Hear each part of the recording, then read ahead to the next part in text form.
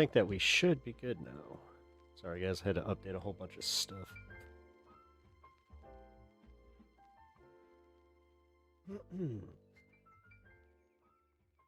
All right, let's start the show. Who the heck is Pep Talks? I'm not gay, but I fantasize about Marco Rubio. Pep Talks. Pep Talks. Pep Talks. Let's eradicate the Kung Flu. I'm literally coming. Pep Talks. Pep Talks.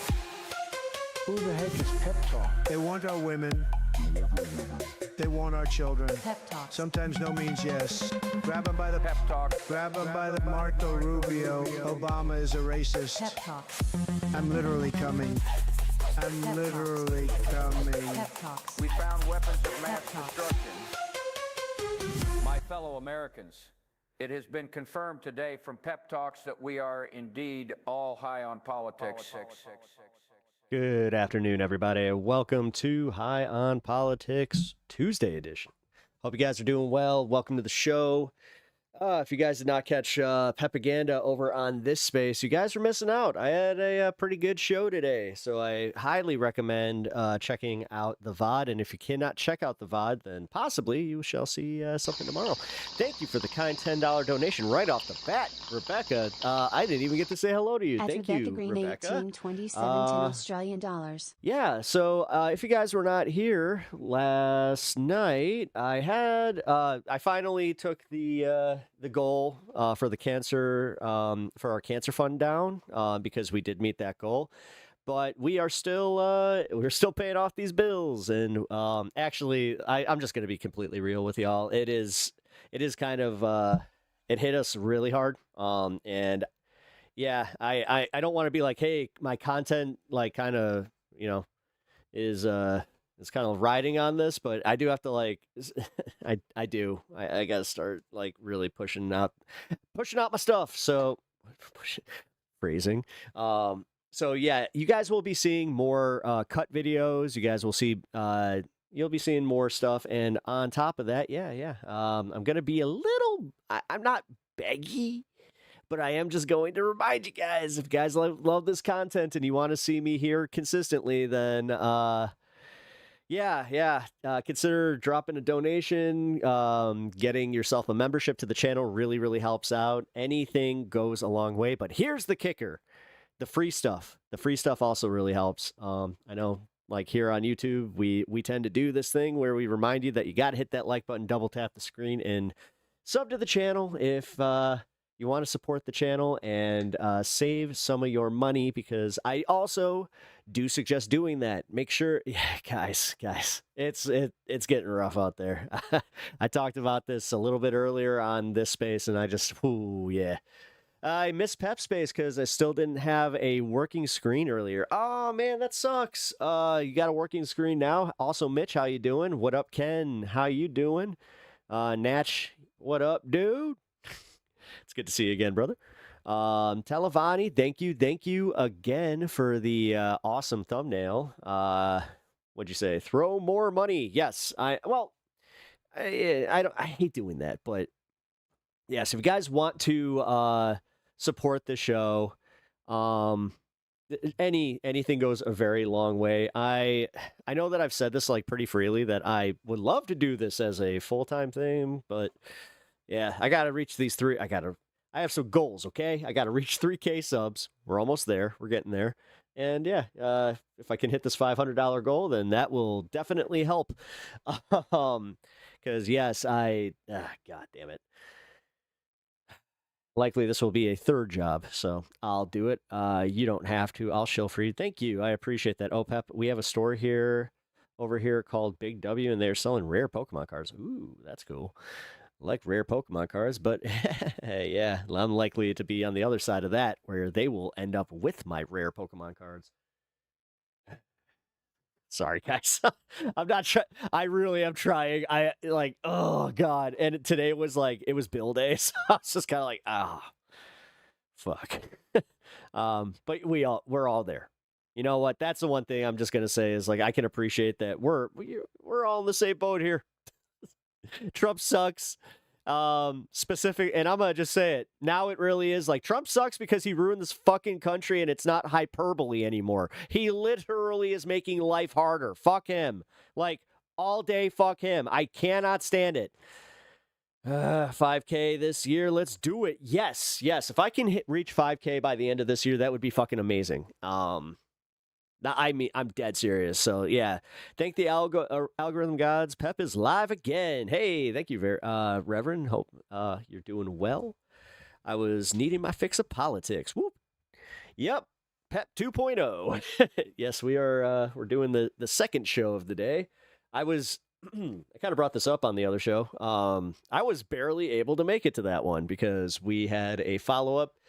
Good news on the follow-up front. My wife is healing up very well. She got the okay to eat more normal foods. Excuse me. I'm going to take a swig of water for this one.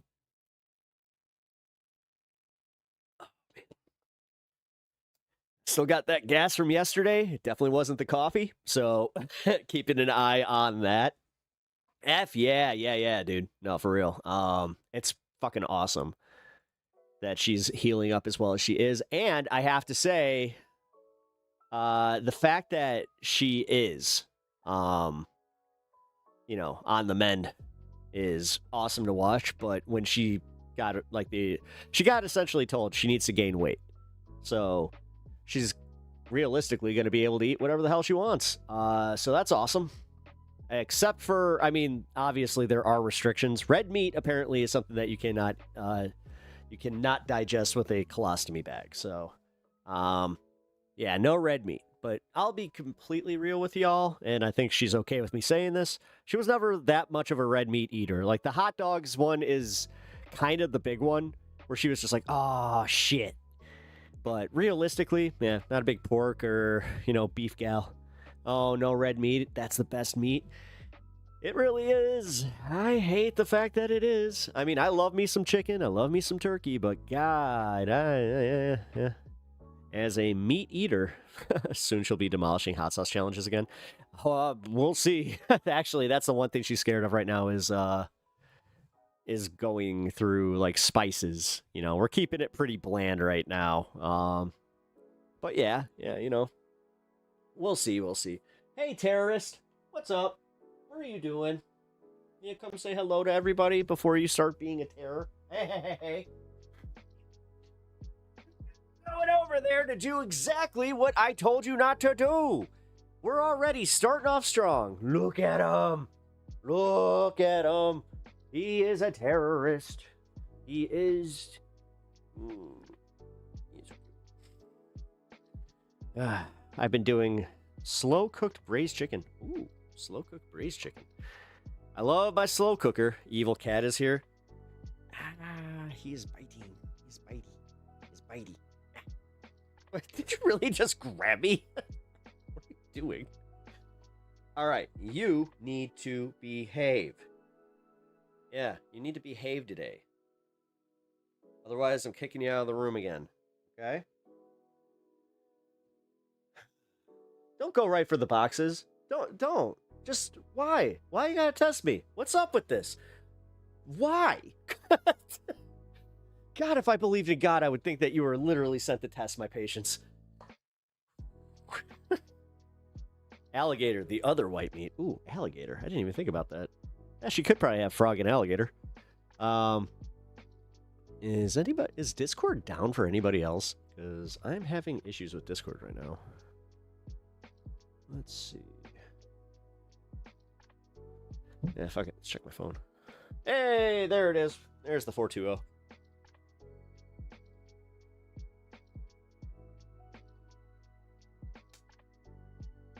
Cheers, folks. All right. No, it's working. It's just on my computer. Whatever, I just did some updates on my computer. How about close? There we go. Let's try to restart it. Hey!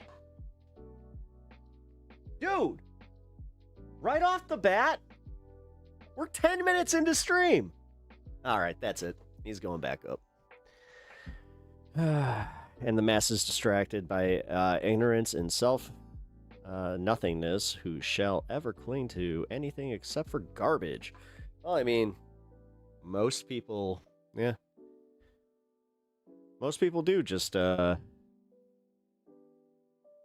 cling to garbage. I mean, realistically, dude, life is short. Life is garbage. Let's be real. Man, I don't understand Discord. I'm trying, but it's confusing. Yeah, it does take a learning curve, but you will get it. Trust me, if I could do it, you can do it. I am not exactly the most technologically inept person. Yeah. Rebecca, I'm just slightly more so, but Twitch really throws me. Yeah, Twitch makes me feel old as shit. I'm gonna be completely honest. It's okay. I mean, whatever.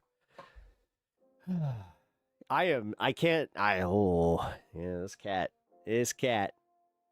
Didn't I? I thought I did. I added her. I should have added her yesterday. Did it not go through?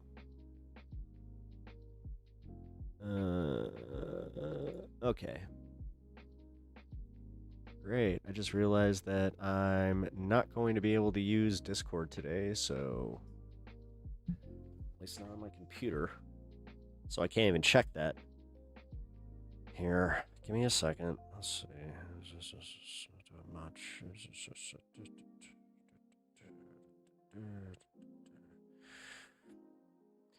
Rebecca. What is your Discord name, Rebecca? Wait, I can just look. I'm dumb. God damn it!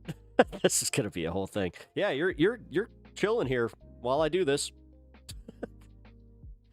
Where's the welcome? Oh my god. Okay, so there she is.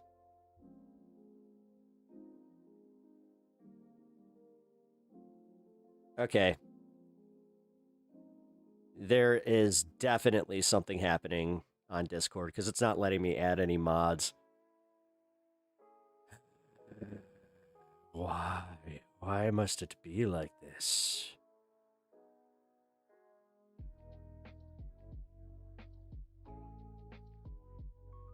There we go.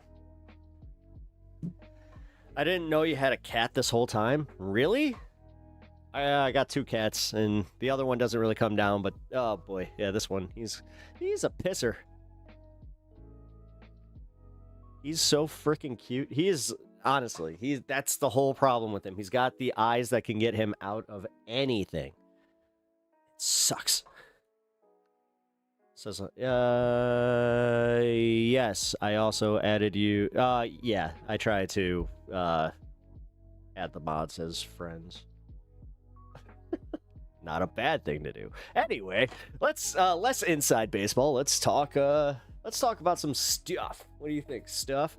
So we're gonna be covering the primary a little bit later tonight. So if you guys are looking out for that, I'm kind of looking forward to it. We're gonna be covering the whole thing that happened at the Knicks game. Yeah, if you're from New York, I do apologize, but I do think it's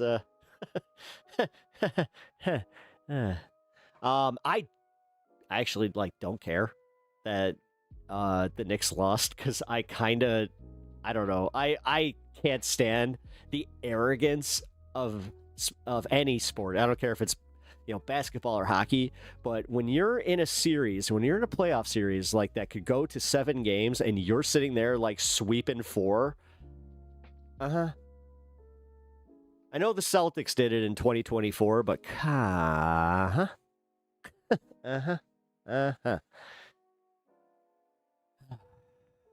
Hey, Etch, thank you for the laughing disco ball. Oh yeah, don't forget, guys, if you are on YouTube, you guys got your points that you can also spend on, fun little stickers and stuff throughout the stream. God, I really am in shill mode. Holy shit. It's okay though. I gotta get better at this. Hey. That's it. I'm not doing this. Say goodbye to the cat. He's going. Yep. You've officially lost privileges today. Stan can stay. You can go.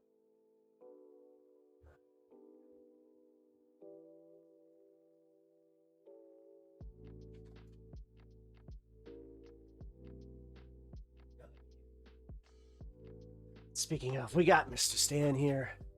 Mr. Stan is getting his bad kitty. He's got to go today. I'll let him back down in a little bit, but I can't be doing this. Just for the sake of fun. A little pile of treats. Hee bye. Yeah. But we got Mr. Stan. Here we go. We got the Stan cam. Perfect. Leto has been exiled from Arrakis. Yes, he has. It's incredible how annoying that cat is sometimes. Like, dude, seriously. I was down here just, like, preparing for stream. And he keeps doing the thing where he, like, looks at me. He's just like... Do you love Jesus? Oh, yeah, you know. Great guy. Pep Gox. Anyway, so like I was saying before, yeah. I'll just fucking wrap that up. Because honestly, that's what I was worried about, was like he was going to just derail the entire show. And he was getting awfully close, but we're back. It's okay. Jesus is cool, but his followers are pretty cray-cray. Yeah, they are. Yeah, Jesus is a pretty rad dude. It's just like people that, you know, read his book, they don't tend to actually practice what they preach or read. You know? Kind of shitty that is kind of the reality we live in, but hey, greed, you know, greed wasn't a sin, it was an attribute. Dude, prosperity gospel is fucking hilarious to me because it is just so overtly against the Bible. But whatever. Also, Sylvie, what up? Man, I feel like I saved all my good stuff for Pepaganda today. I had a kick-ass rant. Gotta say, I just kind of, because I had it. Like, I had just paid all my bills. You know, doing my budget. Yo, what up, Joseph? Good to see you. I'm doing okay. I was just saying, yeah, did the bills, did my budget.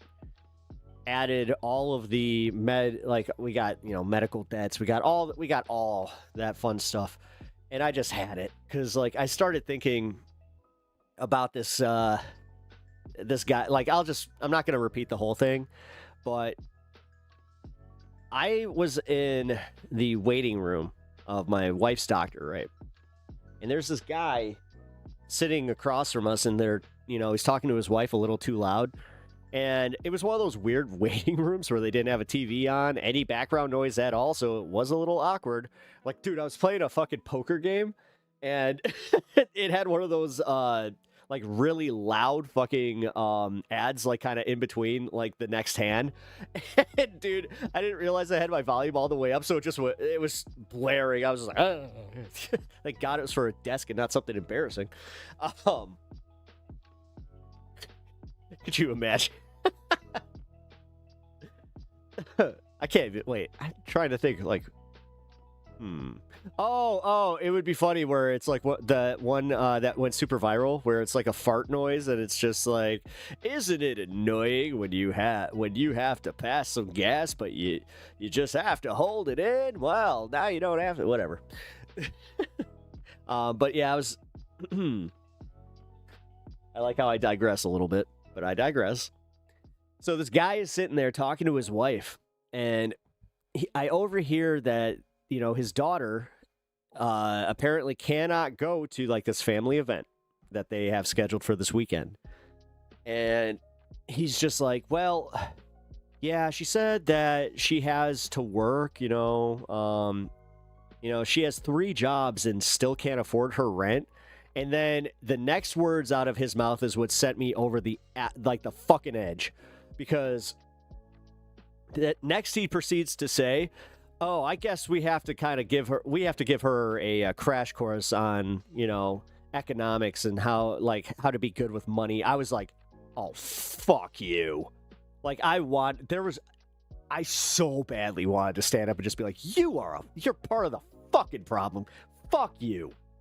Working 3 jobs, can't pay rent. Yeah, but it's your kid's problem. She's the problem. It's not the economy. It's not anything else. It's her. But here you are worried that she can't come on your little boat trip, and like I caught where this guy lives. He lives in like one of the richest areas of Chicago. So like he's an absolute fucking douchebag. Cannot stand that shit. Wow, I'm right back to it. Poop Talk is universally hated, IG. Hasan insinuated a bowel movement once, and the chat went wild on him.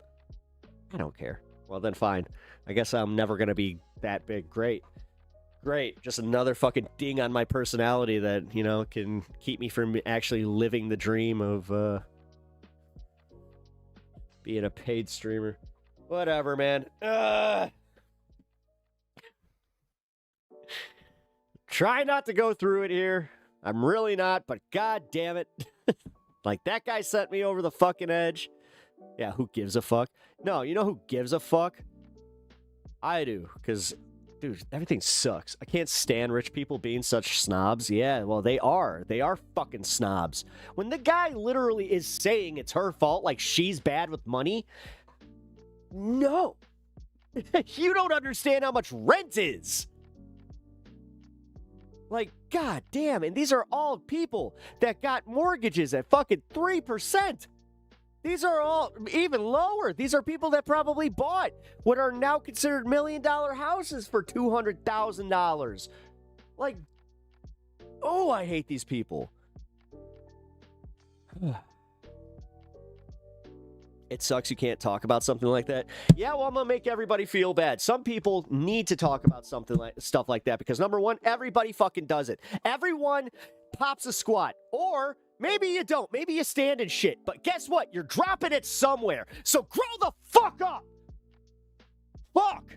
Oh, poopy. Oh, he talked about wiping his bum. Oh, ew.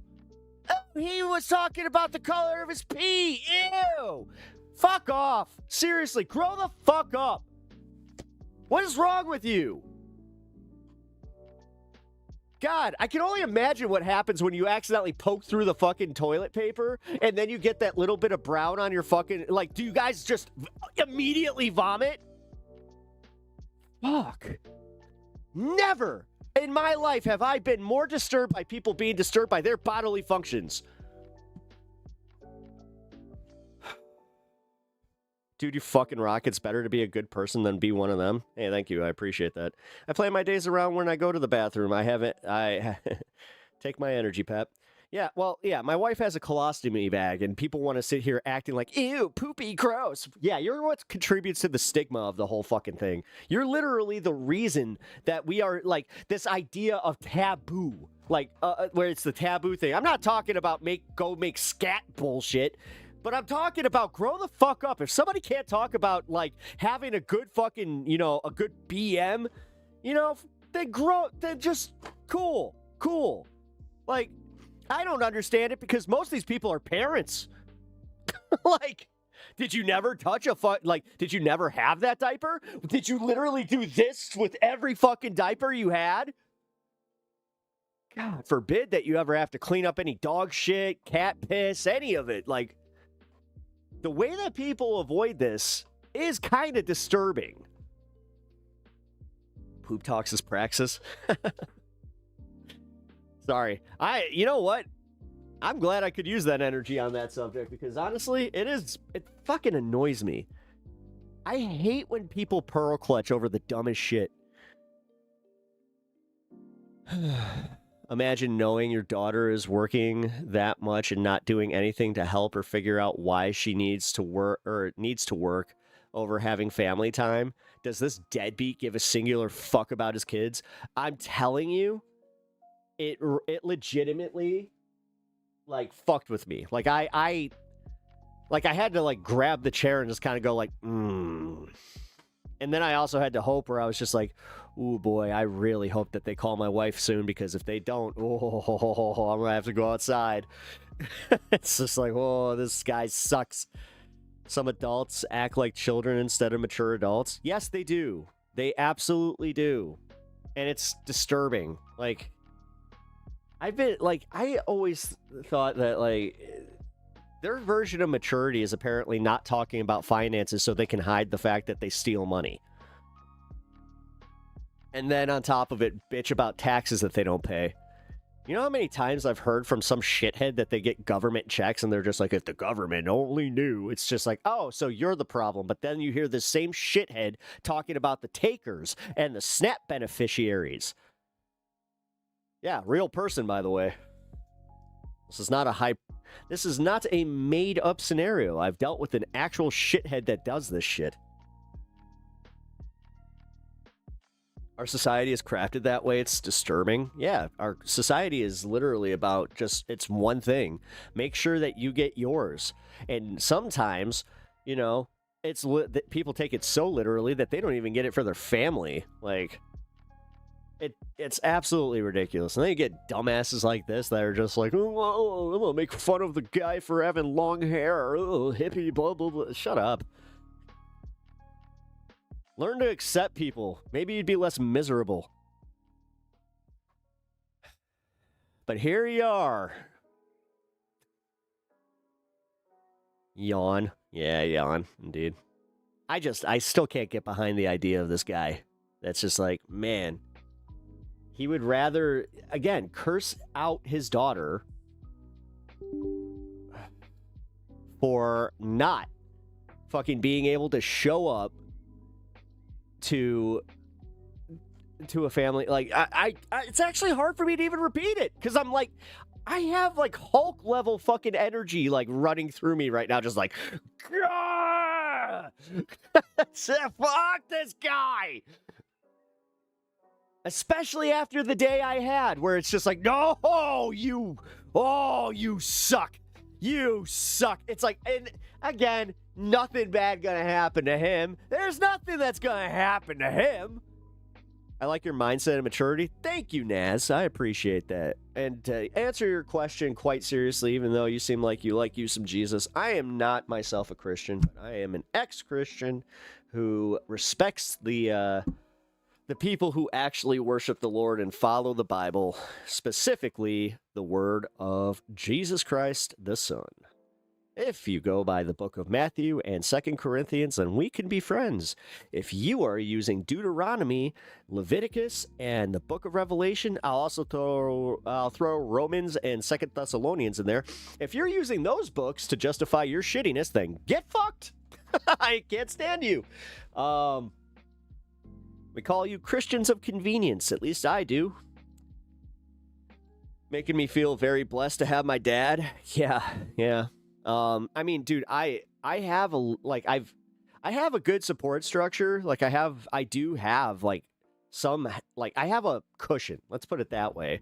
You know, but also just even with that, even with a little help, like, no, it's just, God damn it. Yeah.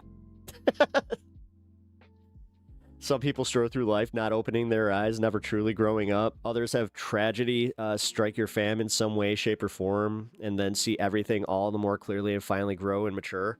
Yeah, I mean, I had that happen to me. I'll admit it. Like, when my mom died, it didn't just light a fire under my ass. Something happened. I started processing things a little differently. I'm glad that I didn't lose my sense of humor, and I'm glad that I didn't go into like a really deep, dark depression, but I definitely have less of a tolerance factor for bullshit. That's pretty much out the window. And yeah. Art Natch. Hey, Naz, do me a favor. Hit that sub button if you have not already, and yeah, hit the like button, even though there's a good chance that you'll find a reason to unsub for me. You know, I try. I really do. No Asmongold era for you, Pep. Nope. Nope. You have us to talk to when you're feeling down. Nah, Joe, I appreciate that, guys. And I genuinely appreciate you guys listening. Like, this is where my stream is a little weird. Like, I know I definitely talk more about my personal life than a lot of streamers. I let you guys in on a lot of stuff, you know? Not a lot is hidden here, and the stuff that is, you just understand it's very important that it has to be. But, man, I still can't get over that guy. I really, and just picturing this guy, like, like, I saw his car. This motherfucker was driving a fucking Bugatti. Like, I hate opulence. I really do. I hate I hate luxury cars. I really do. I always have. They're stupid. Like, I like racing games, but goddamn, I hate. I hate them. I hate them because I hate the people that they're marketing to. Oh, it was a Bentley. It was a Bentley. Oh shit. Hey, Uni. It was a Bentley. But yeah, fuck that guy. Sorry. An Bugatti. Yeah, exactly. Yes. No, it was a Bentley. But even so, like this guy, yeah, Uni saw it. And she saw that I was, like, I know that she saw how mad I was when the guy said that shit. Like, I was just sitting there like, whoa, just fucking, oh, I want to say something so bad. Which I know, I would have made a perfect ass of myself had I done that. So, yeah. Yeah, not doing that. But, I can picture what you experienced while you were in that office. Yeah. It wasn't good. It wasn't good. Like, I was sitting there crushing my phone, just like... He is literally the problem with this world. Oh, thank you, Televani, for the $5. At Televani Mage $5. If you feel pain, you are alive. If you feel other people's pain, you are human being. Leo Tolstoy. Hey, I like that. Love me some Tolstoy. That's what, actually, that's Uni's nickname, where she would smoke, like, well, back when she used to. She would rip them down to the filter. But the thing is, like, they weren't, they were ash. So, like, she would have these ashes that were, like, this long, and I'd be like, hey, Tolstoy. Funny. Weaponize. Too bad my storms didn't make... I know! No, Uni, that would have been the perfect time for it. Yes, that would have been the perfect time for that, because there was that other shithead family that you could tell was also of the same ilk. Like, God. I hate that. I don't like going to that office because there's just too much money around there. It's just so much fucking just waste. You want to talk about waste, fraud, and abuse? Fuck. And then you find out that these people do some, like, job that does not warrant them fucking making that much money. Anyway. Again, thank you, Televani. I really appreciate that. And also, great quote. Also, Stan really appreciates that one. Although, he just fucked off as quickly as he came back here. We got a couch behind this wall where the TV is here. He is laying on that couch. So. They do my stuff and barbaric stuff. I think they were there by choice. Or bariatric stuff. Oh, they do your stuff and bariatric. Oh my God. Oh my God, they weren't even there for like a surgery consult or anything like that. It was for bariatric. I hate these fuckers. God damn it. And this is the care. This is what keeps them alive longer than us. This is the bullshit. This is why we can't have socialized medicine. It's because of fucks like this. Fuck Trump. Hell yeah, I'm allowing that. Eagles for Ava. Welcome to the show. Appreciate you being here. Also, if you have not already subbed, please do. Or followed or done the thing. God, I gotta get a night bot. Jeez. Toke time. You know what? I'm gonna join you. Because I just realized how mad I am. Oh my God, I'm angry about this. Hey, Stinson. Welcome to the stream. Appreciate you being here. Same goes for you, man. If you can help out in any way, it really helps out. So that means like, double tap, the screen or whatever. God damn it. I feel like such a douche right now. Hey, this is Desperate Pet. This is where he's just like, can you please like my stuff and share it? Just get it out there. God damn it. I work so hard. Stinson, you're in the right place. Yes. Cheers, my friend.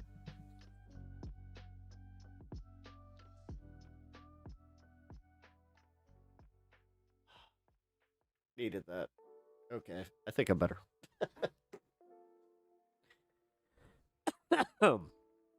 Toking in spirit. You're devouring sunflower seeds. One of my favorites. I need to get some.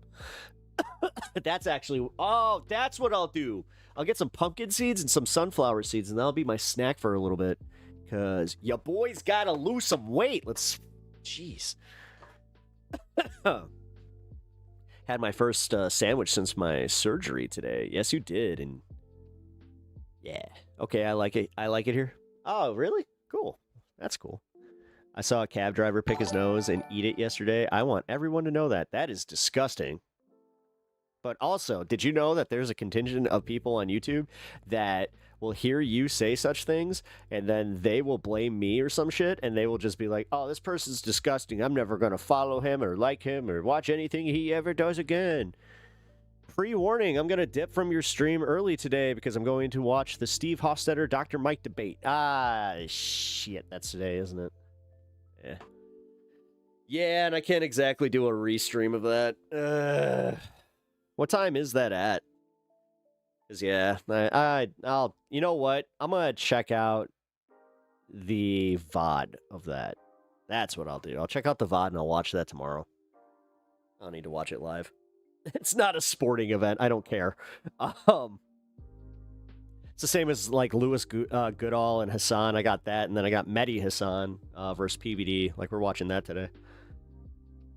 I got dusted with some coconut flavored sugar powder. It tastes like popcorn. They're from the Asian store. I couldn't read the font. Is it good though? You just scoffed 2 cannolis. Nice. That's sick, man. That is sick. I love cannolis. That's my problem. I love food. I'm at that point in my life where my metabolism's starting to slow down. I love food, and I've been drinking a little more, bursts. Some of the bursts. Thank you again for the 30 joules. Man, thank you for spending your joules here.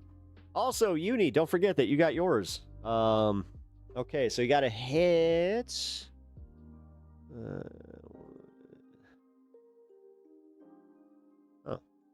Hey, where's the jewels in the chat? Is it under super chats? No. All right, well, let's do this. Hi from Vancouver, Canada. Oh shit, you're from the Couve. You a Canucks fan?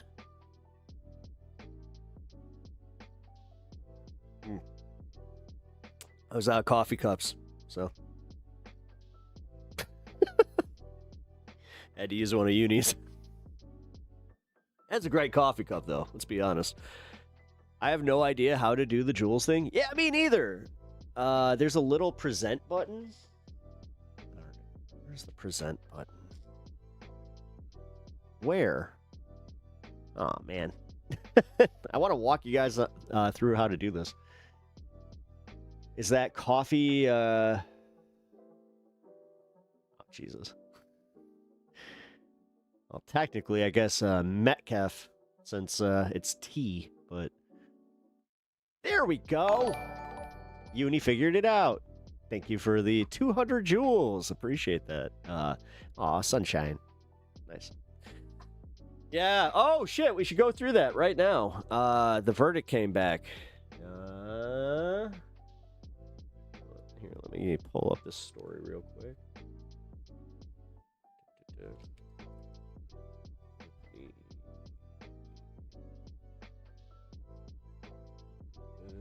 Verdict.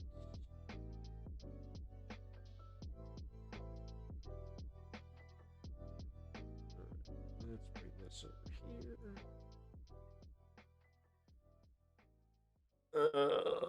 You know what? I'm gonna fix this.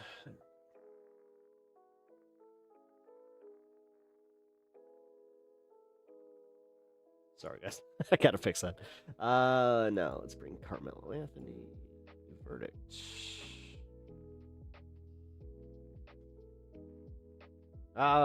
You guys already they buried the lead on this one. Well, Carmelo Anthony has been found guilty. The crowd outside has just heard that verdict, and we are seeing just a tremendous emotional reaction from some of the people in the crowd. Again, it was probably about 30 seconds to 60 seconds after we announced it on the air that people started getting the alerts on their phone. You could see everybody starting to look down at their phone and getting those updates and finding out that Carmelo Anthony has been found guilty of murder. We just got word from I'll be honest, I wasn't surprised at this verdict. inside the courtroom that they are proceeding to the punishment phase. And Jobin Puneker. Because realistically, this is where I was getting mad at Johnny Walker Dredd for trying to make this racial. Take all racial stuff aside, you could compare it to Chud the Builder, where it's like technically he was antagonizing. Our reporter in the courtroom says so it's not self-defense if you're going and you're antagonizing. That he saw Carmelo Anthony's mother audibly sobbing in the courtroom after that verdict was read. Again, you can see some of the reaction here from outside the courtroom. We're going to keep an eye on that. But Rebecca, Tanya, I apologize for interrupting you, but I would like to bring you in for just to touch on the emotional toll that this has taken on two families. Well, Chris, there have been people here that I have seen every single day since I got here during jury selection. Many of them fought to get into that courtroom so they could see some of the proceedings. And there were people on both sides trying to get those seats, all very emotional, but some people have been here every single day. And so many people on both sides, Austin Metcalf's family and friends wanted justice for Knicks him. or Spurs, don't They care. felt like he died. I just hope I hope both teams have fun and the fan bases have a good time. Horrific way. Then there are the people on Carmelo's Anthony camp who felt like the system was rigged against him because. Like I said, though, I will not hide my feelings that I thought that them losing was great. It was great because the best outcome has come from it. Now you got any New Yorker that was on the fence with Trump before, especially if they're like true Knicks fans. Oh, they're blaming his ass today. There were 3 African American jurors that identified themselves as African American jurors that were kicked off this jury. That were not picked. I wouldn't say kicked off, but they were not selected as jurors, or they did not make the cut. And so people felt that a murderer was given justice. Yeah, I'll be honest, man. Like I said, I still think that it's kind of like the Chud the Builder case. You cannot claim self-defense when you technically were antagonizing the entire scenario. That's some of the emotion that you are seeing here right now in the display. And Rebecca, you were in that courtroom, regardless of. Talk to a little bit about the racial makeup of this jury. Yeah, I heard a lot of people saying that there were no minorities or that it was an all-white jury. That was not the case. There were Asian Americans. There were a lot of women. There was also a Muslim woman, a woman that also, I would say probably 4 Asian Americans. And we don't know because the jury questionnaires are not What a weird way of record. breaking that down. That was to protect the jury. The judge spent a lot of time trying to protect it wasn't this an all-black jury. There have been That was their way of saying that. against people in this case on both sides, and the judge wanted to make sure that the jury was protected, and so a lot of their information was never made public. And we could hear the crowd getting louder and louder. Bake some apple pies. I'm not sure what this is about, but there have been people out here calling for peace to tell everybody to please stay calm. It is a very emotional time for people out here. It is, and I think that, we can. This is the one where Carmelo Anthony allegedly walked up to the opposing football team's tent because it was raining, got under it, They asked him to leave, and he kept pushing, and like he caused a problem. So Austin Metcalf like started aggressively punching him, and like that's the part that got me, where I was just like, he did like the use of force was definitely disproportionate. And then fearing for his life, Carmelo allegedly pulled out a knife and stabbed Metcalf. You can see behind us that this crowd is. But that's part of it, is the fact that he went to the opposing team's tent. When asked to leave, he didn't leave. Pretty heated. He didn't even have a knife. And I was Rebecca. Or why did he even have a knife? I mean, to be fair, I know a lot of people that carry knives. On the other side of me, I watched as a number of additional Collin County Sheriff's deputies walked. Why do a lot of Americans carry a gun? Come on, Stinson. Let's be real here. Seeing some people being pushed out. I don't know exactly what's going on, but now Yeah, the seems to crowd be a is woman starting with a to baby that is come a being little bit told to towards us. leave. And again, you've had people out here that are not here because, Chris, they truly wanted to see any of this stuff. They never made it into the courtroom. They never even tried to get into the courtroom. They were here for their own political purposes or whatever.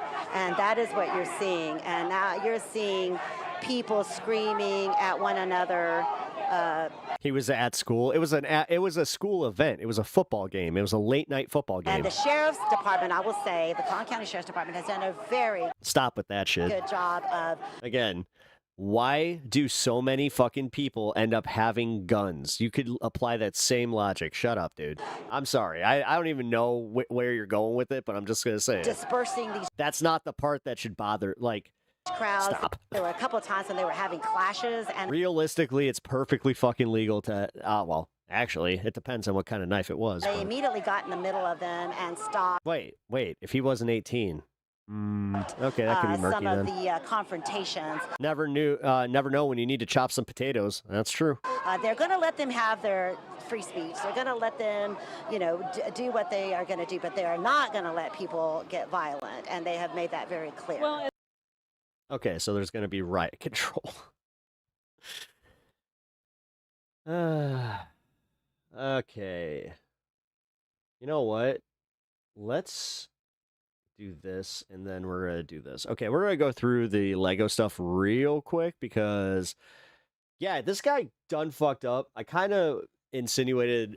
I kind of gave my opinion on this.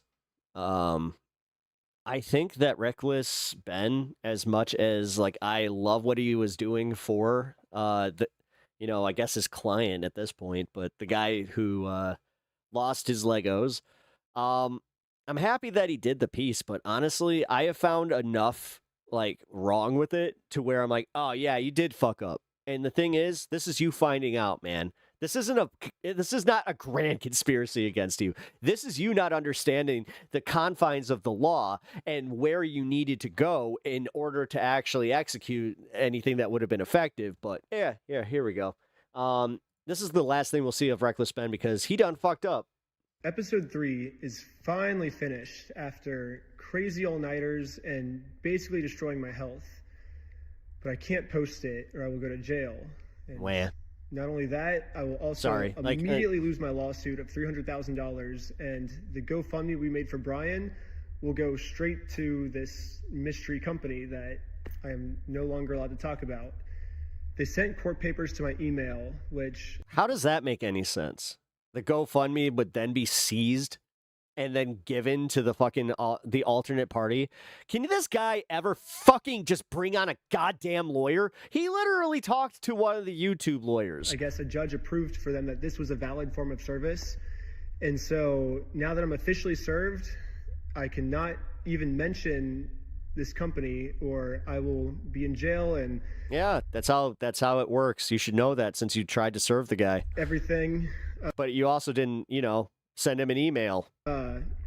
Normally I would be like, screw the big guy telling me what to do. I'm going to do what's morally right. But in this situation, if I do that, then all my friends get screwed with this lawsuit and we lose all the GoFundMe money we raised, like immediately.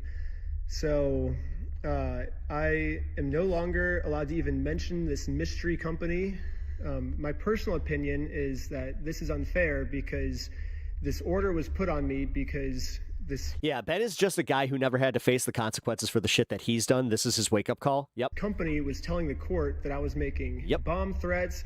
I was planning on murdering the manager and employees. Okay, so again, this is on you to hire an attorney and have all of these allegations debunked, and then you can file whatever countersuit you want to file. But honestly, dude, shut the fuck up. You shouldn't have even made this goddamn video.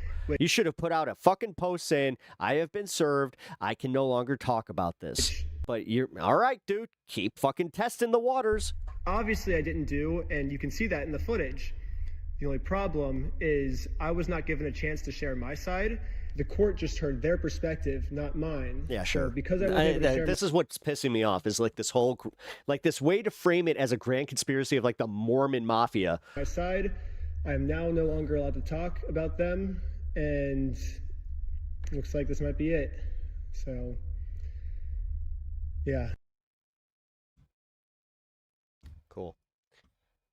Reckless Ben has now effectively been silenced, shut down, and could go to jail over his forbidden Lego scandal finale. Watch Mojo just crossed a line that has the internet collectively losing it, and the problem with the World Cup is actually worse By the way, the Watch Mojo drama is hilarious. than even many critics expected. We're talking about all of that and even more on today's brand new Philip DeFranco show, You Daily Dive. Hey, into look the at me, news, so breaking format. Buckle up, hit that like button, and let's just jump into it, starting with this. Watch Mojo made a video called 10 YouTubers who made videos when they knew they were dying. They monetized it, and then they used that to plug their new AI music venture. And you're seeing the internet lose its collective mind over this. The backlash has been massive. And for those who don't know, Watch Mojo is a huge YouTube channel. It's been around since 2006. annoying as They shit. mostly specialize in listicle style videos, and they have nearly 26 million subscribers. But recently, they've gotten a ton of backlash, and in part, that's because of the video about dead YouTubers, which, yeah, for many was already a pretty bad look, but then it got worse. Now, one thing that I have to note here is that Watch Mojo appears to have edited the video and description, which we're going to touch on in a bit in a second. But before they made those changes, you had Jack Douglas, aka Jack's Films, a YouTube OG, posted a video where he was able to Jax. capture key parts of that first version. I want to see if they put ads on this.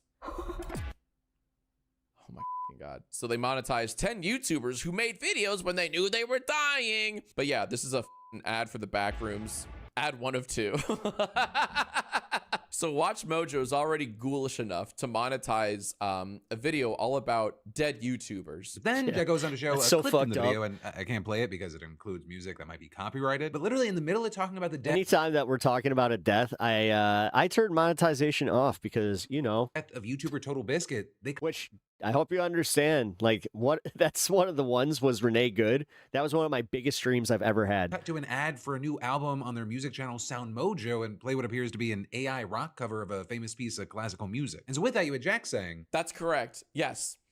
In between documenting the deaths of Total Biscuit and Technoblade, Watch Mojo has the gall to shoehorn a plug for their AI music channel. You did not hallucinate that. and so this pissed off a ton of people, including the wife of one of the late YouTubers featured, Total Biscuit, who wrote, my late husband being mentioned in a monetized lazy listicle video by Watch Mojo called 10 YouTubers who made videos when they knew they were dying is tasteless enough. Plugging their AI slop music project in it as well? Unforgivable. You should be ashamed. They knew exactly what they were doing. I've been sick to my stomach ever since I saw it. I just have no words for this new low in content creation. It's ghoulish. And you've had no shortage of people agreeing with her, thinking that the video itself is tasteless and that the choice to plug music from their new Sound Mojo venture was even worse. Some writing, can't Watch believe they Mojo, did you were that. the original slop before AI came along. And adding, now you're cashing in on even sloppier content by using deaths to promote it. The only death we want to hear about is this channel. And more, you're hearing creators speaking up, like, for example, Moist Critical. In the middle of talking about the passing of these YouTubers, you then plug your AI music. Again, even if it wasn't AI, it wouldn't change anything if you're just like plugging your anything, music. any project at that point. Of The fact play- that they did a fucking mid-roll for their own shit. Smoke on the Water or whatever. That's and crazy. Delivering the tabs for it through Sound Mojo. It's still like a crazy way of trying to financially capitalize off these tragedies. Oh, yeah, your grandma died, huh? Rip grandma. Rip grandma. You also had him there calling out Sound Mojo for not clearly and transparently disclosing that the song was AI. It should be clearly stated that it's AI. Now, in the case of Sound Mojo here, you don't even really need that disclaimer because it is so blatantly AI. It is immediately recognizable as phony baloney garbage. But I believe there's even a YouTube rule about disclosure when it comes to AI generated content, which that is. And WatchMojo actually ended up editing the video and the description so that it no longer plugs that AI rock song, with them pinning a comment saying, "We recognize the unintended and accidental insensitivity. We do listen and take all feedback seriously. Now we they're can trying to and do walk get it things back. wrong, and we really and truly appreciate it when you let us know about an oversight, mistake, or problem." And adding 100% of the proceeds from this video will go to our charitable initiative, Mojo Gives, which donates to charities including colon cancer. But at least for right now, it doesn't appear like these changes have helped them a ton, because even the newest comments on the video, they're just slamming WatchMojo for making this video and promoting the song in the first place. And actually, when it comes to the song itself, they uploaded a full video of it on a separate account for Sound Mojo, where again, you have people just calling it AI slop. And there you have the Sound Mojo account just kind of basically arguing with everyone who's calling the song AI. But with that, I'll say that's not actually a new controversy. That account's been spending a month engaging in comment wars about AI use, with them telling one person that anyone who can't appreciate that lacks taste, which is ironic because the anti-AI crowd is big on thinking they have taste. Also trying to argue that, quote, musicians use AI the same way many in Hollywood do, get over yourself and stop crashing out, and saying those who are complaining come across like a hysterical Luddite. And in a lot of the comments, you have the account linking to a blog post by WatchMojo's CEO explaining Sound Mojo's content. And there you have him writing that he was initially apprehensive. It's people like this guy about using AI, but then says, "I recognized it could serve as a powerful tool for producing demos," with them making it clear that they did indeed use AI for those demos and writing, "As we refined our prompts and better articulated this is each song's non-sped up vision, film. the outputs improved significantly." And then adding, "Technology has always expanded the boundaries of music from electric guitars to synthesizers," saying, "I believe AI represents the next frontier, enabling artists to experiment, iterate, Although I think that he speeds up his own. and create in new ways. While I remain cautious about fully embracing it, I see it as a powerful tool for prototyping and ideation." Now, with all that, it seems like the CEO is trying to spin this as using AI tools to help augment the music. But then with that, you had Jack noting that when you actually look at the credits of the song, it says the CEO did the lyrics, concept, and direction, and then gives 2 other credits for sound architecture and music orchestration and video. But hey, what do you notice about that? Did you see singer anywhere? That makes me think a robot sang this. You also have Jack claiming that it's actually the CEO leaving all these comments going after people online, noting that the tone and the language, they're similar to posts that he's made on social media. Or with him also pointing to another incident with WatchMojo that gained a lot of attention in the YouTube community last month. And there you had WatchMojo crash and beans with bacon. Nice.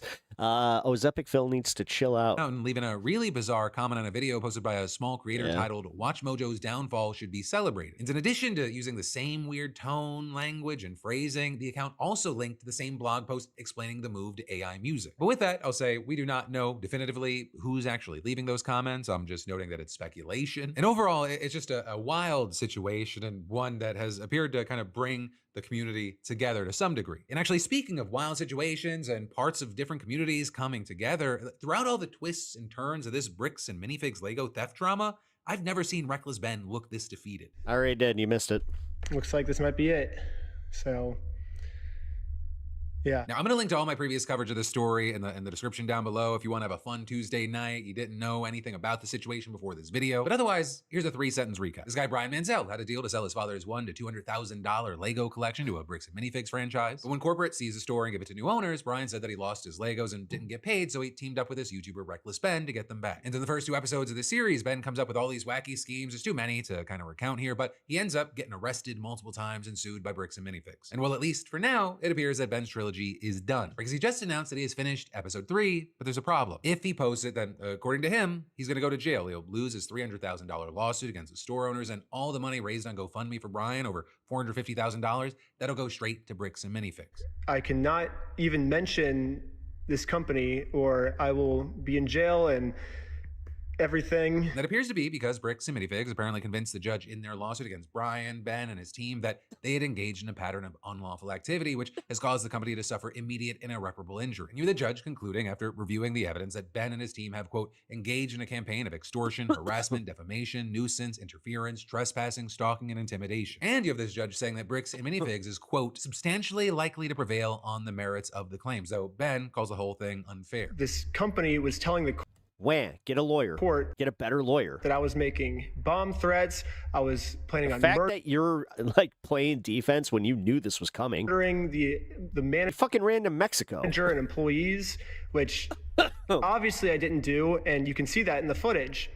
The only problem is I was not given a chance to share my side, the court just heard their perspective, not mine. But regardless, you're the judge granting Bricks and Minifig's request for a temporary restraining order against Ben and his team. So now to go through their list, they cannot threaten the plaintiffs, can't dox them, can't go near the properties, can't impersonate people to obtain information, can't deface their property with signs, can't interfere with their business, can't recruit undercover agents, can't create fake raffles or contracts. He's such a kid.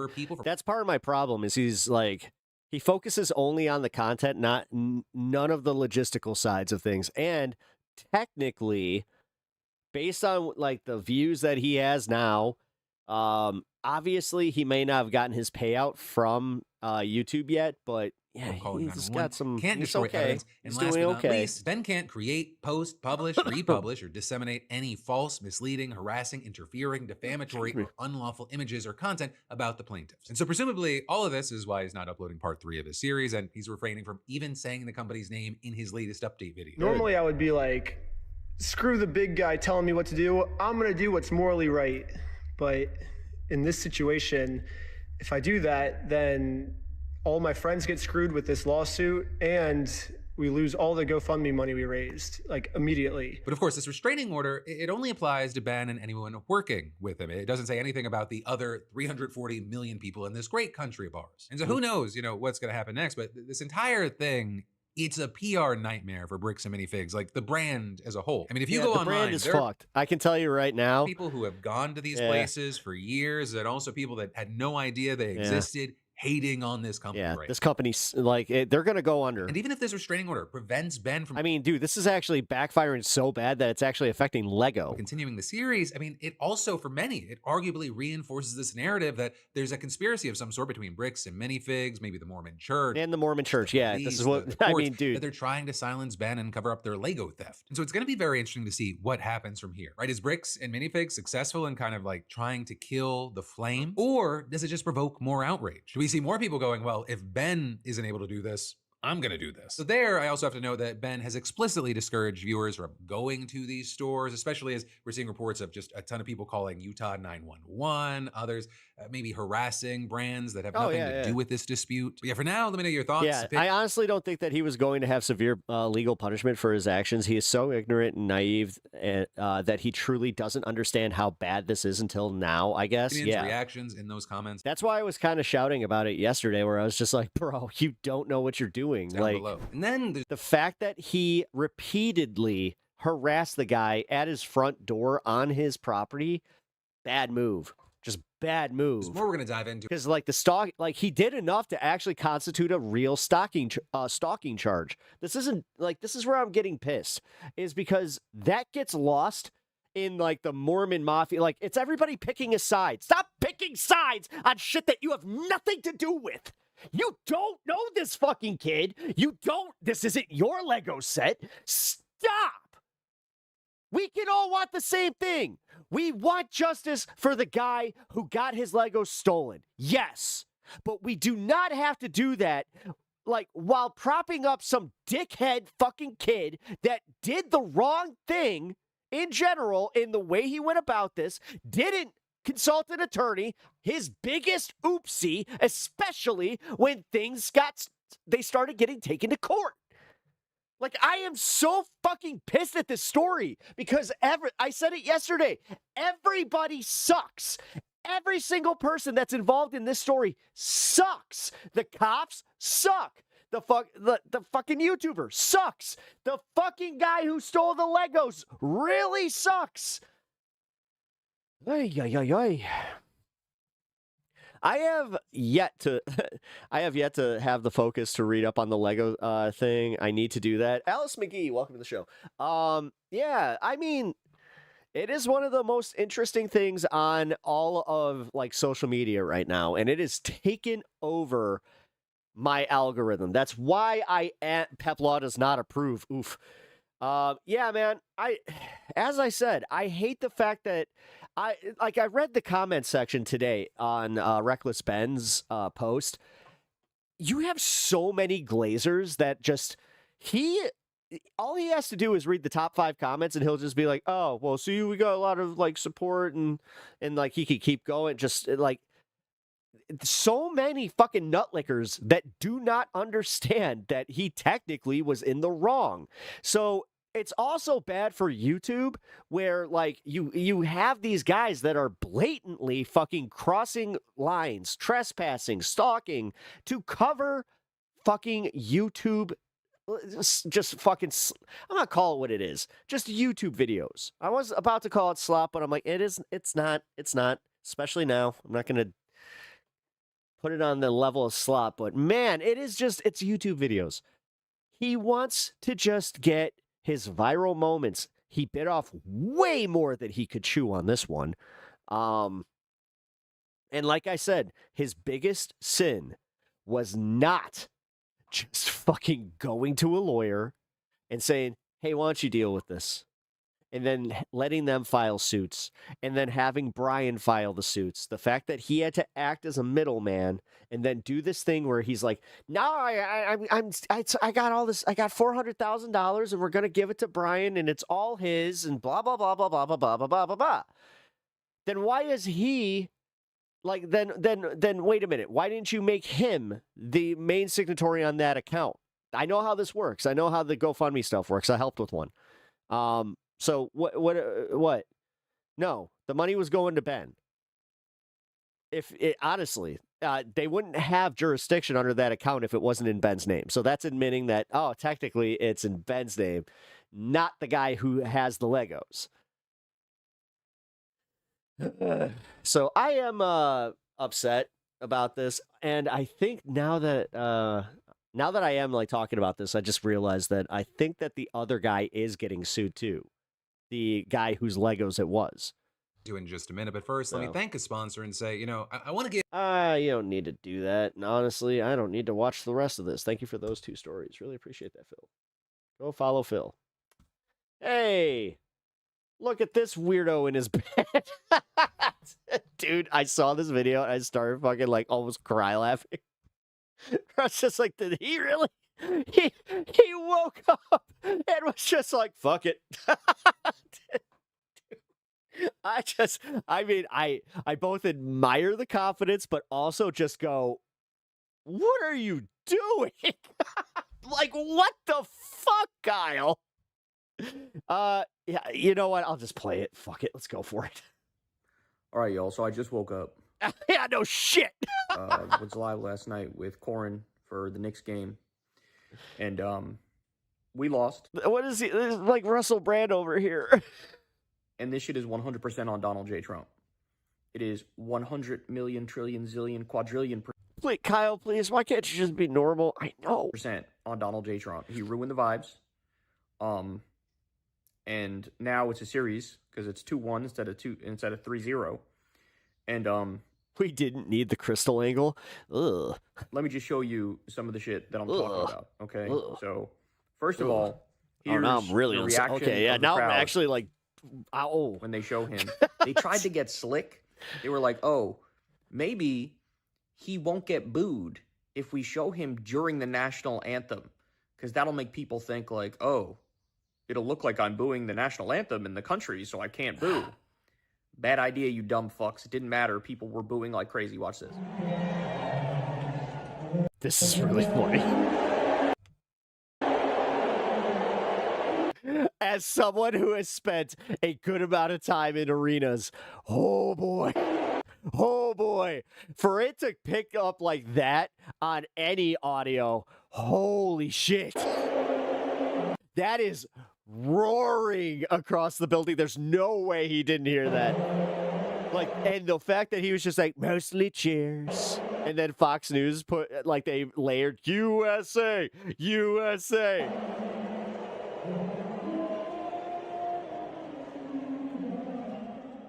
Then you have the watch parties.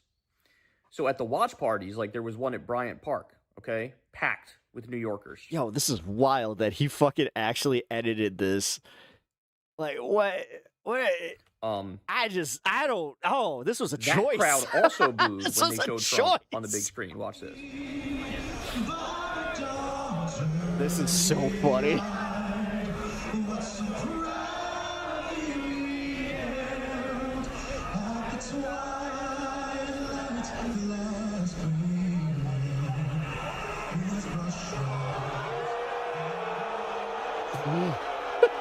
Jesus Christ. Everyone hates this motherfucker. I love it. I love the fact that everyone in New York is just like, God, this guy, get out of here. Then you have people on the street as the motorcade's going by, booing the shit out of Trump. Watch this.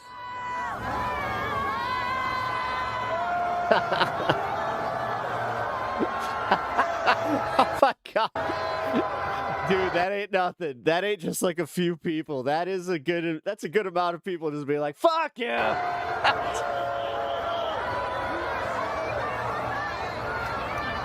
It's pretty good.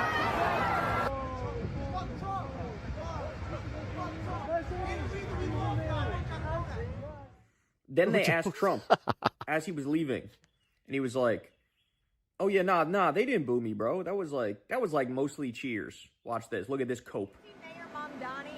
Yes, yes. Obama, like literally fucking forewent his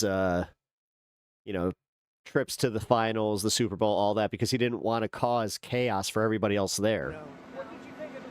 Because he actually thought of other people. This guy only thinks of one person. I thought it was great. I mean, that was great. It was amazing, actually. You mean when they had the camera on me? I thought it was very good. Yeah. It was certainly amazing. It was. I think mostly cheers. It was. He doesn't even believe his own bullshit. I pointed that out to my wife, and she was laughing about it. Where she was just like, hey, "You can literally." It was mostly cheers. He is coping hard, bro. Cope harder. Cope harder. Very enthusiastic. It's very funny. But man, we were cooked before tip-off even happened, because that whole place was packed full of war criminals and pedophiles, bro. You had Epstein's neighbor, Howard Nutlick, there, and you had Epstein's best friend for 15 years, Donald Trump, there. Yep. Here's them eating pizza in the box. Look at this shit.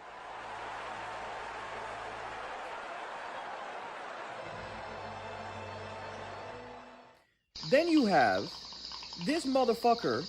Dylan Alexander Caesar, thank you for the sub. Appreciate that. Had blocks of New York shut down, inconvenienced everybody, made them get to the game 2 hours early just to fucking get in. Dude, okay? That is... and then he just falls asleep in the box.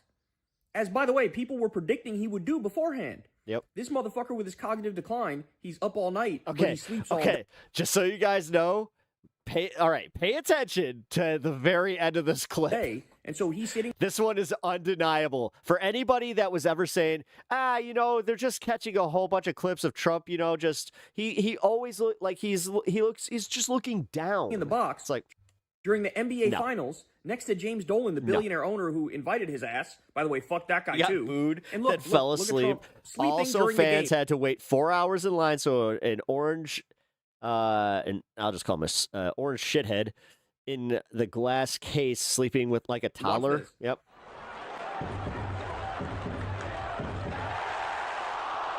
Here it is.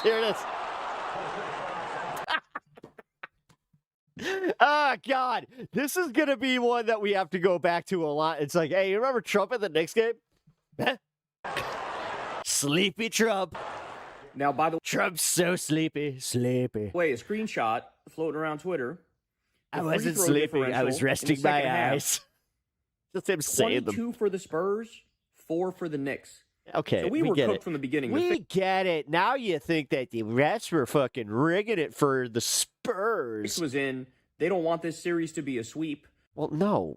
So the refs went hard trying to defend the That's how that works. Spurs. Trust me, the NBA did kind of go like, hey. Now, the Knicks didn't play well, but you also nailed it right there. Okay, so the Knicks didn't play well. Stop expecting that your fucking team is going to sweep after 13 games of winning. Yeah, great.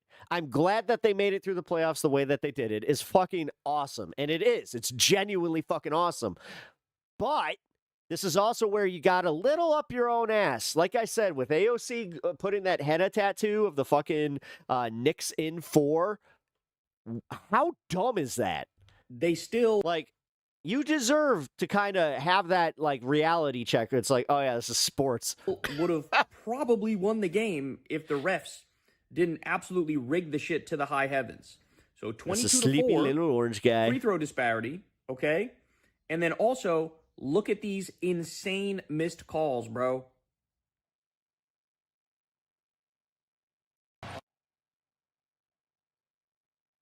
That is actually they didn't call it. That's fucked up. Wait, where's the ref though? Where's the ref? So when wait. Where's the ref? Because a lot of people, when they watch the finals, if the ref didn't see it, sorry, man. He literally That's how it grabbing goes. Jalen's hair and throwing him to the ground isn't even called a common foul. Never mind a flagrant. Okay. I'm trying to see if him being shirtless helped him cover the story. I don't think so. Hey, they don't even call that bitch a common foul, bro. I mean, honestly, I would pull this if I was feeling sick, but still needed to make some content. Insane. I would put a shirt on. Right? But Jalen gets a flagrant for this. Look at this, which nails him a flagrant. Kyle looks like a Wii Sports character. Bill. Absolutely out of this world. Do do do do do do do do do do do do do do do do. He played a lot of games on this court as well. Played his college ball at St. John's. That's an interesting one. You don't typically see the defender turn his back to the shooter to where his foot came down on Jalen Brunson's calf area. Well, you still have to Replay has determined that this closeout was reckless, and therefore Brunson will be assessed a flagrant foul, penalty 1. Anytime one of the feet. So we were always cooked, bro. We were cooked before tip-off. More criminals and pedophiles all up in that bitch. Donald Trump. I want to just be like, you've been salty. Nah, the that's a little vibe, destroying sus. the energy for everybody. The refs rigging the shit to try to stretch out the series. Fuck, man. Well, someone's just salty. I mean, it is kind of funny to watch. Like, this is my favorite part about not being a fan of either team, where I'm just like, all right. Hope wifey's doing well. I see the goal thingy. Hope she's okay. Yeah, no, she's doing great. Yeah, she's in recovery right now. She's just chilling. Oh, crap. I forgot to run upstairs. Uni, are you there? If you're in the garage still, should I, do I need to come up there? That is the question. Do you want to see the warm welcome? I don't even like Rachel Maddow. I actually I really don't like Rachel Maddow, but this is funny. President of the United States got tonight when he decided to pretend to be a basketball fan. Your pops is going through the same thing. Cancer sucks. No, you missed out. Damn. Because he wanted to go to the NBA Finals in New York tonight. Do you want to see how much New Yorkers That's all right. appreciated Donald Trump making them all come to the game hours early, forcing everyone to go through tons of extra screening, forcing New York City to cancel the public free viewing parties they had planned outside Madison Square Garden, just specifically so Trump could be there in person, even though he's only ever talked trash about the NBA and doesn't appear to have been an actual fan at all, at least for decades. Do you want to see the big, warm, No, it's literally, he just wants to be part of the thing from New York because I'm a New Yorker. I'm a New Yorker. When he arrived at the venue tonight?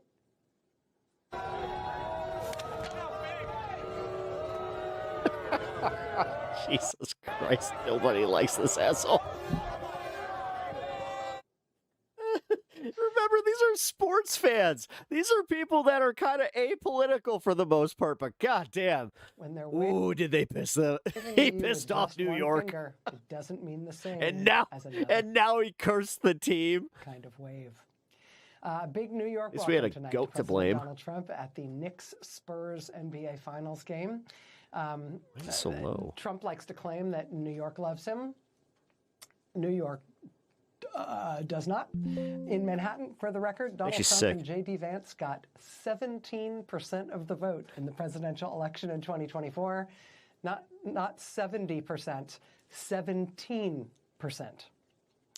Which means, given the choice between Donald Trump and allowing yourself to be plooped upon by the big drops of greasy water that drip out of the back of window-mounted air conditioners onto the sidewalk in the summer. I think New Yorkers would, if the choice is, have to think hard about it. Not sure which one seems worse.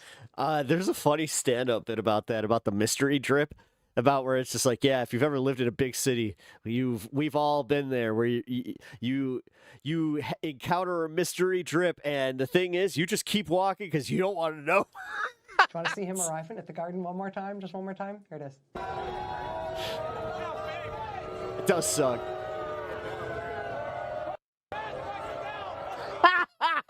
This dipshit's waving and people are just like... Donald Trump being lustily booed when he arrived at the venue tonight in New York. This was him being booed inside the venue when people spotted him during the national anthem. What up, Herb? Oh, Hermit. I think I said hi to you.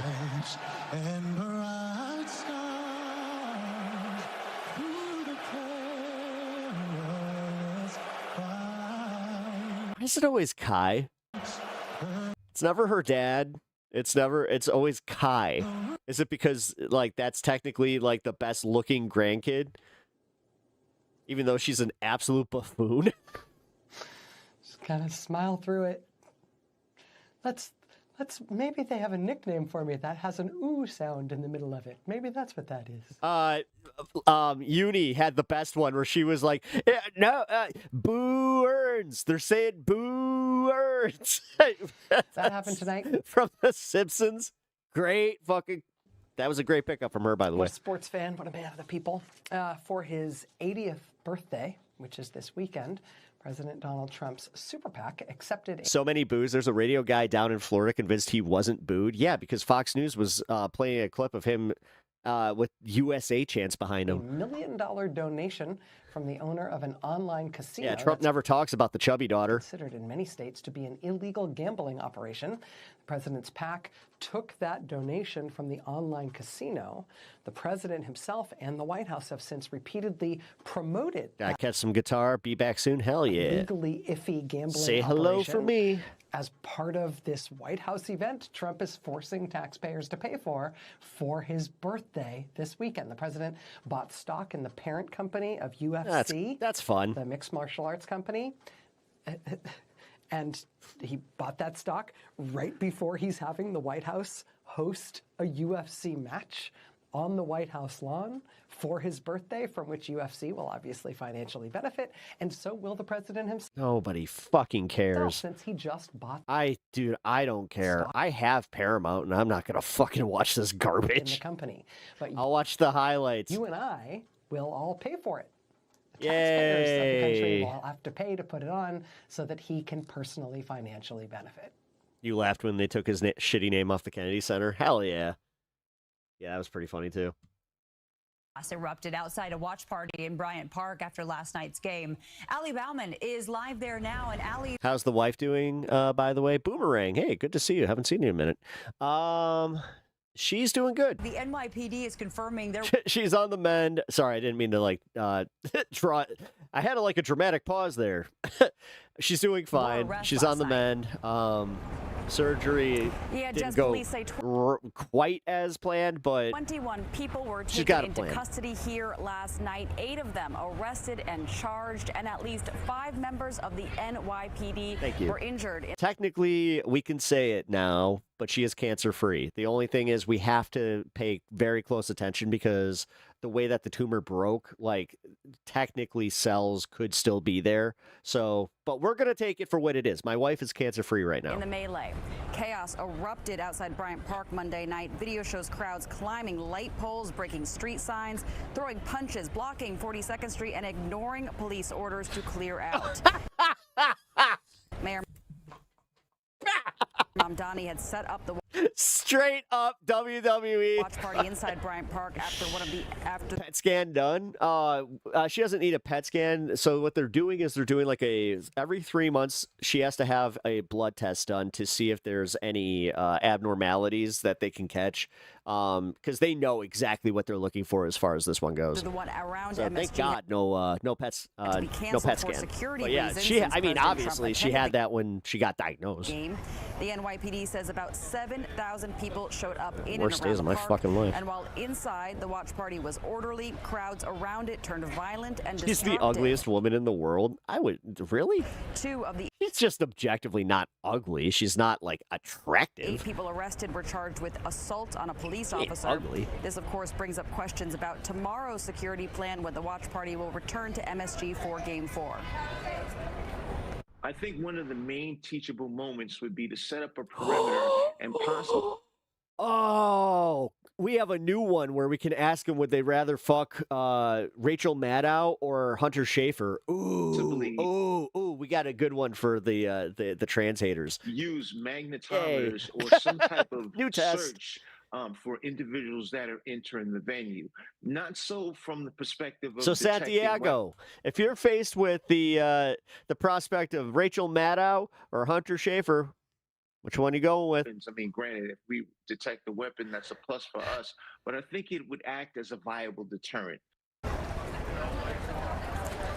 In a statement, a spokesman for City Hall said in part the fights and other disruptive incidents, including assaults on police officers in various parts of Not the city, performing are femininity is the ultimate crime for a woman. unacceptable. That's why I hate that and shit. will not be Chauvinistic bullshit. tolerated as the NBA finals continue. Mayor Although I might have just contributed a little bit. Mamdani wants all New Yorkers to celebrate and enjoy this run across I just the think city it's funny because now they don't know how to answer it. while respecting one another.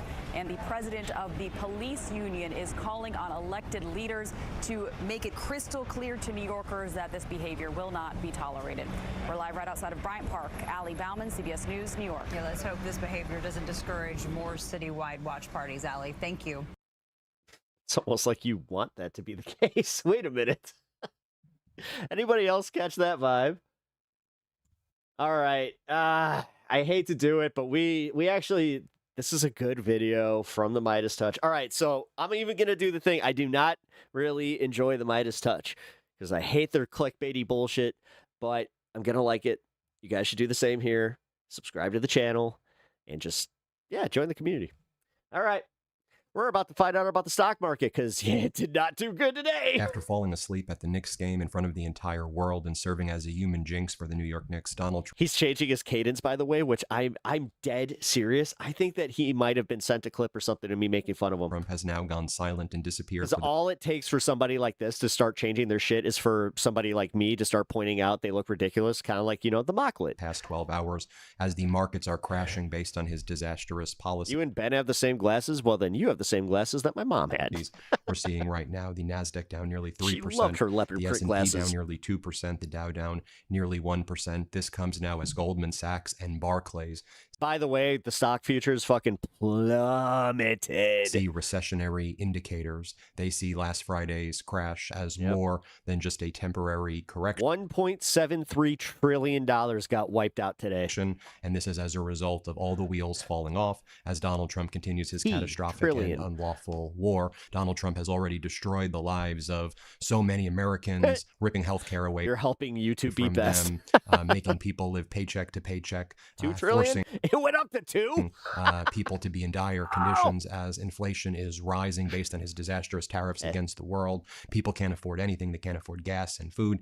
And now Donald Trump's doing what he always does, destroy everything anymore. Destroying the markets right now as well. And indicators starting to point to a recession or perhaps something even worse. But Donald Trump, he thinks that he was given a round of applause because he's a delusional and demented individual. He thought he was given a standing ovation in Madison Square Garden when the entire arena erupted in booze. Trump's oh my God, because he was in a booth? Do you think that they piped in the USA chants? Last post was from about 9 to 10 hours ago. Coheed, what up, dude? As he was leaving Trump is the opposite of the Midas Touch. Everything he touches turns to shit. Of someone, Nicole Parker, USA, and it says, New York City loves Donald Trump.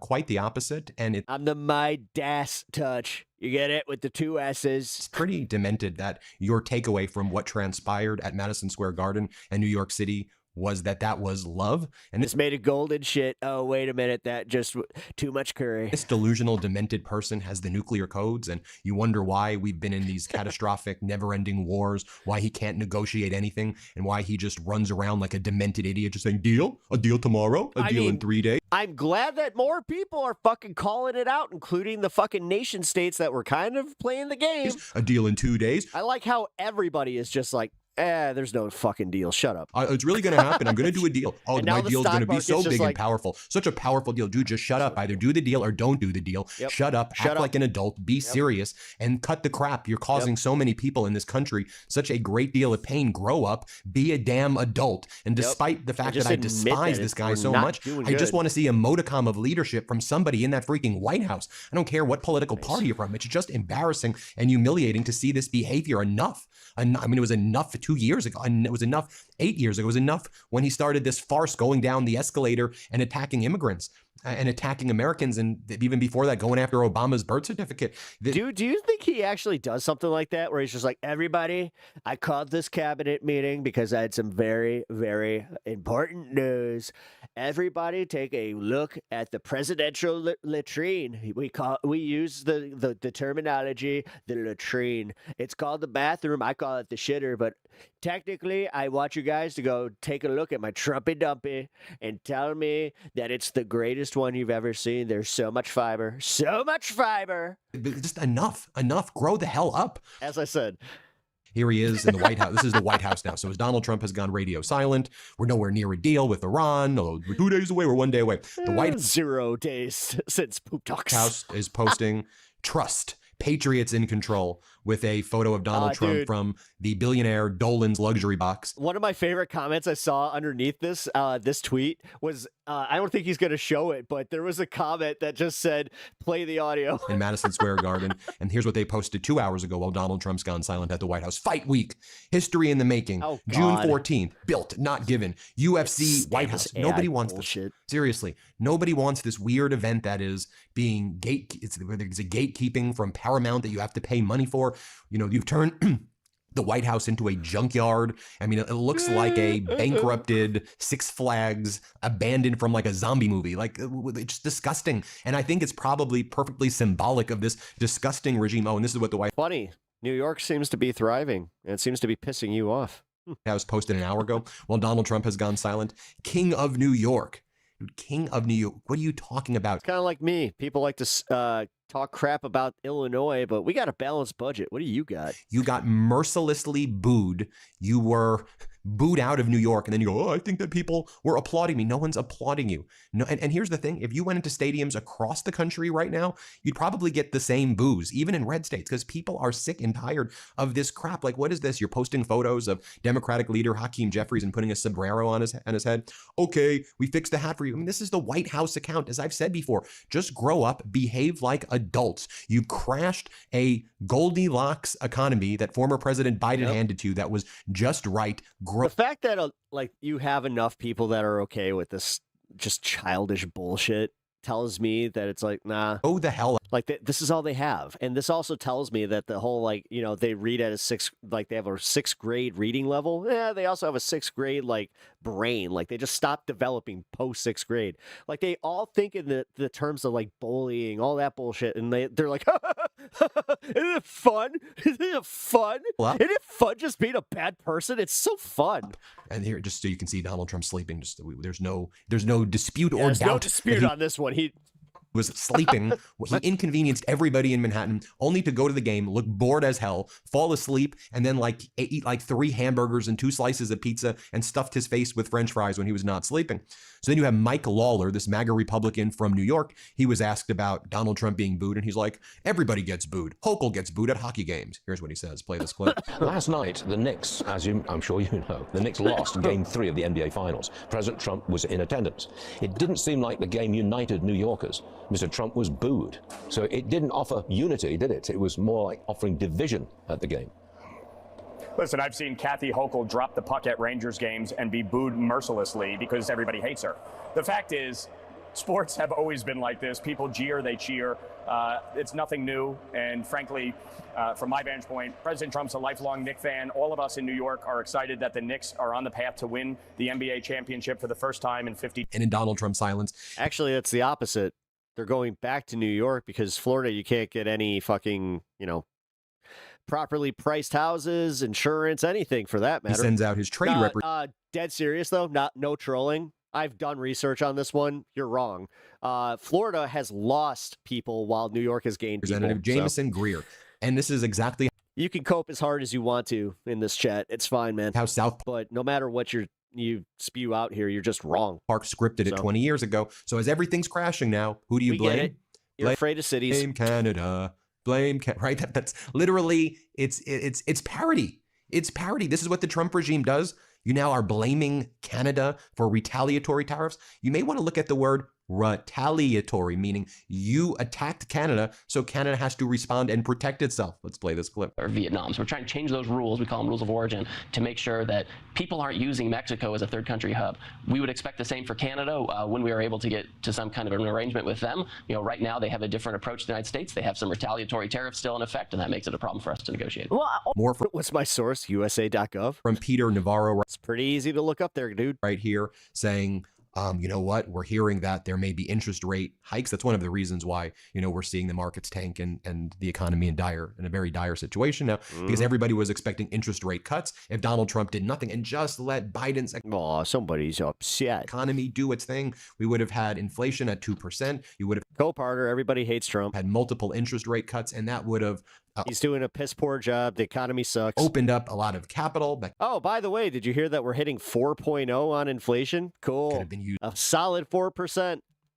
Hopefully been used to bring on jobs, although. But you idiots are still fucking cheering them on. Great. All these right-wing oligarchs probably still would have done Have fun job with that. cuts. I'll say that. But now the Trump regime screwed that all up. And so now they have to go into a conspiracy, right? So what are they saying? They're saying Jerome Powell still sits on the board of the Fed, even though he's not the head of the Fed, even though he's not the chairman. So he's running a shadow board, and they're going to raise the interest rates. So you can't blame Trump. Blame the deep state Fed.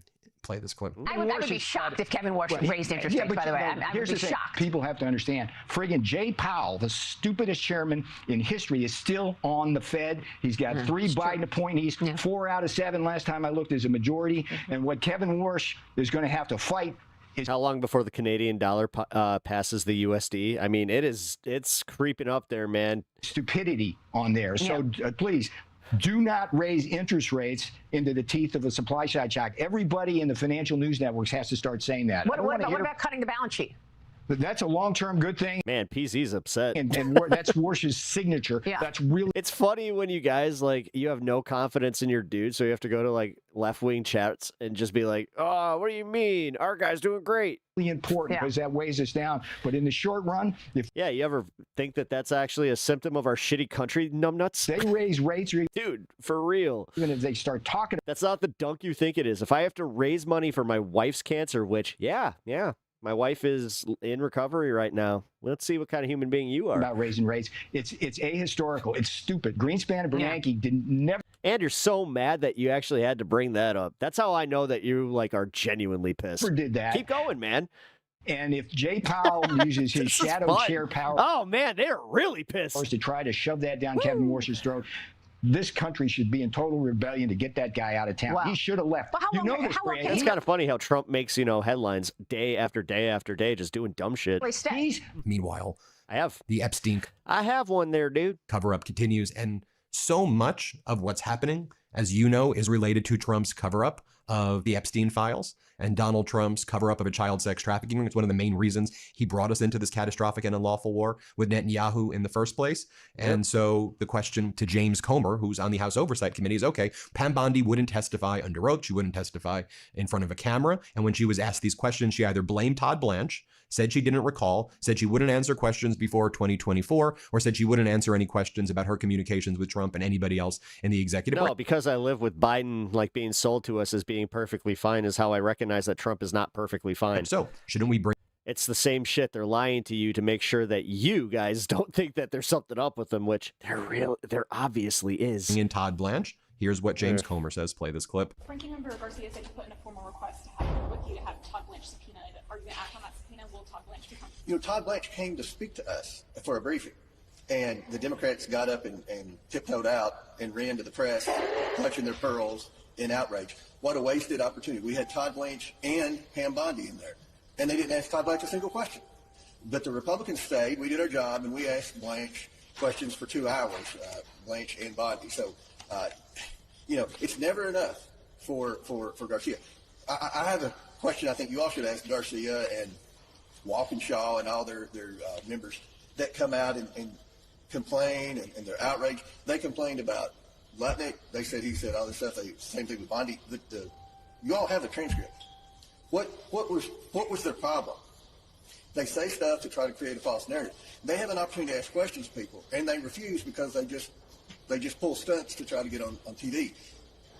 We are doing a substantive investigation. I would argue the most thorough investigation ever of Epstein, because Then there's a MAGA Republican witness on one of the Judiciary Committee hearings going on today, where out of nowhere, this Republican witness, Alveda King, starts talking. How many times has he ended the war? And how many times has the Strait of Hormuz been opened per Trump's say-so? About chopping.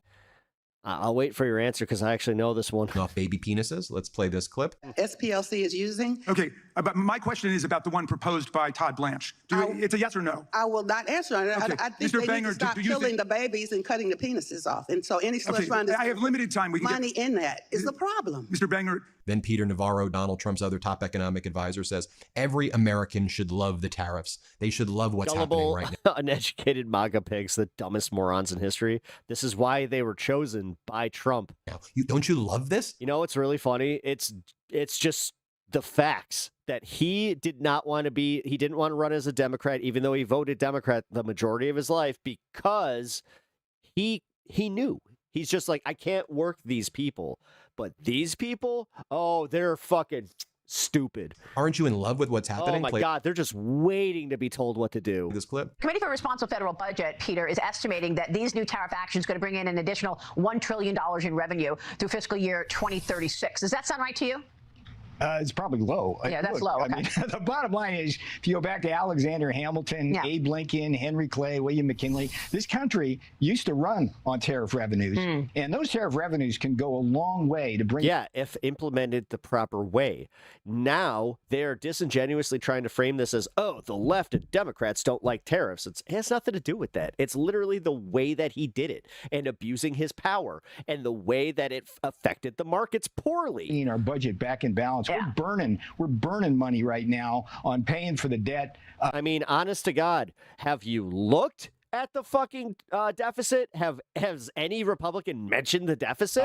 You guys seem to love mentioning the deficit every time that we have an election, but that's it. It's the only time I hear about that. The things we got to do. Yeah, like defense spending. Every American should love tariffs. Yeah. Well, I'll tell you who is loving this. I'll tell you who's picking our pockets right now. People like Don Jr. Here's a story from ProPublica this morning. And by the way, there are dozens, if not hundreds of stories like this that are similar regarding Don Jr. and Eric and Jared Kushner. Yeah, that's exactly what normal people do. They get dejected by the DNC and then they run as a Republican because, morals and consistency and such. And this, you guys are fucking so dumb. It's actually astounding. Whole corrupt Trump family. This is from ProPublica. Hat tip to them. You do great work. You're sitting here fucking just like, nah, he tried to be a Dem. He tried to run as a Dem.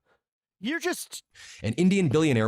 Dude, you're trolling yourselves. Keep going. Was targeted by Trump. Then he poured money into a startup secretly backed by Donald Trump Jr. Woo. An obscure Texas firm secretly connected to the president's son, Don Jr., said it received at least $100 million from Mukesh. Hey, tell me more about Hunter Biden, please. By all means. Ambani's Reliance Industries. At the same time, the Ambani family secured major policy wins from the Trump administration, exemptions from tariffs, exemptions from sanctions, and their ability to basically take cheap Russian oil and then sell it, exemptions over and over again from what others would get in return for, it appears, as ProPublica puts it, the timing's awfully suspicious, they put it.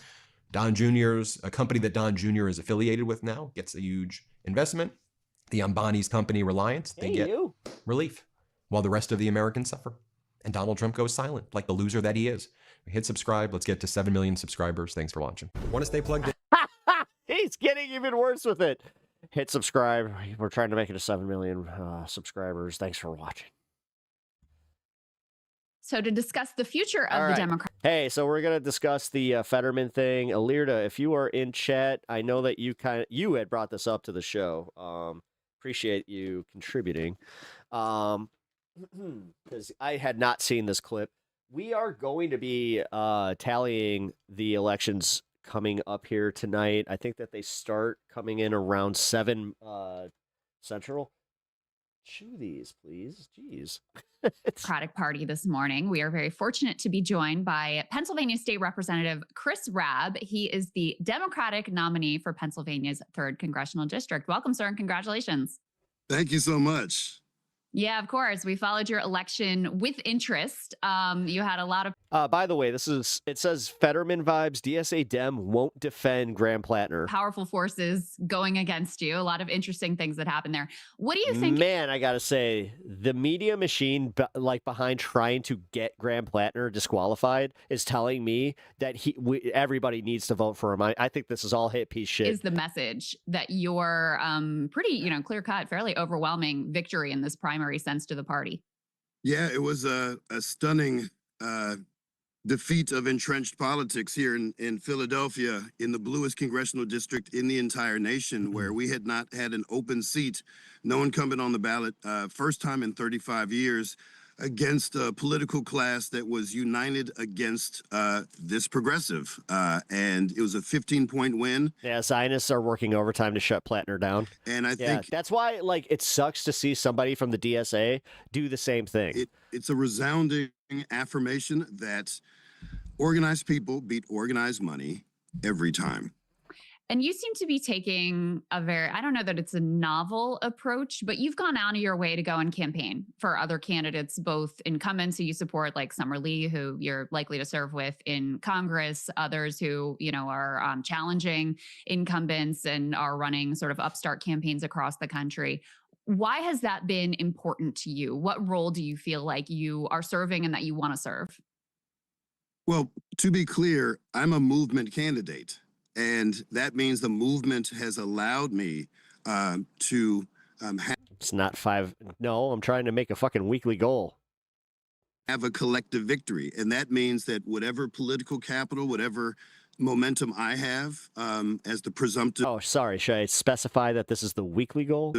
Next member of Congress for the city of Philadelphia means I got to pay it forward. And it's also in my best interest. I want to come in with this largest, boldest, progressive class of members in U.S. history. So the only way you can do that is by showing up for others who are viable, substantive candidates. And I'm really excited about our over the line by not just taking back the House. I mean, there's a big difference between. Oh, but he was such a shining example of humanity. God, whatever will we do without him? Having a Democratic majority and having a party that knows how to lead in the belly of the beast and in the most adverse times in modern history.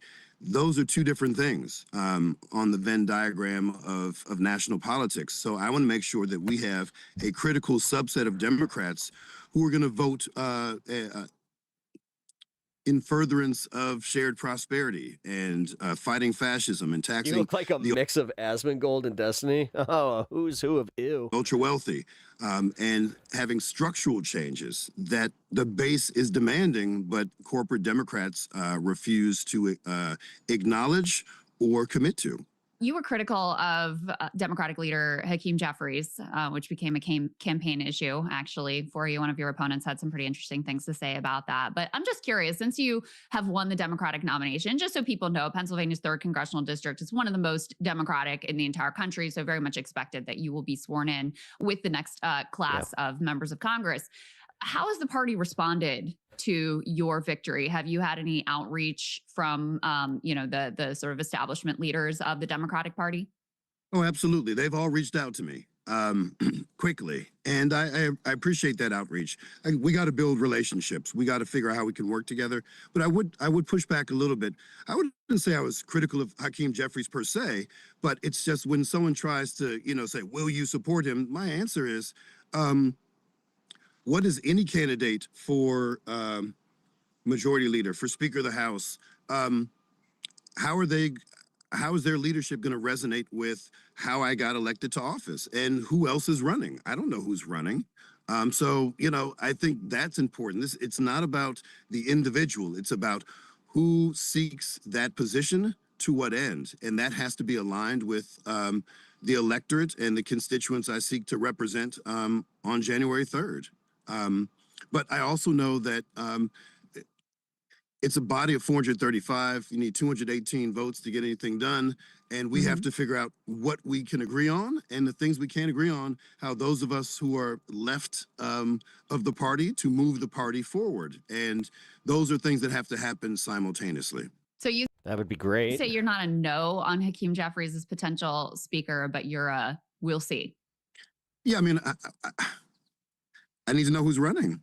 Right. I mean, the reality is he could be the only one on the ballot. Right. So it's a non-issue there. But that's not, to me, that is not as important as how we. I mean, as much as Hakeem sucks, Chuck Schumer's the problem. Hold whomever is running and whoever wins to account. And that's not based on my personal preferences or it's based on how I got elected. If those leaders work for the members put them in those positions of power. How do we hold them to account? And how do they express their willingness to do the things that a larger subset of Democrats in Congress want? And, that is going to be a back and forth.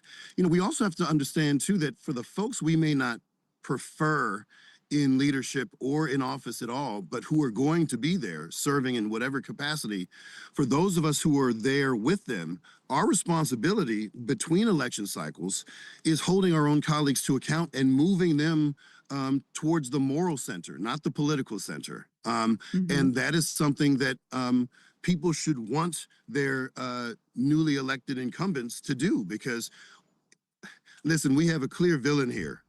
It's Trump, it's MAGA extremism, it's fascism, it's late stage capitalism, it's any number of things. It's not wrong. But we can't make our colleagues the enemy.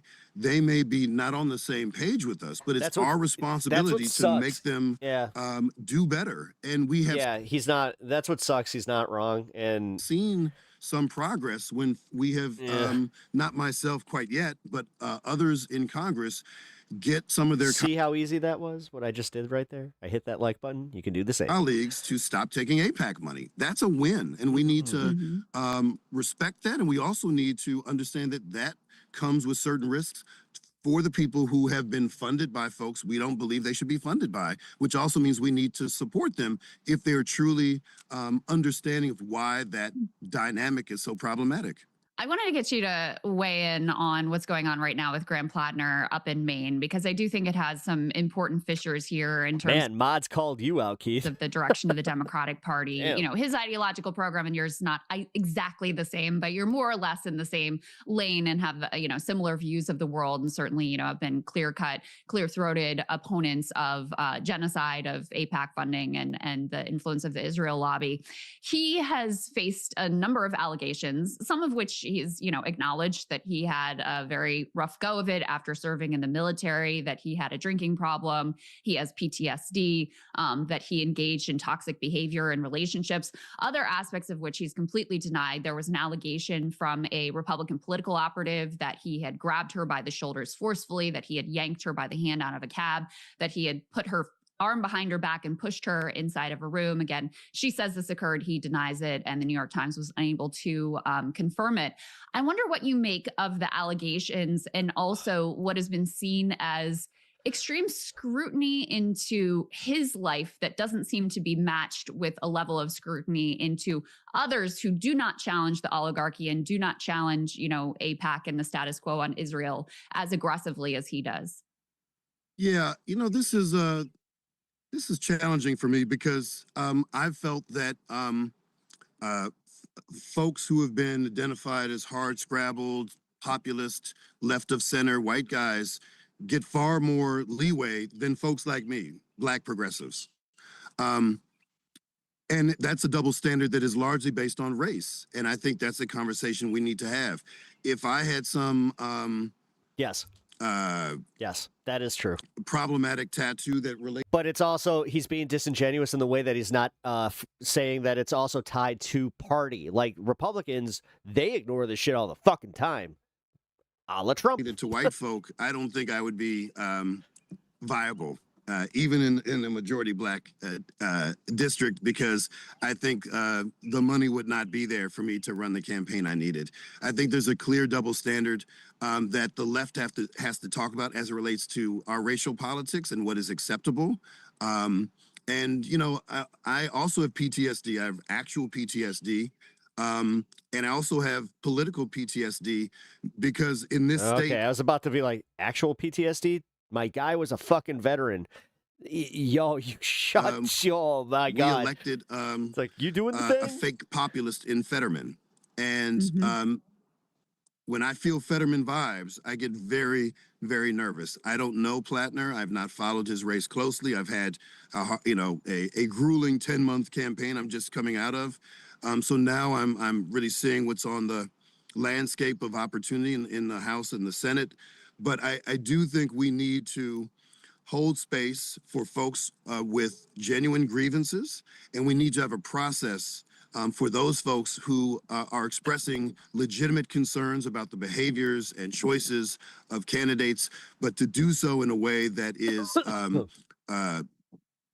in the spirit of restorative justice, as opposed to the spirit of the politics of personal destruction.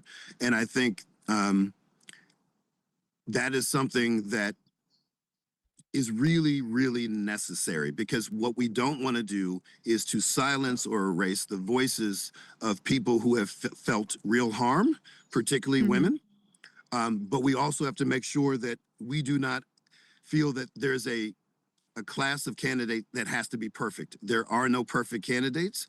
And we also have to make sure that those candidates acknowledge their faults. Everyone has them, and how we work through them. So if he said, I have a, I understand when someone says, I made a bad choice as a young man and I was. Honestly, I'd like to see Santiago go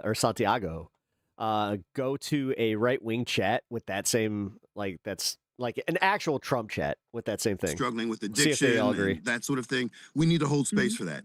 But you also may have intervening years or decades where you did not do any further introspection about what you've done, so that you can feel a sense of atonement that other people can value as legitimate long before you ever considered public office. We can hold those two truths at the same time. So you don't believe he's done sufficient atonement to have sought public office? I don't know. I don't know. But I think that is something that needs to be addressed before November 3rd. Absolutely. Isn't that up to the voters to decide? Well, it's not just voters who decide who's a viable candidate. Viability is also based on how much money you raise, what your platform is, how you come in. He's a massive fundraiser. Are you a movement candidate, or are you? This guy's a DSA dude, and he's talking like this. I don't know. You want to talk about Fetterman vibes? Well, I'm getting fucking like he's already turned to the political machine vibes as a DSA candidate. You a candidate who says the right things in the right political moment to be aligned with? Yeah, I gotta address this now. DSS, we get it, bro. Like, we're politically aligned here, but like, can you cut it out, man? We get it. They're pedos. Ooh. A move. Do other things. Be like, they have so much that you can attack them on. That shows considerable like, political power. I don't know. I've not watched his candidacy that closely to answer those questions, but those are conversations that need to happen within community and not on social media. How you doing? So he, just to be clear, he was a movement organizer in Maine, which is how he came to the attention of. This is your last warning. People to encourage him to run for office. The primary is today in Maine. His, opponent, main opponent, was the former governor, or current governor, Janet Mills, who has suspended her campaign. She is not particularly ideologically aligned with you. She's much more supportive of our status quo with regard to Israel. She has, done things like veto tax hikes on the rich in the state of Maine. She's had an adversarial relationship with labor unions. if you were looking at this race, like, do you think that voters would be better off choosing her because she's had fewer personal controversies than Graham Platner? No, but it's a matter of how we hold the people who we would prefer in office to account. I think that's the issue, right? Because sometimes we vote for people. Well, sometimes we vote for people, right? And sometimes we vote for the person who we have a better chance of holding to account and making sure that the candidate functions similarly once in office, right? Because it's very easy, particularly in these moments, to campaign as a progressive. It's radically harder to govern as a progressive. And I speak as someone who is currently in legislative session here in Pennsylvania, in Harrisburg, in the largest full-time state legislature in the country. It is very hard to govern as a progressive. And so how we hold anyone to account, myself included, is by making sure that they fulfill their promises that they made in the campaign, on the campaign trail, and making sure that they will sit down in earnest with people who have genuine concerns and priorities that may not be fully aligned by the time someone wins their primary.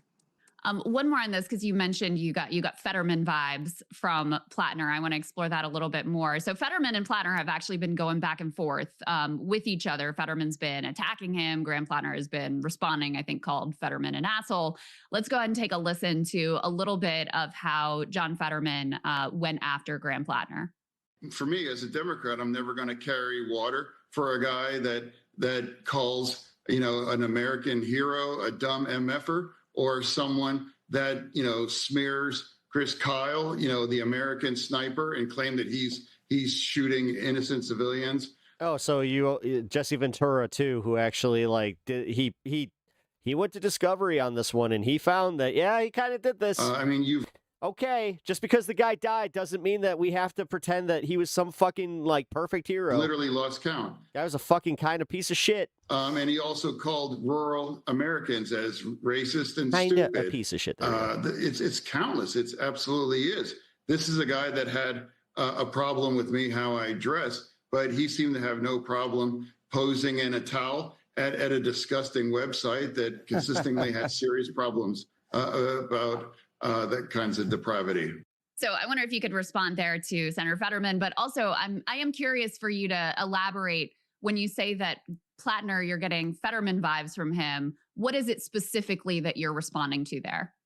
No, I wasn't specifically referring to Platner regarding Fetterman vibes, but here in Pennsylvania, I get that when people say, oh, I like what you're saying, you seem to be right on all the issues, but how do I know you're not going to be the next Fetterman? So that actually applies to me as well. When people are very traumatized in Pennsylvania and beyond, he is walking it back because I think he realized he's just like, ah, shit. They think that they're like, electing I a progressive populist, and they get something very different. Ooh, I don't know. You love Crystal. She's your Platner, girl. Well, enough to you might weigh in on that specifically. You might have to fight Kyle.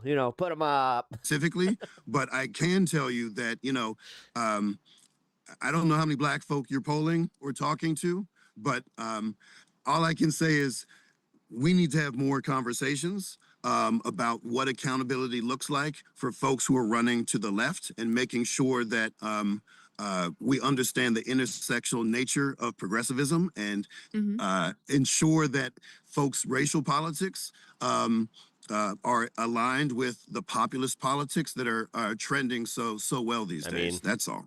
Yeah, I think that's well understood. So last question for you, Representative, is, when/if, but looking like when you get to watch. They're such a fire couple. I'm about to go watch his channel when I get off work. Be prepared, Baby Bunny. Nice.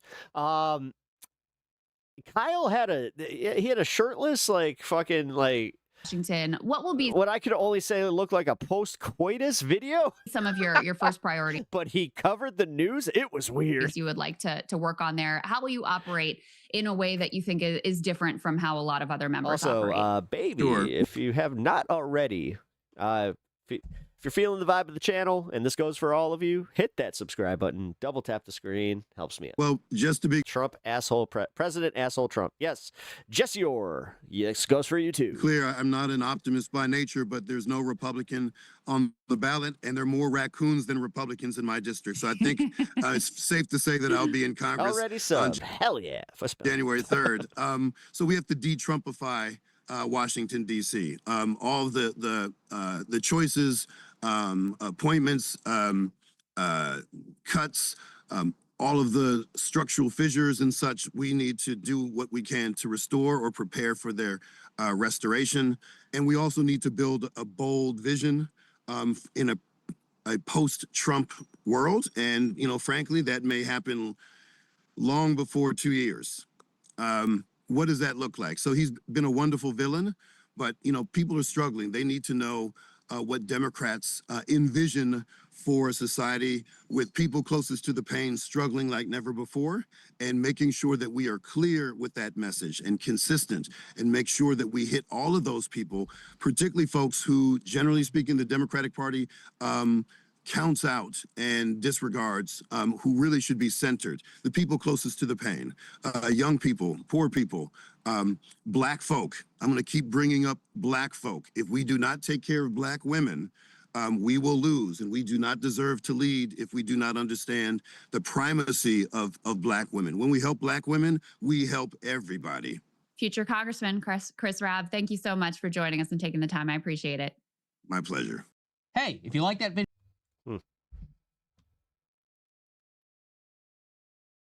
Not much to say about that one. All right, let's get some more updates on Platner. MS Now's Kevin Fry has keeping been track of the live tallies, but nothing's really coming in right now. talking to voters in Bangor. The Dems are crooked also. Yeah, hell yeah, they are. Kirby Wilson is politics editor for the Maine Trust for Local. This is one of those lesser of two evils things. Like, in a perfect world, yeah, we would have a principled, awesome candidate that was totally 100%, you know, on the up, but nobody is. Like, in order to become a politician in general, I do think that you have to have like an ego, at least, and like a little tinge of narcissism. Actually, Dieter McBusiness, friend of the show and also contributor over on this space, we had this discussion, and he kind of had mentioned that, and you know what?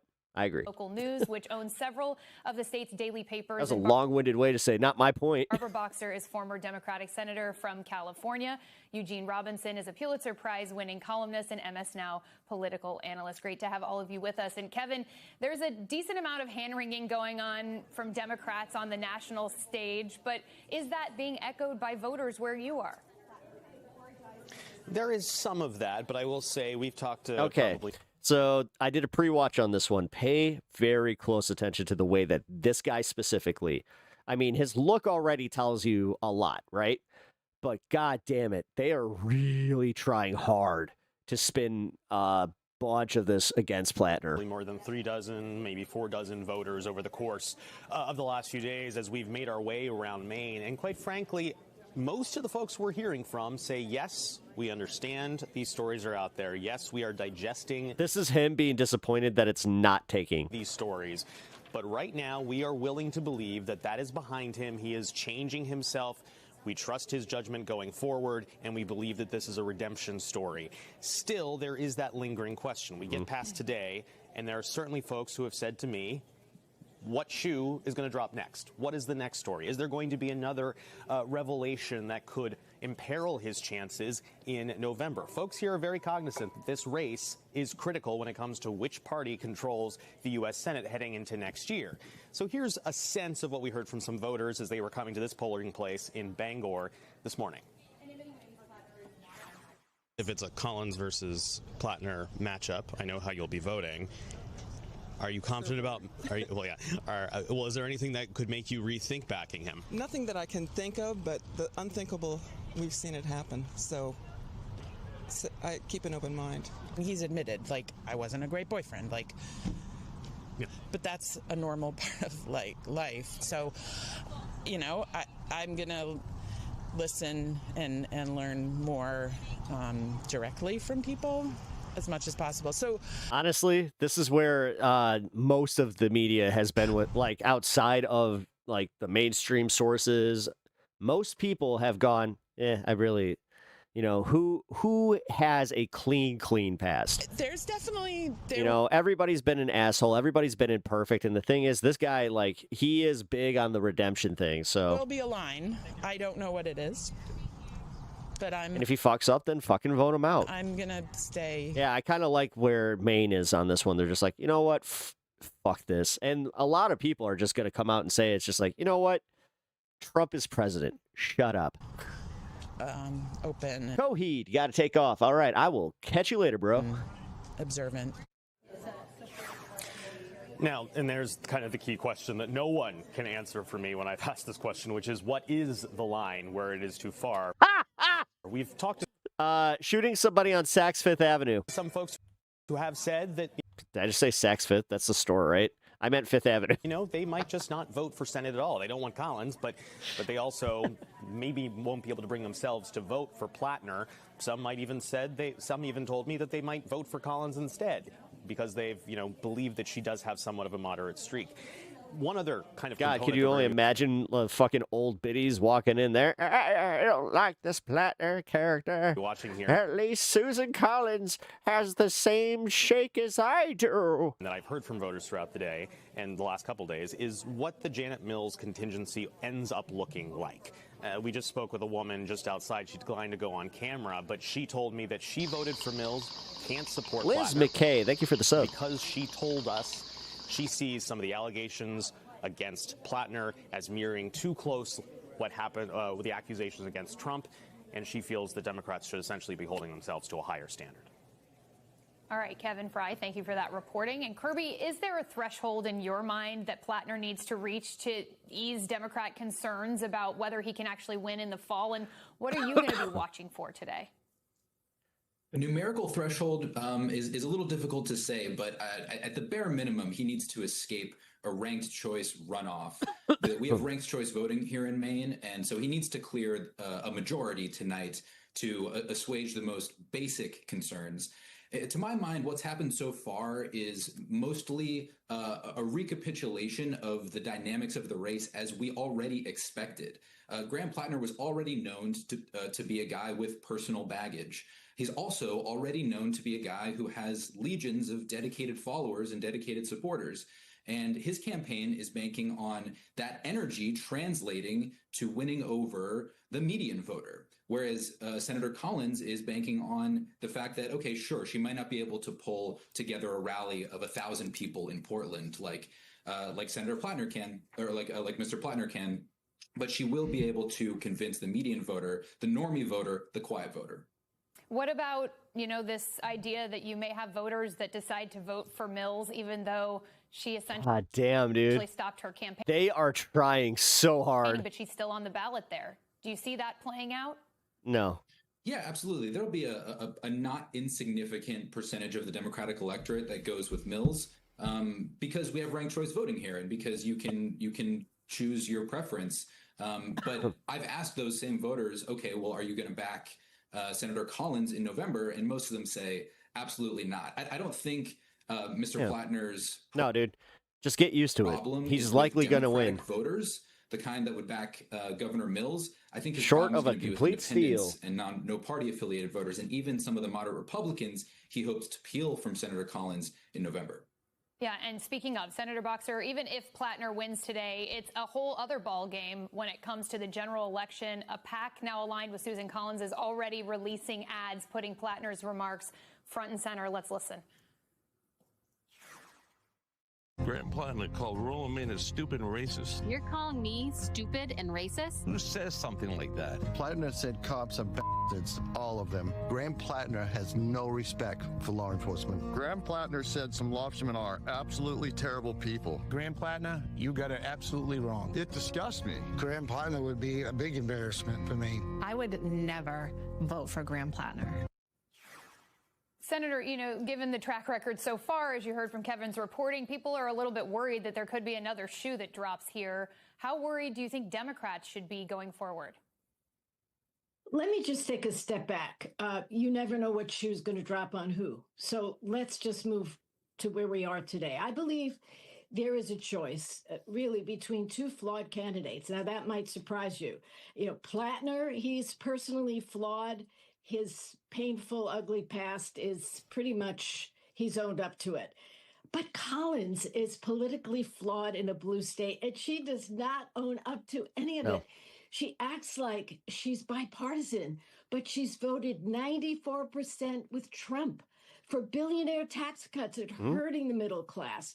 She's she's taken direct. the lead Yeah, and on the thing is, this is where it's like many of these awful justice. we also have to just say it. She's like, for everybody that talked so much shit about Biden, she's almost dead. So is Trump. They're all 80.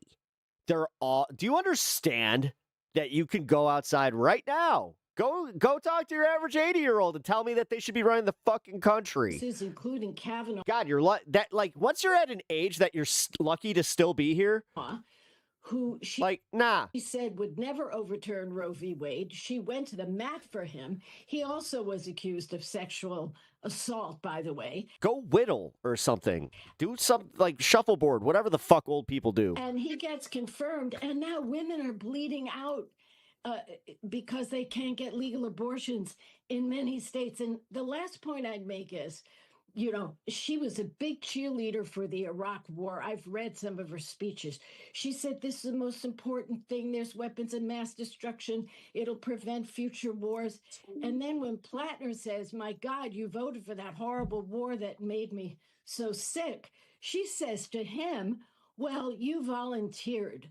That to me is horrible. So, yeah, you can do all these things against him. And believe me, there's lots to say about someone in a blue state who doesn't fight for the middle class. Yeah, today he pardoned another guy convicted of insider trading. Cool. And for the people of Maine, that's my take. Eugene, there is reporting in Time magazine, and it's been elsewhere as well, that the pushback that Platner is receiving could actually benefit him in some way. One 36-year-old told Politico, Mainers don't want to see one of their own cut down at the knees. They're getting defensive over this. So do you believe that voters could actually connect more with Platner? Yes. This is literally doing the thing like with the rest of the country and the news cycle trying to do this shit. Like, because don't tell us what to fucking do. Because of a checkered past and what he is trying to And they're also, that humanizes him, right? bill as a, The fact that he admits it is kind of what makes him likable here, where it's like most people understand that they've done some shit. apology tour, essentially. I think it certainly has the... Jen Person, thank you for the $6. I appreciate that. Susan Collins At is... Jen Person 2007 73. Susan Collins is 73 and has suffered from Parkinson's for years. Enough already. Yeah, time for her to go. You know what? I do feel bad, though. My mom was 73 when she passed. The potential to strengthen the bonds That between sucks. Platner Yeah, Parkinson's also sucks. and his core supporters, and maybe actually to attract some more, because the question is, will the central dynamic? Thank you for the in, even the even fall's $6. That election helps. Be establishment versus outsider, populist, something new, something different.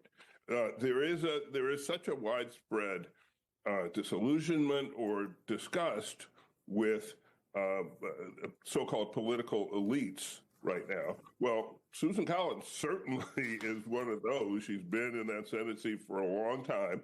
She, as Senator Boxer just reminded us, she took some votes that Mainers do not like, and whose repercussions continue. Negative repercussions continue for women, especially across the country. And so, this yearning for an outsider, for Sorry to hear about your mom. My mom died 2 years ago at 74. You're welcome. Thank you. Yeah. For something new, Thank for you. something fresh and rough It and sucks. authentic, I think is that points at Platner.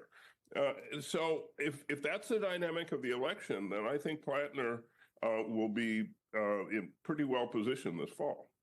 Senator, No, I think he's fine. as we I think he's not only going to make it tonight, but he's going to be fine. noted up at the top, it wasn't too long ago that these kinds of unsettling allegations leveled at Platner would have forced him or any other candidate facing Notice how they say unsettling. They don't ever they don't use that terminology for Trump's bullshit. this to bow out of a race. We've talked about this in the past, you and I. Platner's it's former obvious. political director, Genevieve McDonald, wrote an op-ed in the Washington Post and said, quote, "We have learned to excuse what we should condemn. I want better for my daughters. He gets super pissed when you're on the phone. So does he. Of Maine, the answer to a broken. He knows. I think he knows what it is too, because like either that or he can see the little infrared thing on the camera because he's camera shy. Political culture is not to accept it. Demand better from those entrusted with power or seeking it. Enough is enough." Of course. Yeah, for Collins voted for Kavanaugh. That's disqualifying enough. Democrats, the concern here is if Platner goes down, then the chances of taking back the Senate look bleaker. So what's the answer here?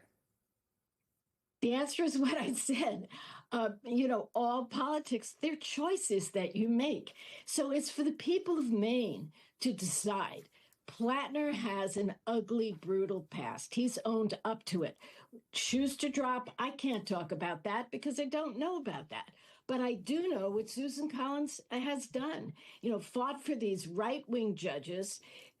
I've talked to many insiders right now who say she's supporting a huge increase in the military budget, in the war budget, which Hegseth wants. I mean, it goes on and on. The last point I'd make is she supported the Save America Act.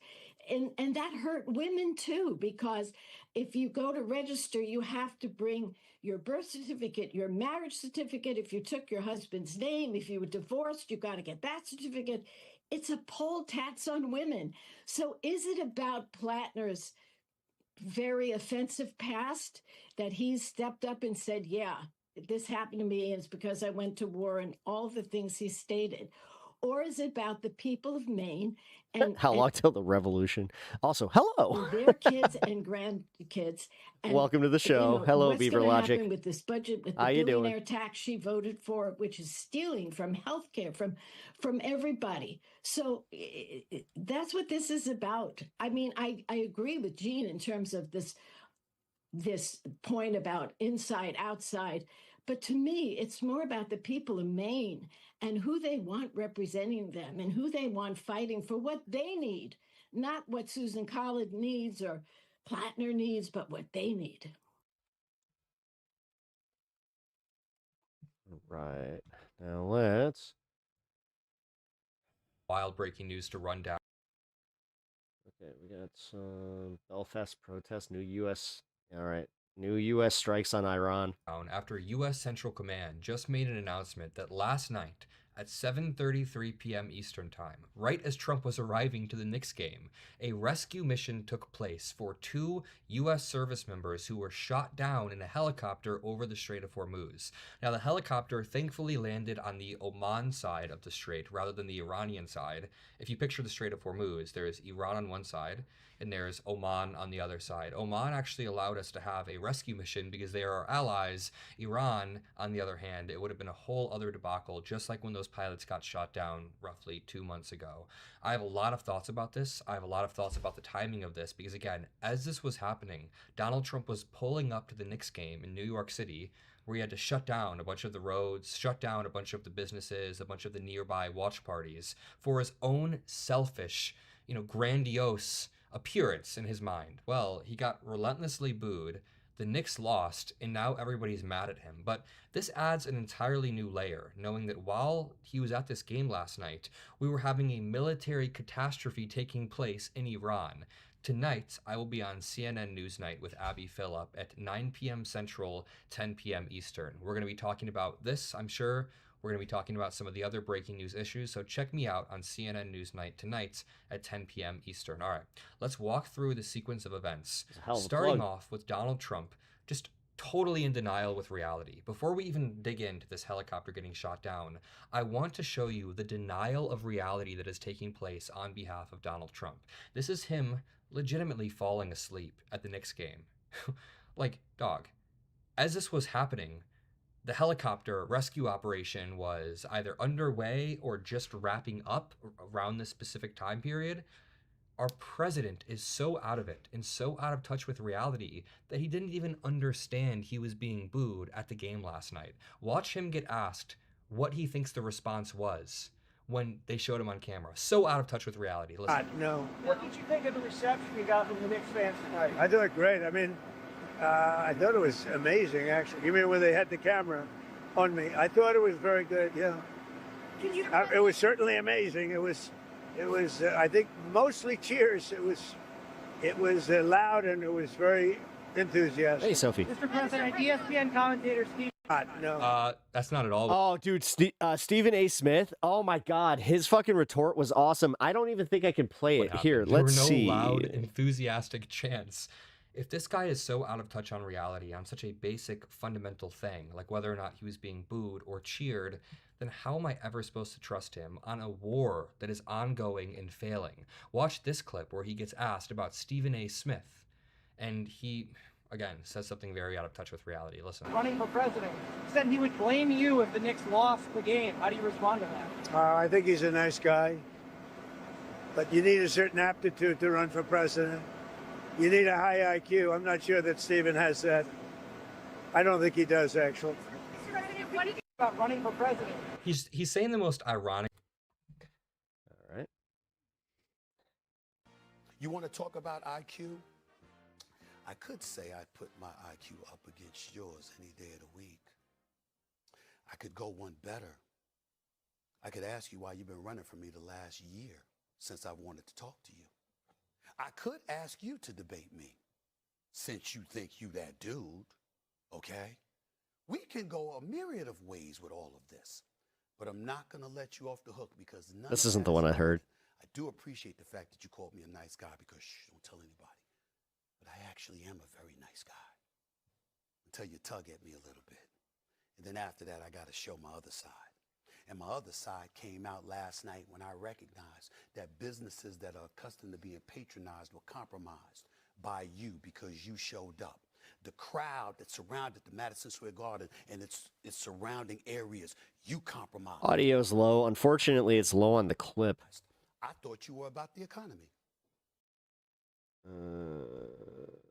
Here we go. I thought he was supposed to be looking out for us. He wants. Oh shit, man. There's like a whole thing. Okay, that's not gonna work. Oh fuck it.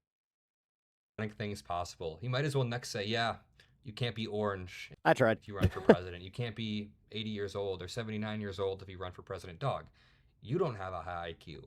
You're not somebody who has the aptitude to be the president of the United States, and I will prove that throughout this video by showing you Donald Trump's responses. Yeah, Trump is a sociopath. Projection is all he has. Yep. Debacle. Last night in New York City, when he was asked about Iran, he claimed that we were 2 or 3 days away from a deal. I need the volume booster browser extension. Just to Yeah, clarify, I'll get this it. is him on the tarmac right after the Knicks game last night taking questions. And as always, if you appreciate these videos on the Adam Mockler feed, if you appreciate the clarity that we're bringing about this new shooting down of a helicopter, then make sure you subscribe below. Let's check out this clip of Donald Trump talking about the Iran war, totally out of touch with the timelines. 2 or 3 days or 2 or 3 weeks? 2 or 3 days.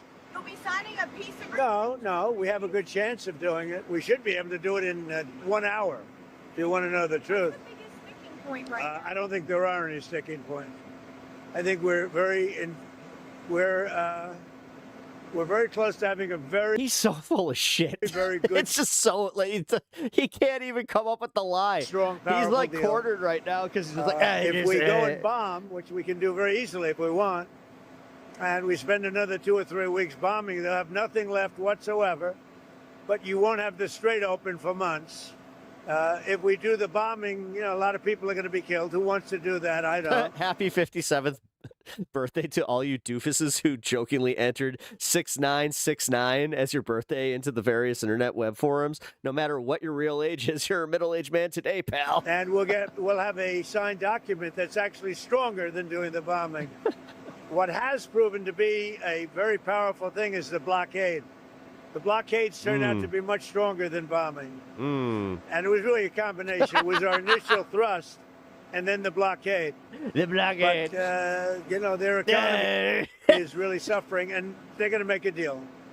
We're going to make a deal. Like, dude, that was word salad. That was all word salad and just him. We're going to make a deal. You know what's interesting In this clip, Trump is very clearly lying about them about to make a deal. He's no very shit. clearly lying about being 2 or 3 days away from a deal. But he actually does have a moment of like truthness here. He kind of lays out the quagmire he's just winging it, dude. He says, if we continue to bomb them, then there's a risk of things escalate. He's basically saying if we bomb them, things could escalate and the Strait of Hormuz will continue to remain closed. If we don't bomb them, it remains closed. He's talking about the quagmire that Iran has put us in. No, his by blockade using failed. asymmetric warfare. We are right now in a situation where the CSIS reports we have used up 1/3 to 1/2 of our munition stockpiles, our missile stockpiles, and we are beginning to run low. So we don't have many more chances to strike them or bomb them. Not that we should at all, but Trump knows that we're running out of opportunities. If he does a final salvo, a final strike on Iran, he's likely going to commit so many war crimes and try to cripple the Iranian regime that it'll just be despicable. Everybody will turn against him. So that's one thing. If he does do it, Iran will immediately begin to launch missiles and drones in the region to destroy any energy infrastructure that we rely on. I'm talking about $9, $10, $11, $12 gas prices, and Iran knows that. So Trump can't launch this final salvo. He then begins to say if we don't do anything, the Strait of Hormuz remains closed for a few more months, which right there he's conceding that the Strait of Hormuz is the ultimate leverage that Iran has. The reality is, Donald Trump is in way over his head. Donald Trump and Bibi Netanyahu got into this war with a completely false idea of how long it would take and what Iran's actual strength is. The insane part is, Bibi Netanyahu has spent his Zach, look at you all of a sudden being entire based. political career basing it off of the issue of Iran. They used to call him Mr. Iran.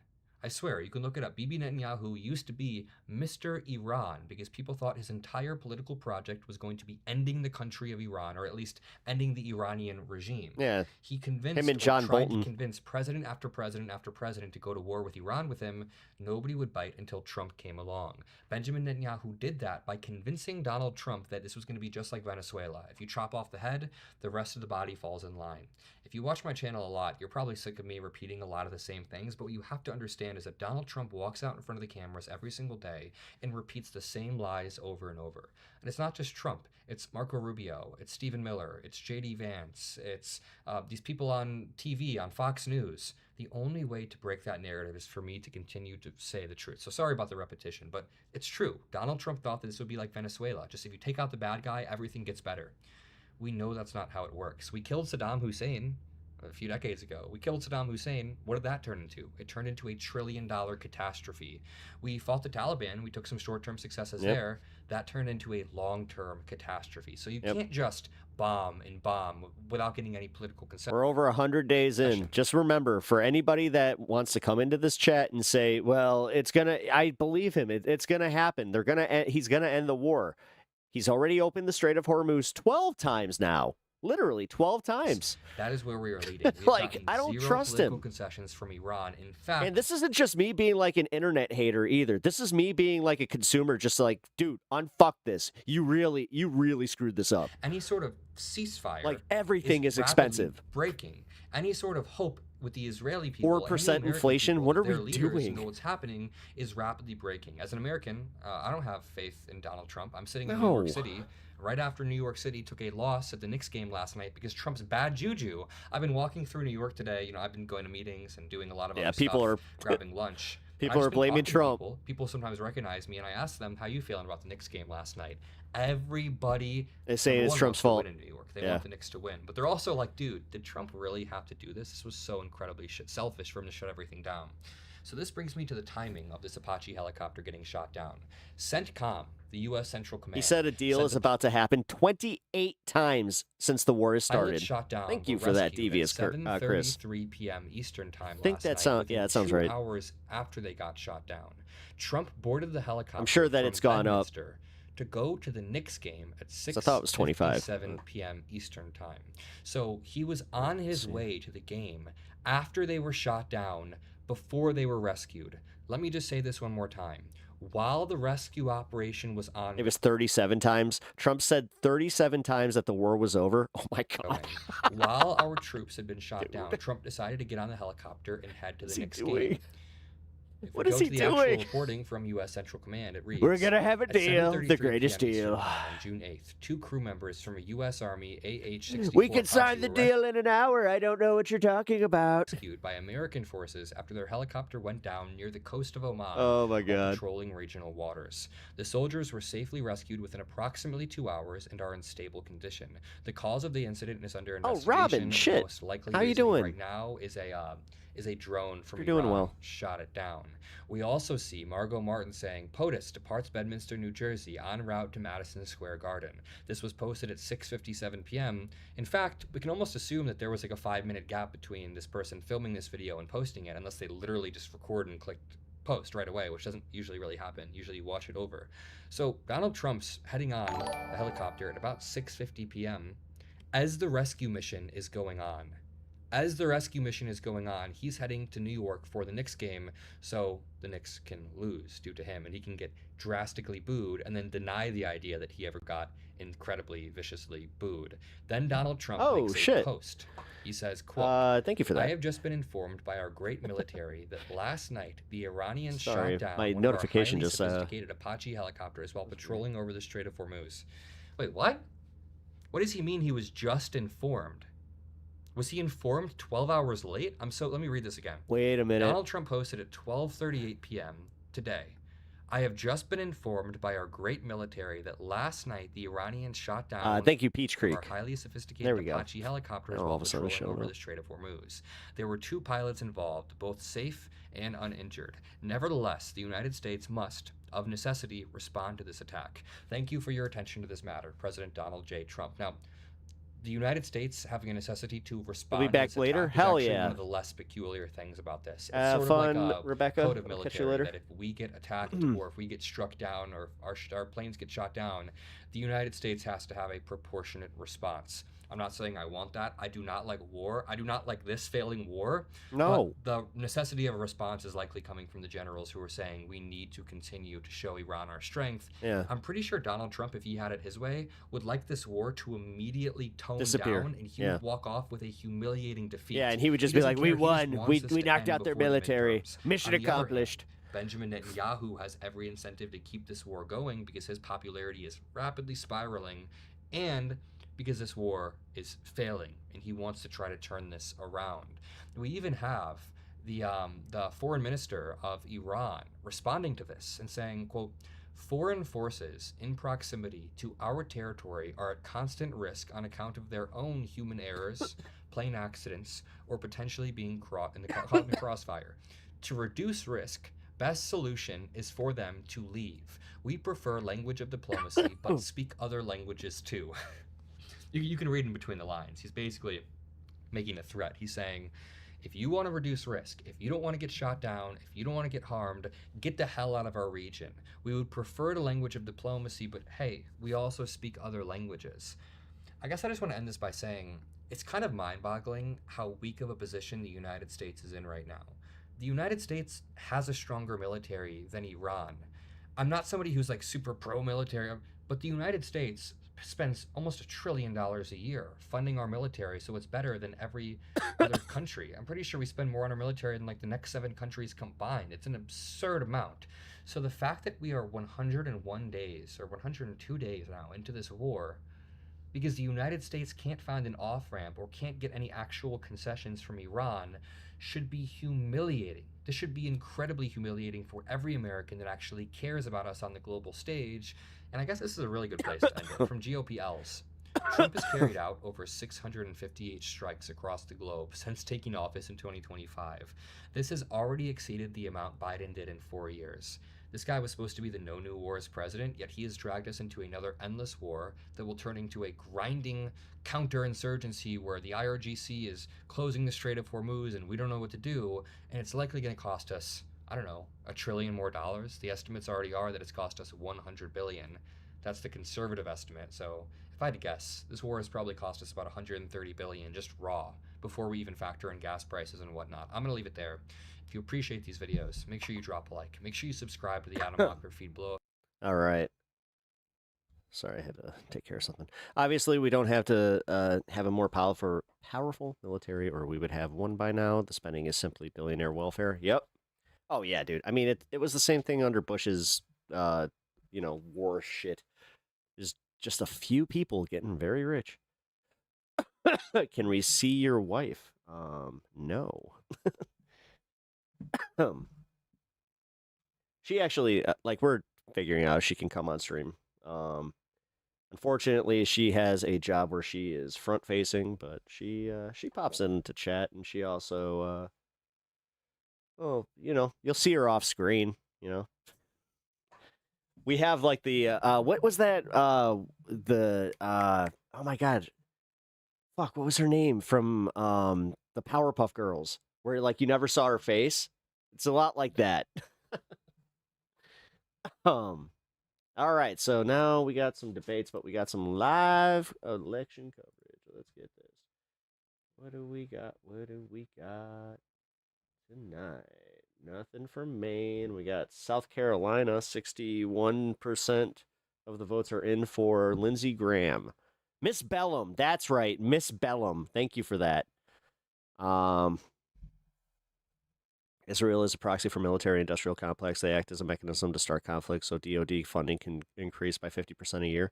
That makes sense, especially with the $1 trillion. Yeah. The fact that we went pretty much from 500 billion to like 1 trillion, and then they wanted another 250 billion. Man. And like I said, dude, like I have said this so many times where it's like, oh, but we can't fund, things in America. Like we can't fund things for our citizenry. We can't fund our roads. We can't get anything done. And this is why I hate the fact that MAGA has their stupidity has been completely weaponized, because they will now not even voting against their self-interest. Like now they will just fucking act out against their self-interest because they have to fucking trust the benevolent billionaire that they have chosen, instead of just admitting that they were wrong and this guy is a liar, that this guy has no new wars. I never said that. I said no pointless wars. Like they buy this shit. Like they fucking eat it up, man. It's so dumb. Like there's a part of me that's just I would feel bad if they weren't so fucking dangerous, and they're literally to blame for where we're at right now. It's not great, guys. Like, I'm not sure, where you guys live. I'm pretty sure, everywhere in America is feeling this. But whatever, man. That's not an answer, dude. I get it. Democrats suck, but at the same time, you have to, we're focusing on who's in power now. The Republicans. So, okay, everyone sucks. But right now, we also have a corrupt motherfucker that is he is just completely raiding the treasury. He is stealing so much money from us. And all of you guys are just like, yeah, go Trump. I love it. Dude, that $1.8 billion payout is coming from us. Us. And people from MAGA were just like, they deserve it. They were wrongly persecuted. Because they also are so dumb that they think that they're going to get a payout too. I was persecuted. God damn. Weaponizing the fucking First Amendment against us, that's something that's like a regular thing now. What the fuck? What was that? All right. Here we go. Trump makes Nixon look like a Boy Scout. Yes, he does. All right. Debate time. We got Louis Goodall from the LBC. It's one of the British radio stations. And Hasan Piker. And I have not seen a single clip or anything from this. So good chances. The chances are you know more about this than I do. So if you guys do actually want to chime in, please feel free to do so, because I am interested to learn your takes on this.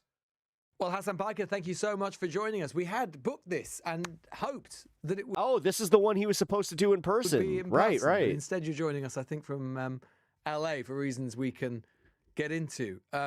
We will get into it in full, but it must have been a little bit of a curious week for you in terms of your relationship with the UK. Yeah, I mean, I still got much love for the UK, and I feel bad for all of my friends out there fighting the good fight. But yeah, I was definitely not expecting Wait, the they Labour edited government this? Ooh, to that's not be good. the government that bars my entry into the country, especially considering that I've been to the UK on numerous occasions, both under Keir Starmer's rule, but certainly under Tory leadership for the past decade or so, unimpeded.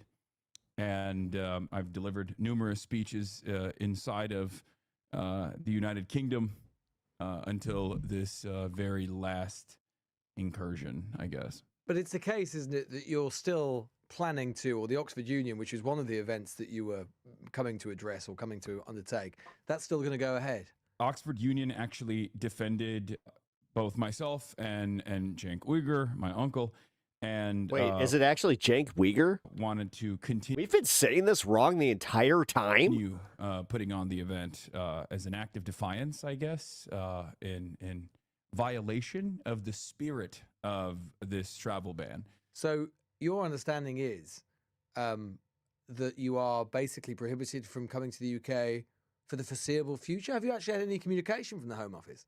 No, the only communication I've gotten from the Home Office is the revocation of my ETA. And they told me that it's not something that I can oppose, and that if I would like to travel to the UK, I have to get a different visa, that I have to apply for like an actual visa. Yeah. Given how close this was to the actual travel date, the suggestion was pretty clear. They just did not. Wait, Cenk is his uncle? Yes. Wait, Alice, did you not know that? Want me to attend the events that I was supposed to attend inside of the He dresses like Nick Fuentes now? Kingdom. Yep.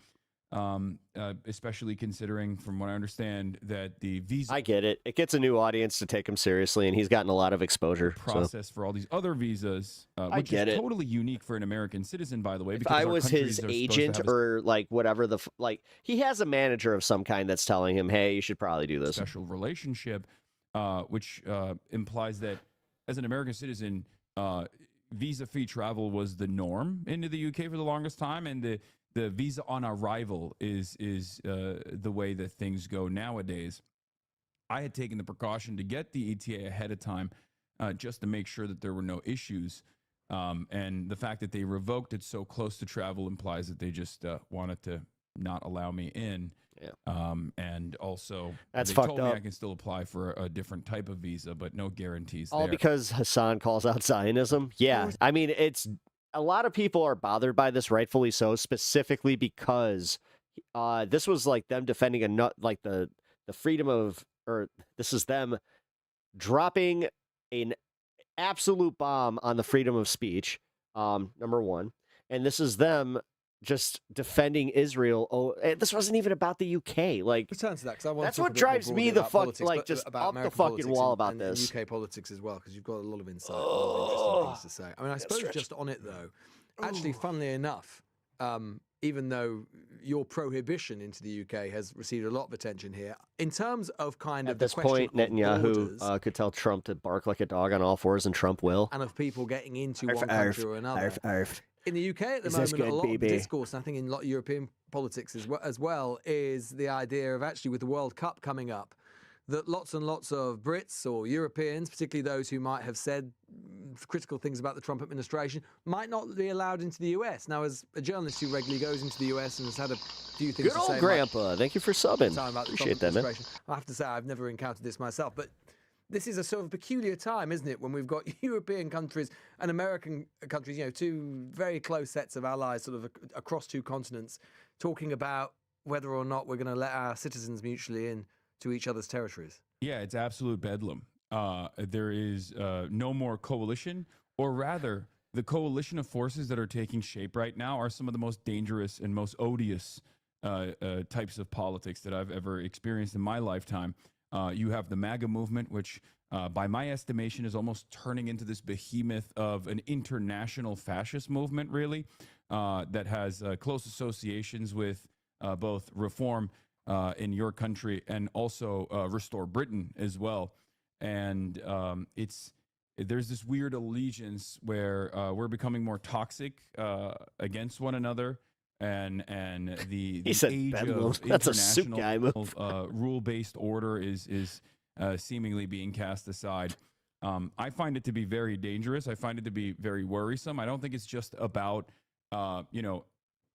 being able to enter the United States to go watch your favorite football team, defeat the Americans or whatever. There are far greater consequences, I think, later down the line. But it has been interesting to see the universal condemnation of this act from places that I never thought would actually defend me. Pro-Israel outlets such as the Free Press or even The Economist and the Washington Post editorial board have all collectively panned the British government's decisions. Hey, good but for then there's them. also a lot of right-wingers who actually celebrated it, and I find that very odd as well, because they're probably coming to the United States of America to watch their national teams play. And what if their travel is impeded in the same process? It's interesting, just to take you back to that phrase you just used. You think that there is an international fascistic organization that's forming, and you would elide the MAGA movement and reform and restore. And restore is an interesting one because, of course, it's. I think a lot of listeners and viewers to this show might be surprised that restore is even known in the United States. Surprised it's even known across the UK. But I was in CPAC in Dallas not long ago, and actually I was taken aback, actually stunned, by the number of people who knew who Restore were, who knew who Rupert Lowe, the MP for Great Yarmouth, who on paper would be quite an obscure figure in the United States, but actually no, he's very well known. Yeah, and a part of the reason is because I think we live in the age of the internet, and like I said, there is an international component amongst far-right elements in European society, certainly, or even South Korean society, as a matter of fact. I mean, Charlie Kirk, before he was assassinated, had traveled to Japan and South Korea. Who would be better than Trump? Pretty much anybody at this point. These massive events with the South Korean far-right, and they were all wearing MAGA hats.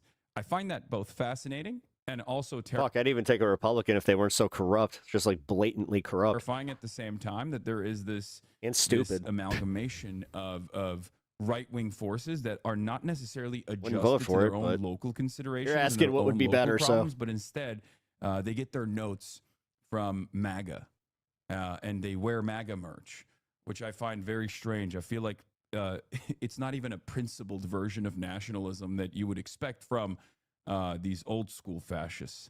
It's very interesting to observe. What do you make of, as someone who has probably been thinking about British politics a little bit more than you might have otherwise been, when you see where we are in British politics, you see Nigel Farage, you talk about Rupert Lowe and Restore. What do you make of where British politics is at the moment, and particularly in relation to US politics? Do you see US politics Utter as devastation. Utter devastation. Utter devastation. Nice. That was a great answer. One of the early warnings that, I mean, it's not a secret that I was a big fan and big supporter of Jeremy Corbyn. Indeed. And still am now a friend to Jeremy Corbyn as well. Honored to know him. And he's defended you this week. Yeah, he has, and so has Zach Polanski. I've collaborated with Zach as well at times. So what I will say is, since the Corbyn ouster, it was very clear that Labour was headed down a very dangerous path, going back to Blairite versions of the party, if not far worse, right-wing elements in the party overtaking the entirety of Labour. And one of the warnings that I delivered on the night of the election, after Keir Starmer won, with less votes than Jeremy Corbyn had, ironically enough, was that if the Labour government continues down the line of austerity and refuses to address some of the economic hardships that people are experiencing, that has caused a lot of the former Labour strongholds Where'd everyone go? I don't know. turn into areas captive by reform, and first the Tories and now even reform. Come back out to the map here. I was worried that far right elements were going to overtake British politics, and they certainly did. As a matter of fact, the Green Party's surge has only been the last saving grace of British politics to a certain degree, considering that I think in the absence of this Green Party resurgence, Labour would be eviscerated and then you would have an eclectic group of, I guess, independent MPs and maybe your party as well, to a certain degree, try to put a strong opposition against this behemoth that the Reform Party has become. Are you talking to Polanski much? Are you advising Polanski? I wouldn't say I'm advising him, but I chat with him every now and then. He's particularly in the last couple of weeks. I mean, he's receiving, as you might imagine, ferocious media attention, and a lot of the newspapers are coming for him in a very big way. And they found some things that are embarrassing to him, and so on. Some of which he's acknowledged. What would you say to him as someone who has been very, very successful in corralling the power of digital media on the left? What would you say to him about how to deal with the traditional media? Be bold, be brave, don't be Speed afraid this to up be just a little contentious bit. at times. Stay on message always. I think one of the things that Zoran Mamdani, the mayor of New York City, did so expertly. Also, hit that like button. In spite of the barrage of attacks and heinous Appreciate smears it. that he was receiving, not dissimilar to what Zach Polanski is currently going through, was he would always play this intellectual judo where he would consistently reframe the conversation back to, and dare I say expertly, back to a key policy of his platform. I think this was a major issue with Jeremy Corbyn. The anti-Semitism smears were unfounded and totally ridiculous. However, it wasn't necessarily the idea that the broader British public found Jeremy Corbyn's politics to be odious and that he was a sincere anti-Semite. There was a little bit of hysteria there for sure, but it was the fact that he constantly found himself addressing these accusations, because we have a finite amount of time on every broadcast, especially when a politician is running for office. And if you utilize that time consistently on the defense, consistently having to answer accusations that people have made about you, without actually addressing what your platform is, or even why people might be very upset at you, because oftentimes it's not the smear itself that is valid, then people are only going to remember you as an unserious person that is constantly in controversy. Is that completely fair, Hasan Pak? I mean, remember that the Equality and Human Rights Commission in this country conducted an investigation into anti-Semitism into the Labour Party, and it concluded that Jeremy Corbyn, when he had led it, had committed unlawful acts related to anti-Semitism. Key findings included Labour was responsible for unlawful harassment, discrimination, there were serious failings of leadership, and inadequate process for handling anti-Semitism complaints. Two things can be true at once. It can be true to say that people who perhaps had ulterior motives... Hey, Bandit, what's up, dude? How's it? Decided that they How you wanted been? to use some of this to try and undermine Jeremy Corbyn, but it can also be true to say that Jeremy Corbyn led the Labour Party during a period when it did things that it shouldn't, and it didn't do other things that it should have done with regards to anti-Semitism. Well, this ironically also dovetails back into my travel ban as well. But I think if what happened to Jeremy Corbyn was taking place right now in 2026 with the current understanding of the actions of Israel or the ideology of Zionism or the history of the development of the Israeli state, I believe that these attacks would not have been anywhere near as successful, because what we consider to be anti-Semitism, which I find to be morally repugnant, let's just make that clear, and completely unacceptable, as does Jeremy Corbyn in the conversations that I've had with him at least, was oftentimes matched up with criticisms of Israel, or even a defense, or even analysis conducted on why certain militancies exist in opposition to Israel, prescribed terrorist organizations such as Hezbollah, or prescribed terrorist organizations such as Hamas. Any kind of mention or any kind of conversation with these prescribed terrorist organizations was deemed. I mean, no one would doubt that there is tremendous anger, and many people would say absolutely rightful and righteous anger towards the actions of the government of Israel under Benjamin Netanyahu. Would you also accept, though, that sometimes, and perhaps this happens under Jeremy Corbyn, and perhaps you yourself at times have been guilty of this, that sometimes that fury, which again many people might think is rightful or righteous against Zionism, and in particular the type of Zionism that is prosecuted by the Netanyahu government, has spilt over into anti-Semitism, and that it is best to, and it is right to, sometimes acknowledge that fact and be honest about that fact? Oh, absolutely. And I do acknowledge Can't complain. that. Hope And you're I good. suspect Jeremy I'm Corbyn at times has all right. also acknowledged instances where it does go too far. Well, he's never ever said, I don't, to my knowledge, he's never ever said that anything he has done or said has been anti-Semitic. I don't think Jeremy Corbyn has been I'm doing personally just anti-Semitic. peachy. I would. We can go through the report if you would like. all the fun things in and I life. can maybe make a better assessment of some of his actions. If Do you think that you've ever said anything, But I'm alive, so I can't complain. or done anything, which could, in the cold light of day, be reasonably interpreted as anti-Semitism? Absolutely, for sure. I mean, I'll give you an example personally. One of the things that I routinely deploy, one of the pejoratives that I routinely deploy is inbred. And I use that against vulgar ethno-nationalism, vulgar fascism of all different sorts, because nationalism and fascism in general revolves around ethnic purity or religious purity or some kind of racial purity, right? I think we agree. White nationalists, Christian fascists, phalangists, numerous different sorts, right? And one of the things that they always bring up that I also personally identify as something that could be misconstrued as me being anti-Semitic is when I called settlers in the West Bank inbred. I said these inbred settlers, and that was. I think you compared them to the KKK as well. Is that right? Yeah. Oh, Okay. no, So we'll come back to this in a second. They are just starting the breakdown of the election. Give me one I second. talked to a couple of the voters we spoke to when I was up in Maine doing a piece on this race. A couple who said they were going to vote for Mills or had voted for Mills, voted early in the primary. A couple of them said they would still vote for Platner, at least as of today, come November, but they did want to lodge a protest vote there. And I did talk to one of our voters. I mean, it's ranked choice anyway, so. Never Platner, and is likely to support Collins, but she's going to weigh whether to support Collins or sit out. So Jesus, dude, it's insane. It's SNBC. It's all the mainstream media sources are trying to get Platner just. Let's see when. Have no traction. How much of a protest registered? Godzilla video game to look forward to. Oh yeah, Destroy All Monsters remaster. I am trying to figure out what to make of it. I'm gonna have to do that. All right, so. All right. He is nowhere near as good as Konaki. Now and put this underneath here.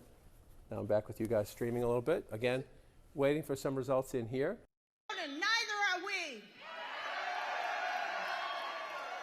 What in the potato cam is this bullshit? Volunteers are his line of defense. Is this just a bad connection? Oh my god. Will outspend us. But they Woo, this is bad. outwork us. Yeah, we'll go back. Screw it. It's a lot more rural. That second congressional district is considered the most rural congressional district in the United States. So what would Susan Collins have to do? Well, let's go back. Go back I can in time see all 3 pixels. to 2020. Yeah, dude, that was crazy. When Susan Collins won her last election. On She was PC running or then against a council? pretty I'm going to be formidable playing it on Democratic council. Candidate. Sarah Gideon was the Democratic Speaker of the Maine House. Joe Biden won Maine. Susan Collins was the only Republican senator to win in a state carried by Joe Biden in 2020. So she is a survivor. You see what she does up here. We don't do this by county. My biggest sin is I'm a couch gamer. In Maine, it's by townships and towns. You see all this red up here in rural Maine. I'm just going to pop one of them up just to show you. 63 votes to 21 votes. Be nice and relaxed. You see this when we go to Texas, when we go to these rural parts of Kansas and Nebraska, where Trump runs it up in rural America. That's what Susan Collins has to do in rural Maine. It's the percentages, right? And then you see what the raw turnout is. This is actually a fascinating question. All right, in that so she has I gotta served 5 pee. terms. There are a lot of people who say, somebody new. The desire for new blood, new voices, new faces in our politics is not just a Democratic thing. We see it all over the country in our travels. However, your choices are Susan Collins versus Graham Platner. So we'll see. Do some conservatives just stay home because they say, oh, not again? We'll see as that one plays out. Dude, again. We'll get through the year. Just want to tap over another maybe I one. won't vote for Platner. I mean, maybe you just won't vote. Back in 2020. Now, this is 2020. God so damn, the question dude. was also asked, what does she have to do to make some inroads in the blue They cards? are So let's trying come down hard. here. This is It fucked just comes up. south of Portland, if you will, Scarborough, the Massachusetts border's down here, Kennebunkport, Scarborough, Algonquit, Orchard Beach, Cape Elizabeth. That's all this here in southern Maine down here. 50% to 45. If you're Susan Collins, that's pretty good, right? The idea is this is the bluest part of the state. Used to be more moderate Republican, by the way. But this is the big transformation in Democratic politics. Now, if you are college educated, especially if you have an advanced degree, you are more likely to be a Democrat. That was not the case when I started doing this 40 years ago. So 30% here in South Portland, right? Only 21% in... This guy's such a milquetoast dickhead. Whoa, that's music. As you move up the coast. So it's the same conversation we've had many, many times about Donald Trump. Can you have significant numbers, decent numbers? We'll keep an eye on it. I'm going to keep it in the background, but we'll go back to this. I don't think that's anti-Semitic. No, I'm not saying that's anti-Semitic, but I think I'm just giving also, the full context. You're going to hate me, but I got pissed. I've compared them to neo-Nazis. I mean, Itzma Yehudit is Itamar Ben-Gvir's party. It's literally called the Jewish Power Party. It's not like they're hiding that they have fascistic... But do you think it might ever be better sometimes just to never compare any Jews to Nazis? It might just be wise to do that. No, I don't. I'm not so precious about that comparison. And I've actually had... But maybe that's easy for you to say as a non-Jewish person. Oh, for sure. But I'm, I mean, you can call them lots of things, Hasan. I'm just sort of trying to be as sort of generous as possible. But you could. There are so many things you could call those settlers. I'm not defending those settlers for a moment. I think a lot of them are committing heinous acts. I think a lot of the people in the far right of the Netanyahu government are absolutely appalling. I would say that completely explicitly. But you know what? You could probably say all that, and you could probably make a stronger case and not undermine yourself by comparing them to Nazis, because Nazis literally tried to exterminate who they are as Jews. Yes, I don't disagree with that. The comparison, why'd you do it? My opinion, the comparison, in my opinion, is not only graphic, but it's apt. Because Nazism is a fascist ideology. It's a dangerous fascist call them ideology fascists that then. led Call to- them fascists. You don't need to call them Nazis or I do that as neo-Nazis. well. But the reason why I specifically utilize deploy the term Nazi, is because, well, two reasons. Number one, the goals of ethnic cleansing are identical, and especially considering that a genocide has unfolded at this point, a modern day genocide with different tools. It's not the same exact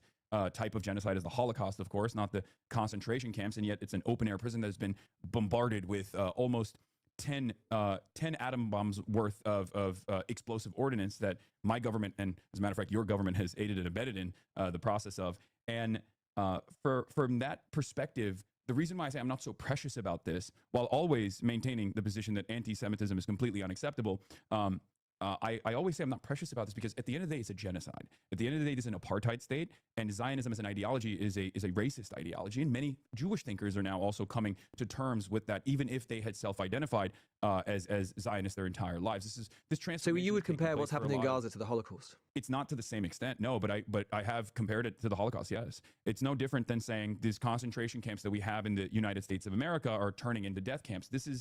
Fascism is not a static concept. It's an ideology. It's a very dangerous one that I oppose unconditionally across the board. But it's not the Holocaust, is it, Hasan? It's not the Holocaust. No, of And course. to compare it to, I think the thing about you is you speak compellingly about many things, but you undermine your case and you open yourself to the accusation, which might not be unreasonable, of anti-Semitism by making these comparisons between what the Israeli government is doing, and let's be honest, Jews and Nazis and things they did in the Holocaust, because however heinous we might find what has happened in Gaza, and many of my listeners and viewers would, it is still not the same as the mass extermination and the ritualistic extermination of people which happened on a daily basis during the Holocaust. So why compare the two things? Because I don't want He's a wannabe Piers. to the Holocaust. That's kind of And what I this got is from the this. best part of this conversation, and I love having this conversation because Jen, you taking off? I will catch you later. Holocaust studies are profoundly important.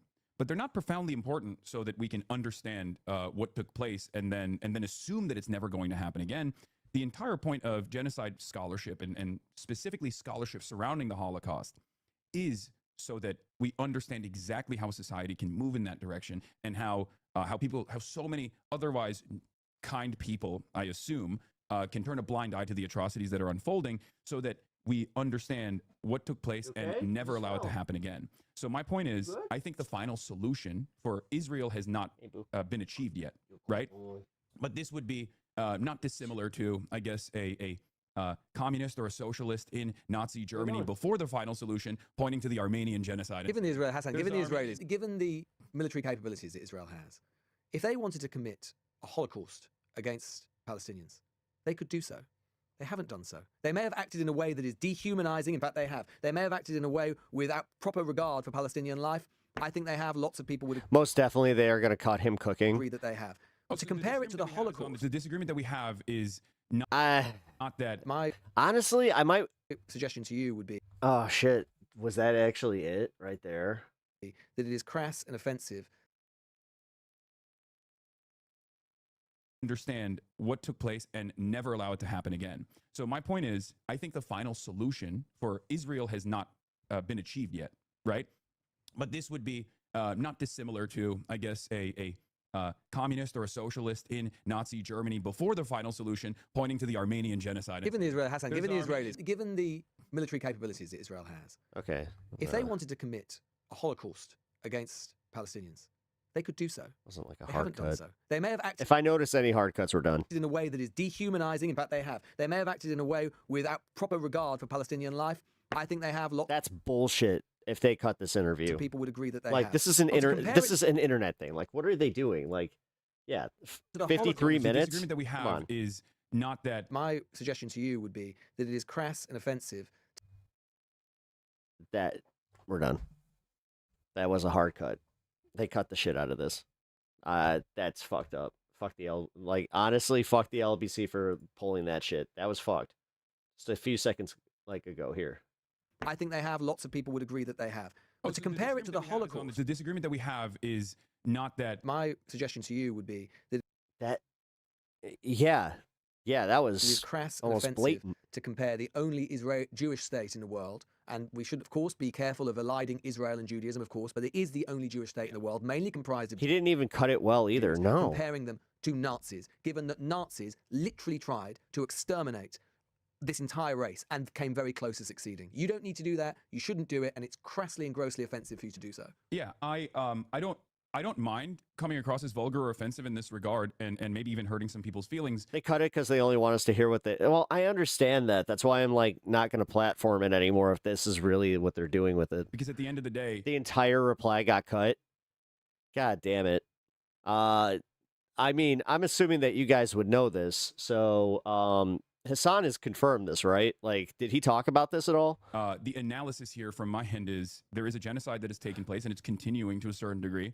I mean, even in the process of this so-called ceasefire, Israel has also killed approximately 4,000 people in Lebanon. The expansion and the Greater Israel Project is continuing. So the ideology is still unimpeded. The guiding principle is still unimpeded. Oh, you're right. Yeah, they are technically state broadcasting, and therefore, I find that to be far more. I suppose what I'm getting at. Far more offensive than the language that I'm using, especially considering that I think at this stage there are a lot of people who want to maybe hold on to some kind of defense of Israel because they understand it to be like you just said, the Jewish. Does Hasan stream have the full interview? The only Jewish nation. That's actually why I'm asking.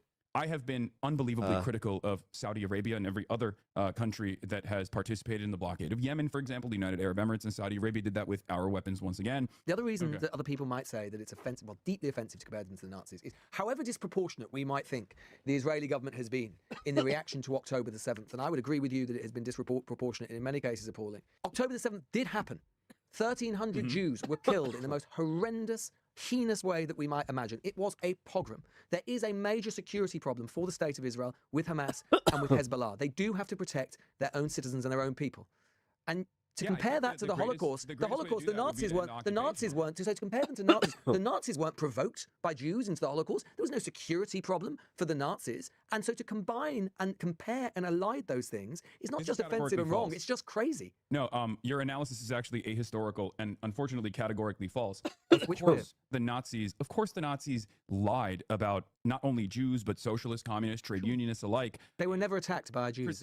Yes, of course. They presented an argument as to why they must do this, why they must depose and take care of all of these nefarious elements within German society broadly, while they were also carrying out the Greater Germany project for living room purposes, right? Not dissimilar to the Israeli Zionist expansion. But the point is, do you agree with the propaganda or the arguments? Do I agree with the Nazi argument that October the 7th wasn't propaganda? It happened. Of course not. I don't agree with the notion that Palestinians, the indigenous population predating 1948, could not potentially live alongside migrant Jews that were coming in, specifically as a what about Hamas? Movement. What about living next to Hamas, an organization which is dedicated to the destruction of Israel? That's a great. I'm going to get to Hamas as well. So the reason why I brought that up is because this has been a racist ideology since 1948, or even prior to 1948, that has had a lot of opposition from Jews as well. The initial, the original, the only Jewish member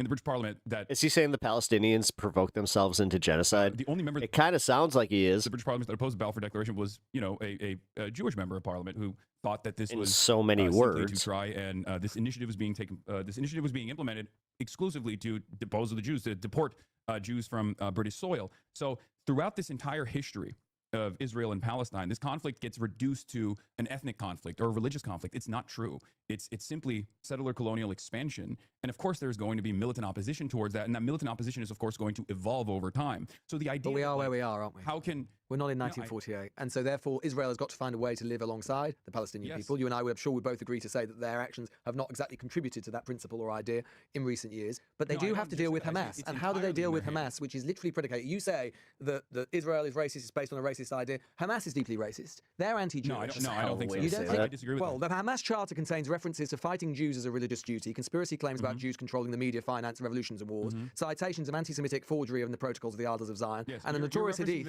about Muslims fighting and killing Jews before Judgment Day.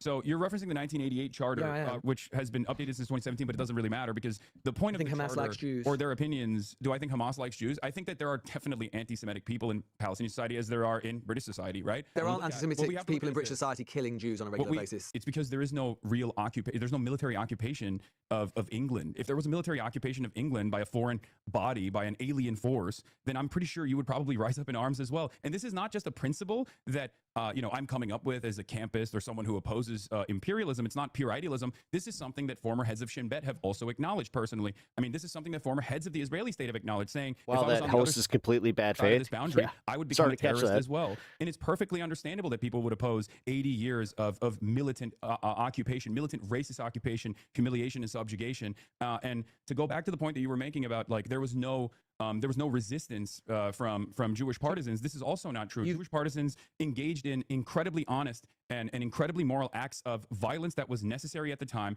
against key Nazi officials, including an uprising known as the Warsaw Ghetto Uprising. Yes. And that was perfectly valid. It was perfectly morally just, even though there were heinous acts of violence that took place. History is riddled with colonial occupants and even slaves, for example. You've been reported as saying in chattel slavery, engaging in heinous acts of violence that we would oppose at the time. Listen to that him. ultimately lead to liberation. And once the dust is settled, we What look does back. liberation look like? What does liberation look like? Is it the From Israeli my- state from my collapsing, or what does it look like? Great question. So from my perspective, and I'm not Palestinian, right? So I think ultimately this is something that is that should be left to the people that are being occupied to come to terms with. But from my estimation, I agree with the likes of Avi Shleim, famous Iraqi Jewish Israeli historian, that a abolition of the apartheid state that currently exists and the end of the occupation must take place. Some people believe in a binational commitment. I think that's perfectly valid. Some people claim that a two-state is viable. I don't necessarily believe that a two-state with the 67 boundaries is viable because of the fact that since the so-called peace process since the 90s, Israel has deliberately extended the settlement operations in the West Bank, and now the number of Jewish Would you settlers accept that are something the Israeli government have long wanted, and for understandable reasons, is that Hamas would de-arm, would demilitarize as an exchange for any deal? Do you think that would be a reasonable request, that Hamas would lay down their weapons? I think that it's perfectly reasonable for a two-state solution, if that's what the suggestion is, a two-state solution where one of the two states is still going to have a standing military. Will that be Hamas as a political organization, or will that be the Palestinian National Forces? I do not know. But ultimately, of course, if there is a sovereign state, a sovereign Palestinian state, of course they're going to have a standing military. It doesn't have to be Hamas. I'm not married to the idea. I don't necessarily care. To me, Hamas is simply a one of the many different Palestinian resistance groups that has existed throughout time.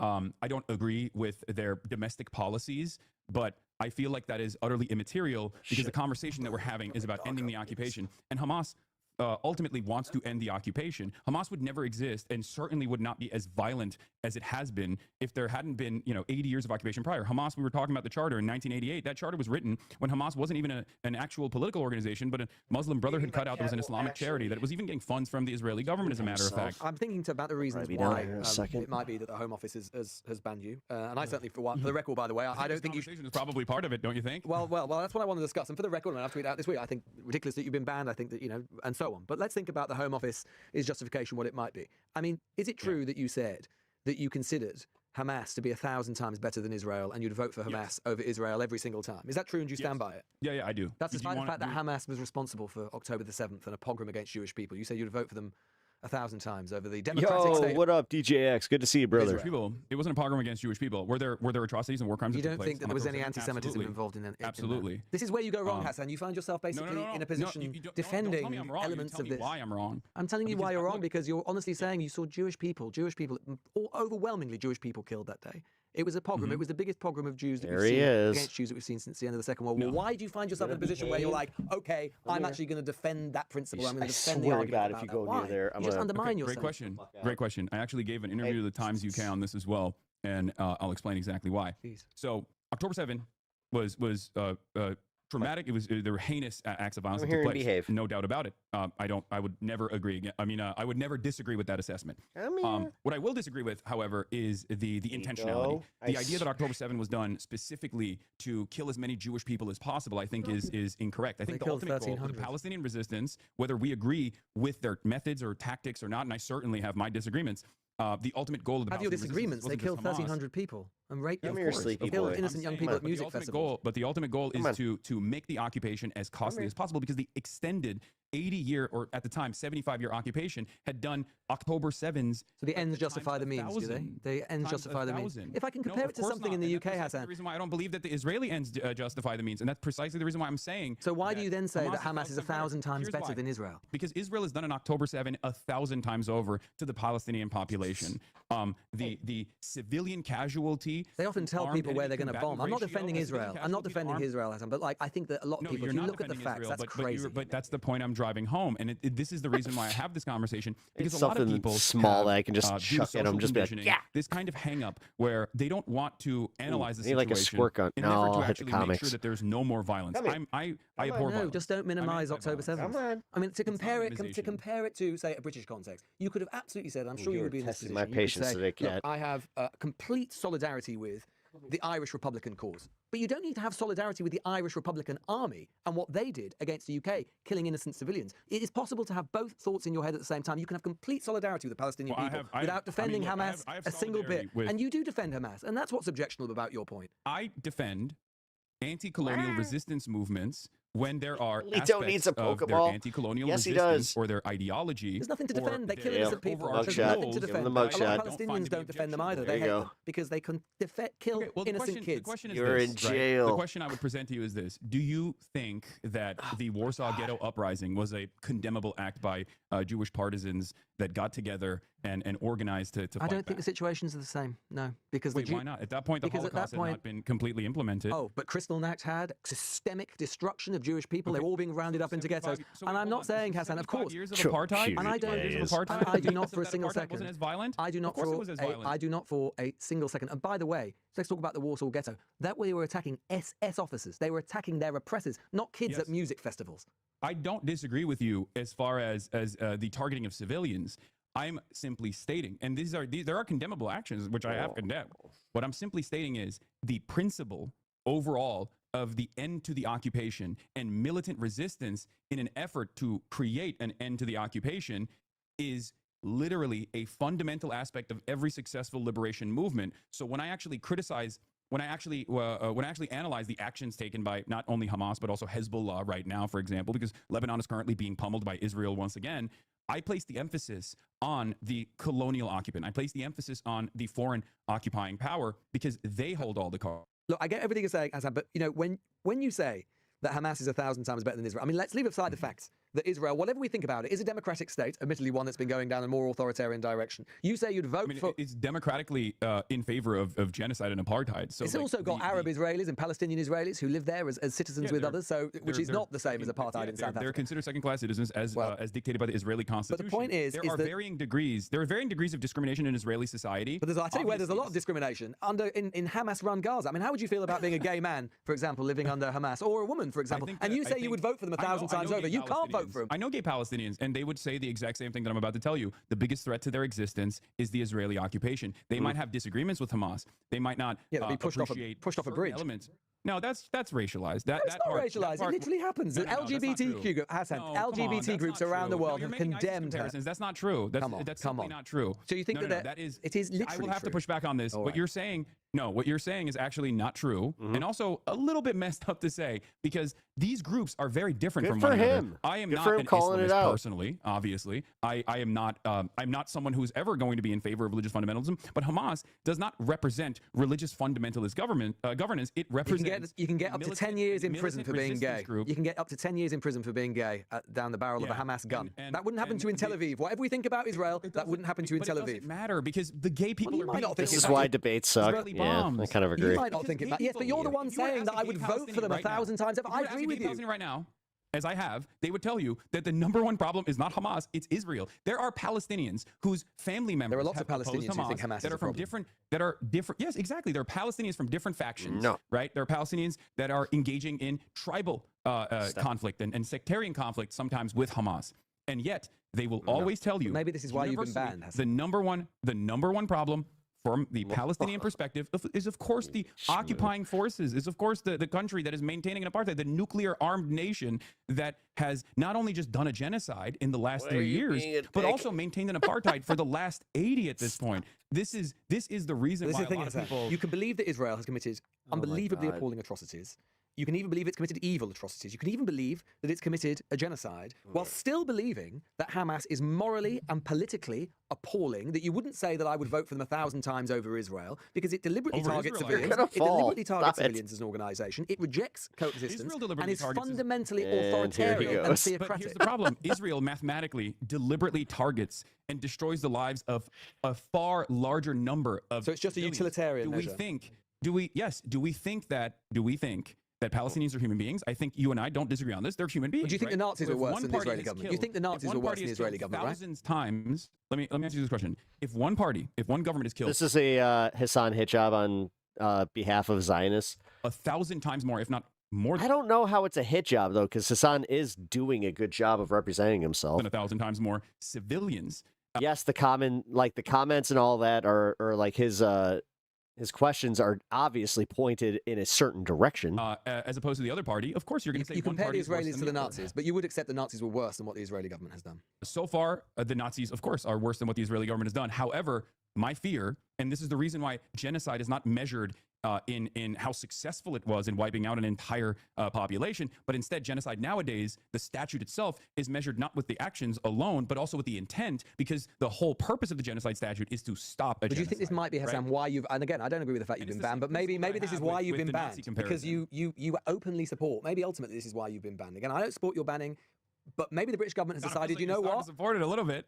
No, I don't. I don't agree with a lot of what you say, but I'm absolutely happy for you to come to Britain. Opinion on this. Shabana Mahmood has a different view, clearly, or at least the Home Office does, and maybe that's why, because ultimately they think that we don't need this guy over here openly praising an organisation which this government has prescribed and which is a terrorist organisation at a time when we do have a rising problem and an appalling problem with anti-Semitic violence in this country. Ironically enough, the last time I was at Oxford Union, I delivered a speech extensively on anti-Semitism being the canary in the coal mine of fascism and how we must always oppose it. Since then, my opinion hasn't shifted on this issue. I think it's morally repugnant, it's odious, and it's wrong. Simply put, it's just the wrong calculation. Because there are some people who will say, oh, well, a lot of Jewish people support Israel. Why don't you just oppose Jews? Are you too afraid to say it? And I always tell them, like, this is not the case, because Jews are not a monolith. No group of individuals are a monolith. If Jews were monolithic in their approach to Israel, then there wouldn't be a multi-million-dollar propaganda initiative that specifically targets young American Jews. I don't know how it is in the UK, but young American Jews and indoctrinate them into Zionism early on, which has been failing spectacularly, which is part of the reason why a lot of people attack me, I think, because, I have a lot of anti-Zionist Jews in my community, and I'm, proud to stand by them. And the point that I want to make here is this. You might disagree with my assessment on or the evolution of Hamas's tactics, for example, switching from military targets exclusively to civilian targets. I oppose I think killing civilians under any circumstances is wrong, whether it's Israelis or Hamas doing it. The reason why I say Israel's 1,000 times worse than Hamas. No, I think the principle is the same. I think the principle is the same. I'm not a utilitarian, clearly, in the same way that you are, Hasan. I don't think that just because you kill do you disagree that Israel has killed 1,000 times more civilians than Hamas? I don't know what the statistics are, but I would accept completely that Israel has killed lots of civilians, and it's absolutely heinous. But unlike you, I would draw a moral equivalence between those acts. But you seem to be willing to more because you're attached to a sort of anti-colonial ideology. 70,000 with the overwhelming you are willing to basically dismiss one and favour the other, and I'm not. That's the difference between us. I don't think you're not favoring either party. I think that there is a level. I think murder of civilian is wrong. Full stop. I don't see it as an anti-colonial struggle. I think it's wrong. Full stop. I don't think it gets them anywhere. There's a level of understandable sympathy demonstrated by people in Western society, especially towards a country that has been a cooperative ally for a very long time. I totally understand that. It's a byproduct of our social conditioning. We look to a country, and you've mentioned it over and over again. You keep saying, well, it's a democratic process. There is a democracy in Israel, and I keep telling you that it's an apartheid system, so their democratic process is irrelevant. There are literally Arab-Israeli parties in the Knesset. You didn't get that in apartheid South Africa. I know, and ironically it's not the same, enough, is it? No, there's varying degrees. There's varying degrees of brutality here that we're talking about. You're referencing only Israel proper, and I guess the extension now with the settlement project as well. But Israel isn't just Tel Aviv and the Israel that we point to. Israel is a singular sovereign occupant state that dominates the lives of of the almost 10 million Palestinians and his connection was that shit live there. this entire time. In the West Bank and in Gaza. Gaza is a hermetically sealed open-air prison. It's being bombed and is being genocided and ethnically cleansed. And the West Bank has been an occupied state, illegally occupied, mind you, militarily, where the citizens don't have any rights whatsoever. They have separate roads, separate license plates. They constantly have to go through this bureaucratic nightmare, this security tyranny that they've created for the Palestinians in their ancestral Just on British homeland. politics, Hasan, because I know I'm running out of time. What would your message be to the Home Secretary, Shabana Mahmood? Do you want to be let back into Britain? Yes, I do. I think it's terrifying that the Labour government is creating this environment that instead of leaning in to the democratic wishes of the majority that look at what Israel has done and look at the cooperation of the British government with Israel in horror, understandable horror, and demand an end to it, the British government has very clearly moved in the opposite direction of repression. Instead of addressing these needs, the government is instead telling people that they can't actually protest against this. And there's been silly prescriptions like Palestine Action. I think you and I would probably agree that was a little bit silly to prescribe Palestine Action as a terrorist organization, right? And then also the prosecution of the arrest of pensioners and the elderly for holding up a placard that says Palestine Action. Maybe I'm too American for this, but I find that to be ridiculous, right? Do you think that actually inadvertently the British government, certainly to potentially, I mean, you've got millions and millions of people who watch and listen to you. Do you think that they've magnified your message? Oh, absolutely. I think it's been a spectacular failure for them because if I came into the country and did my South by Southwest thing and did the Oxford Union speech and whatnot, I'm sure it would have gone as every other time I've been to the UK. People are excited to see me there. It's fine. I have a lot of fans in the UK as well. But now there is this major media crisis, this moment where people are looking at what the government is doing and are worried about the implications of it, which I think is a healthy amount of friction. Update on Carmelo Anthony's case. I guess he got 35 years. I mean, this is a part of the complex the complex process of democracy, right? As long as we can still fight for it, as long as we can still maintain it, hopefully. And I do want that to take place. And just finally, just briefly, on American politics, which we haven't really had much time to discuss. We're obviously gearing up towards the midterms. Trump is doing what Trump does. He said the other day that he doesn't really care about any effect that the Iran war has had on American consumer prices, or he's not bothered. He seems to be in a slightly unusual place where he's decided that he's not much bothered about public opinion at this point. But what's your assessment as a very leading sort of figure on the left in American politics about where the Democratic Party is now, and the discussion, the internal discussion about where the Democratic Party should position itself? Where do you think the numbers are at? There's a divergence between the Democratic Party as a party and the base of support. The NBA player? No, not the NBA player. The voters, lifelong Democrats, and even independents, as a matter of fact, have completely moved further and further to the left in this process, where they want fighters. They want real fighters that will try to stop the Trump administration no matter what it takes, including sometimes directly physically protesting, right? Certain initiatives, like demanding that Hakeem Jeffries come out and participate in the act of physical protest, even if it's symbolic.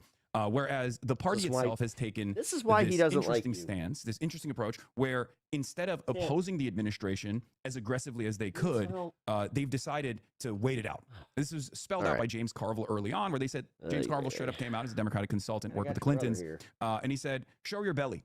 Show your belly. It doesn't matter because the people will recognize how devastating the Trump administration is. There's this attitude like where I think some centrist Democrats want to punish the public so that they come to terms with how devastating the Trump administration is, and then there's no other option other than harm reduction voting, which clearly demonstrably failed as a theory in the last election cycle. I find that to be morally repugnant, and I find that to be far too conciliatory to the needs of the growing fascist movement, because I see the danger of MAGA fascism. I just have to ask you. I'm not alone in this either. No, There's I'm a sure. lot of people. I just have to ask you this. I did notice this week when looking at some of the things that you've been talking about recently. I know that one of your favoured candidates for Nancy Pelosi's congressional seat, she's obviously the former speaker. She's standing down after many years since she was elected in 1986, I think.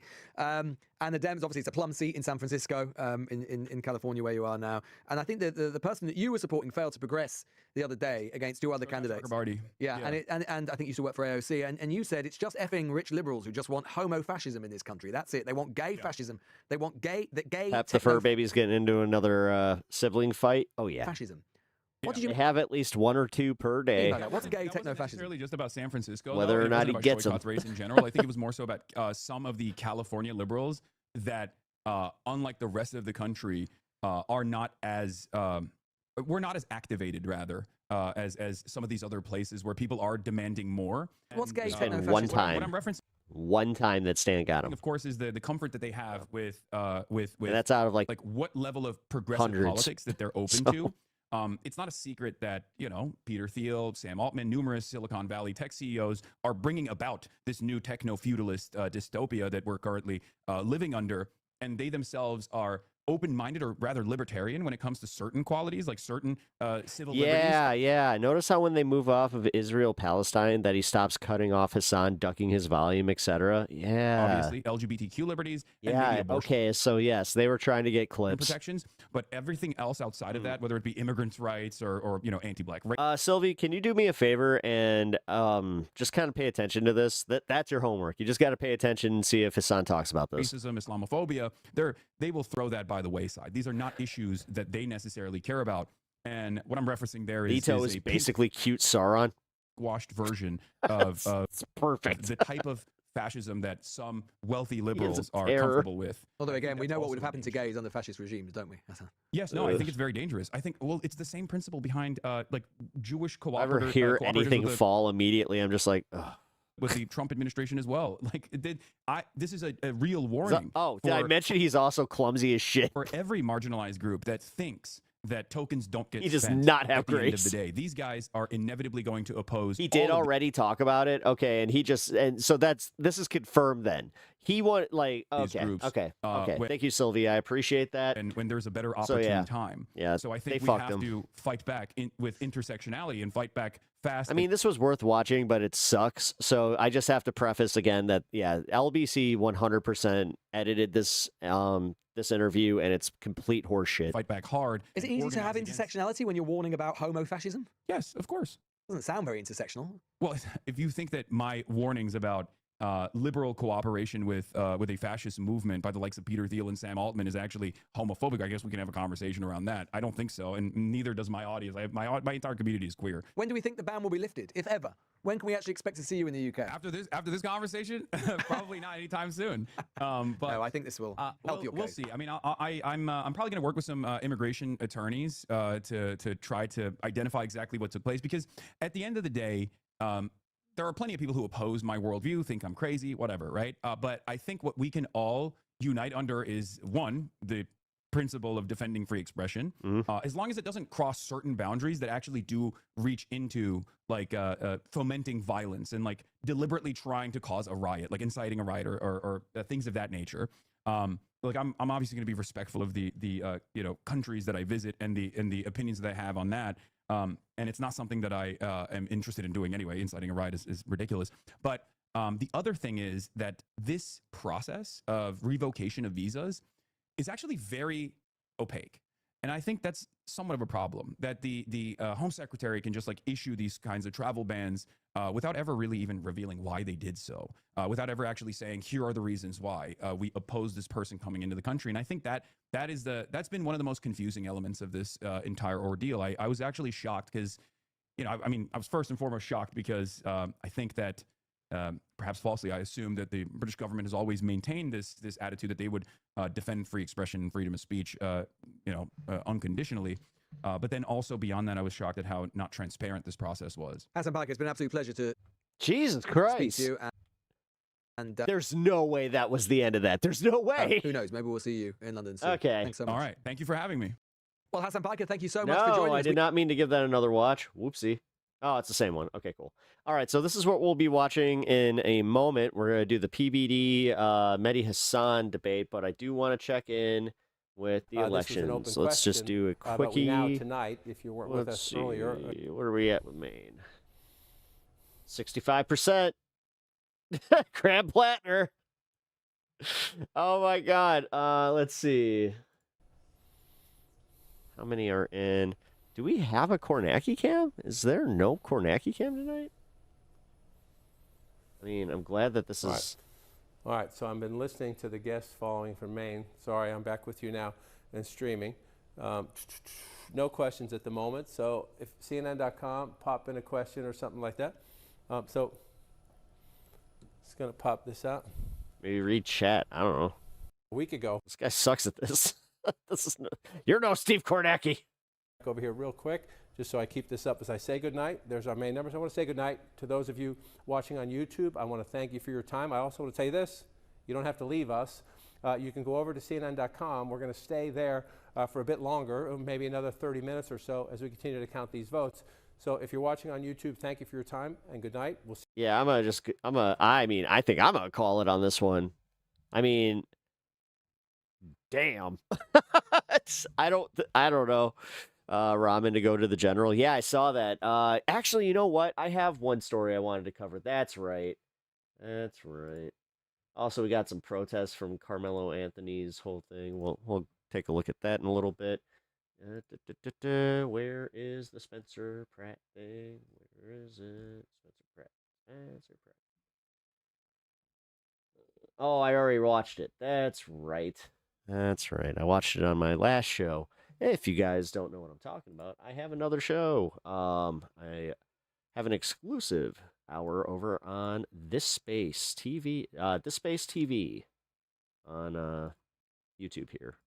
It's a little collaborative thing that we got going where a bunch of us lefties stream together. So yes, go check it out. You know what? If you guys are interested in if you guys want to have if you have any content ideas for This Space, throw them out there, man. I've been kind of going for it. All right, here, I'm going to do a little transition here. Give me 1 sec. Yeah, DJX turned me on to Reckless. Oh, nice. Okay, here we go. What is going on? Begin strikes on Iran after helicopter. Shit. All right, hold on. We got live strikes happening in Iran right now. You know who we're going to for live breaking news. Oh, come on, guys. You got to know. It's our buddy. It's our pal. Over Iranian state media right now. Oh, boy. Right, so you hear him. You love him. You know him. The one, the only. This is like their official Revolutionary Guard It's Steve. Agenda free. Which we just read to you. But it's being posted. It's Steve. All over Iranian state media. He's all fed with his air fryer food, and we're good to go. Let's go! Bandit! Oh, man, I'm glad you got to see Steve. If you guys don't know, we have a whole thing here. The American regime attacked several points in Jask, Sirik, and Keshem under false Special edition call-in propaganda show. Ooh, I like that. Sirik and destroying 2 water I like tankers, that. I can probably tie the Discord to that. In the Burnani district Jesus of the Christ. city. I can't confirm these details. Sorry. In response to this evil move by the enemy, the RRGC Navy fighters launched a drone attack on the Bahraini 5th Naval Fleet. I think that's the U.S. 5th Naval Fleet in Bahrain at 2:30 a.m. The clashes continue, and the zealous Iranian nation's Revolutionary Guards are responding to the enemy's aggressions. And if the evil continues, more severe responses are on the way. No more ceasefire? Are we doing no more ceasefire? Does this mean ceasefire done? Man. Moccasins 1492. Dude, I thought he got banned. Yeah, I'm pretty sure that he got banned. All right. Let's do this. Let's bring this up. Here we go. What do we got? Shit. They follow their bullshit and believe what they say. So when we are out here discrediting ourselves, it's giving them an advantage. They know how to divide us, and that's through the court system. And they silenced us from the court system. They silenced us from having access. Had these people out here like a fucking Hunger Games to have access to a trial that set Carmelo up to have an unfair advantage.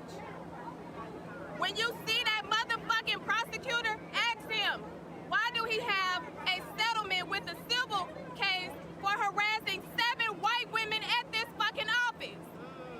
And they still employ his dog ass. If it was a black person, they would be fired.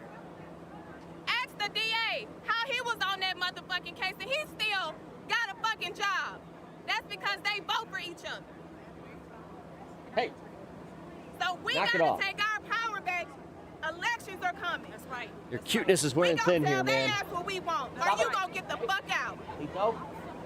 Oh my God. The fuck out. Dan, can you help me here? We got to show up for jury service. We got to show up and participate. Stop trying to get the fuck off of a jury because that's how they slaughter us. But this particular jury, they took 3 black women off of here because they were teachers. That's a violation. And they know it.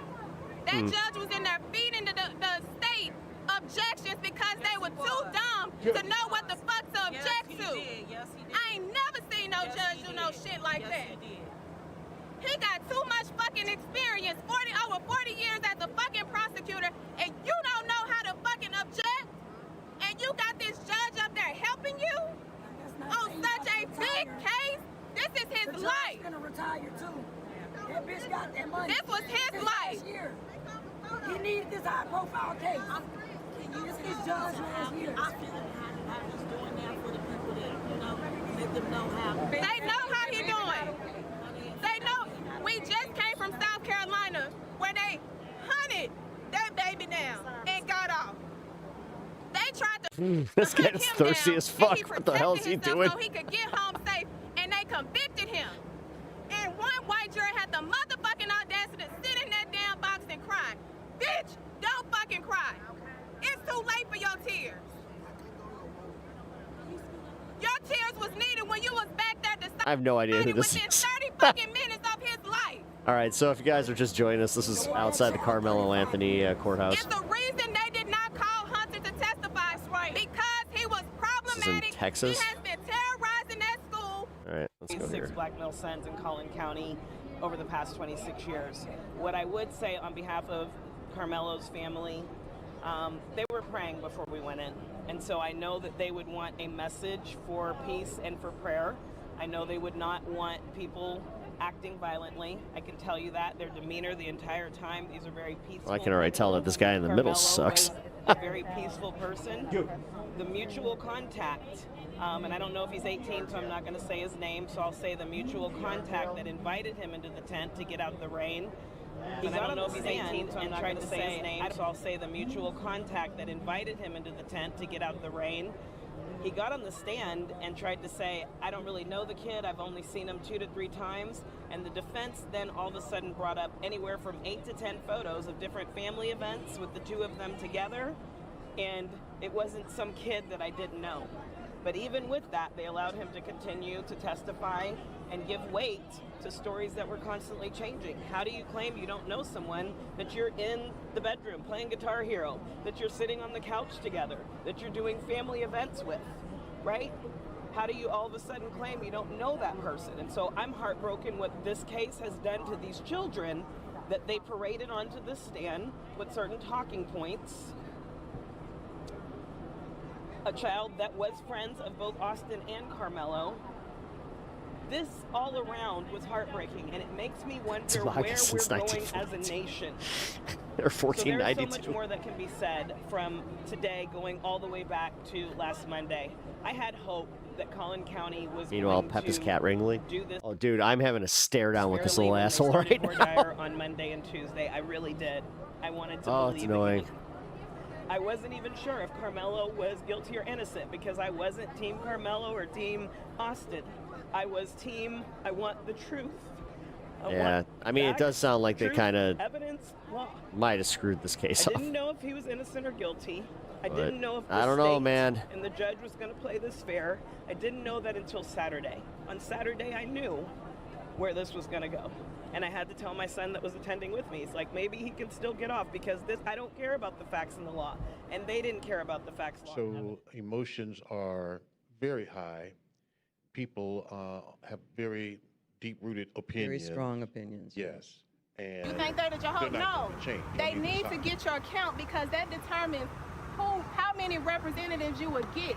And if you're growing, you get more representatives. But if they can't account for you, then they say, oh, we're going to snatch your, they ain't even showing up. Yeah. Could that be him in that white truck? That's like them truck? Oh yeah, he probably did something. No, because this where he's gonna be in right here. This is the jailhouse. When you get into It is weird how you see I don't know, man. Oh, hey, it's the news. There we are. All right. Let's check in with Steve. U.S. strikes. All right, third wave of U.S. strikes on Iran Sorry. It's confusing. reportedly That might ongoing. not be. I looked up MQ-9 Reaper. Hold on. It says there's MQ-9 Reaper. That's from the military, and at the bottom it says, as of $2011. If races were reversed, then bias would probably be the whole probably result in self-defense. unit, Yeah, which has 4 that's what a lot of people are saying about this. aircraft, costs $56 million. I mean, I'm going to have Johnny Walker Dredd on to talk about this some more. We're going to do part 2 of our interview. That's also in $2011. I'm just trying to figure out I don't know that it's if it's cool that I do it on this space. 30 million. I mean, that would suggest that one is not 30 million, but I think it's it would also be interesting. I think it would bring eyes. I don't know. It would be millions of dollars. I cannot tell you. That is an MQ-9 drone from the Air Force site. MQ-9 Reaper. Oh, you left some feedback for I cannot this space. confirm that one has been shot down. Natch.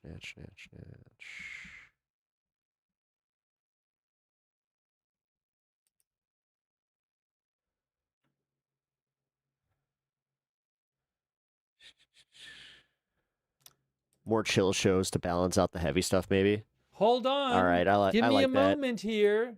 Robert, just trying. Give me a moment. Breaking Breaking cool. No, I like that. news. Breaking news. U.S. completes strikes. The U.S. announces strikes are complete. Breaking news. Oh my gosh. They just posted it. I'm going to put it on the screen right now. God damn it, Steve. Never change. U.S. announces strikes are complete. Never change. Stop botting. I got to get it. It's embarrassing. Here, let's see how fast this chat roll U.S. is. completes strikes in response to Iran's attacks on Apache. Breaking news. 20,000. Right now. There it is on your screen. There's no fucking way. U.S. completes strikes. With a crawl. Breaking news. Nice Chiron. The U.S. Central Command Forces completed self-defense strikes against Iran. 20,000 people. June 9th at the Commander-in-Chief's direction in response to yesterday's downing of a U.S. Oh Army my God, Apache the impression is helicopter. uncanny. Breaking news. Oh my God. CENTCOM forces struck Iranian air defense, ground control stations, and surveillance radar sites near I'm Ray Romano. the Strait of Hormuz. With precision munitions from U.S. Air Force Everybody and loves Navy Raymond. You guys remember that show? fighter jets. The operation was a proportional response to recent Who would have attacks guessed on that he was U.S. lying? forces and international commercial ships transiting regional waters. U.S. forces remain vigilant and postured to defend against unjustified Iranian aggression. Whoa! I haven't been here in a minute. Hey, stop using my voice for this guy. That's not cool. I mean, we haven't talked about Tim Pool in a long time. What's going on with that? We need to have a talk. All right, kickflip.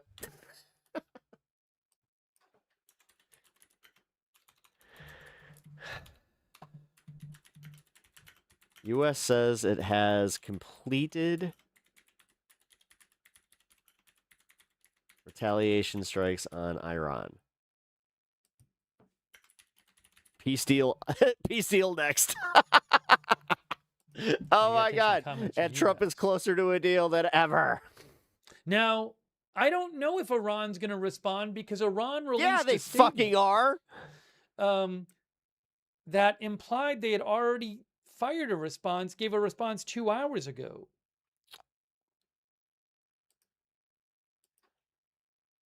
Oh, Steve. Oh, Steve. You. Oh, I just want to pat him on the head. Just. Thank you for the chili pepper. Appreciate hang on that. a moment here. It's one of my favorite ones. For 6 joules, worth it. And on brand. Appreciate that. I swear to God, if I hear you do this one more time, we're going to have a problem.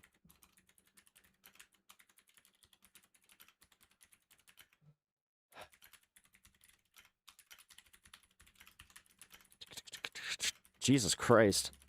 Hold, please. Hold, please. Hey, Miss Trunchbull. How you doing?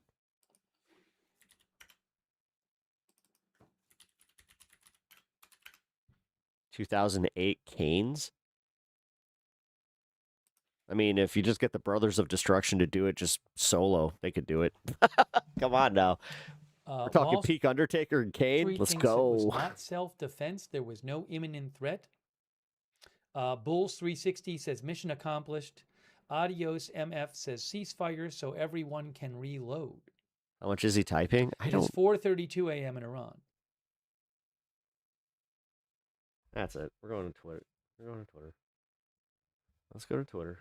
Let's see. U.S. military Central Command says it carried out self-defense strikes against Iran in response to what it said was downing by Iranian forces of a U.S. attack helicopter in the Strait of Hormuz. At what point did Iran attack the U.S. preemptively during the entire quagmire, prompting self-defense? App L says, so close to a deal. Jeffrey Britton says, this is one hell of a ceasefire. Oh my God. After the U.S. attacks on Iran earlier, Trump said a peace deal with Iran is imminent. We live in a fucking parody. I did that as a joke. Stephen Parney oh my God, says, dude. It's on, it's off, it's on, it's off. I'm going to show you again that Iran This statement. is so stupid. You can really read the Iranian statement as suggesting that they might not respond further. Came out right before this.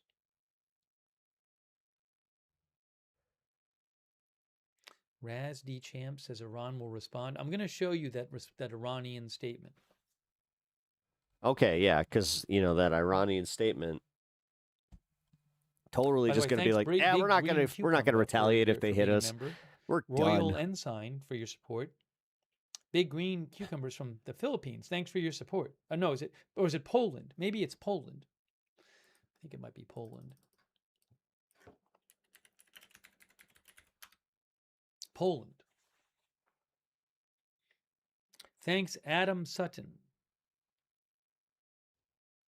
Adam Sutton thinks that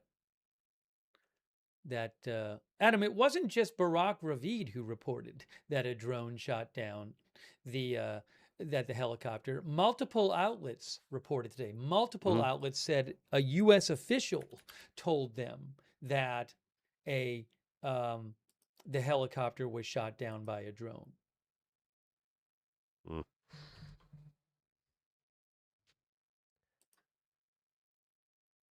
Okay. Yeah, nobody cares. You're just stating facts. We're not in the business of denying elections like somebody. We're not little bitch people that just fucking can't conceptualize how could we lose? And then just that they had to have cheated. Now, 2024, it's a little sus. Yeah, the New York Times, same thing. A U.S. official said a one-way Iranian attack drone hit the Apache helicopter. So it wasn't just Barack Ravid. Multiple outlets say a U.S. official told them that a drone hit the helicopter. Adam Sutton does not believe that happened. That's what Adam says. Thank you, Adam, for your support. Adam Sutton, I really appreciate it. Well, como estas? Let me see if there's anything else being reported now by Iranian state media about this.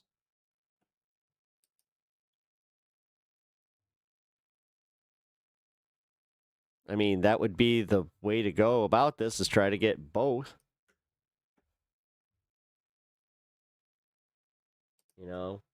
Here I am on fucking Twitter getting more information than I'm getting from you, Steve. And we're bombing Iran again, just when I was getting used to gas prices going down. Here's the statement. This statement from Iran.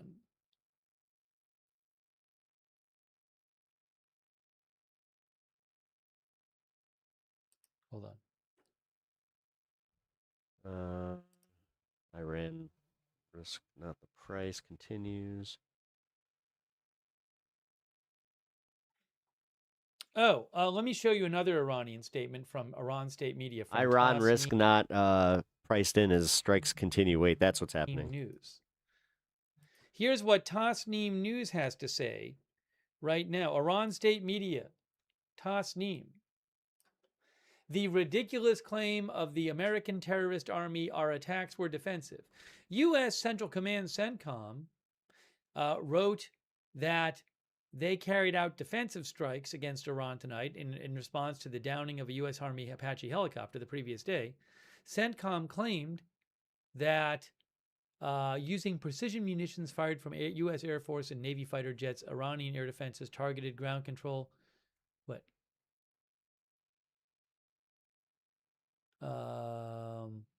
They say CENTCOM claim they targeted different targets in Iran.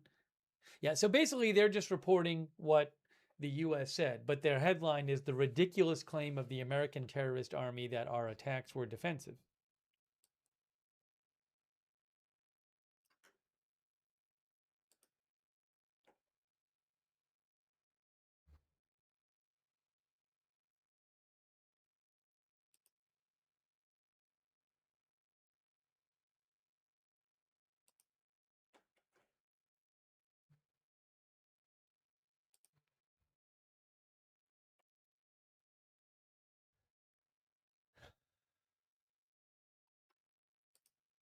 Imagine a GoFundMe for Carmelo to pay Trump for a pardon. To clarify, for state charges. Oh, some American. Tasneem says some American bases in the region. Yeah. Have been targeted. Yeah. And they're going to target more. This sounds like their response is over. It's 4 a.m., you dumb fuck. Their day just started. This is a newer version.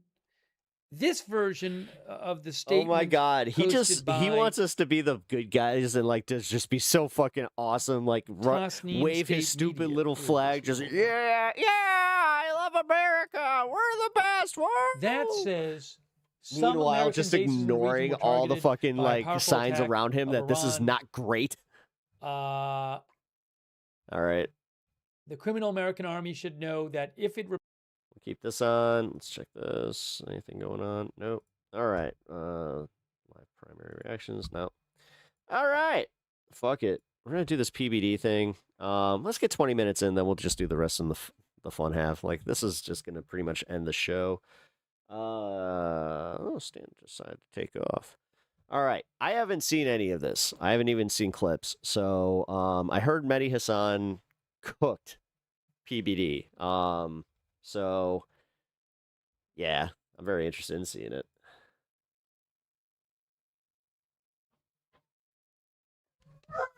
What the fuck? Did you ever think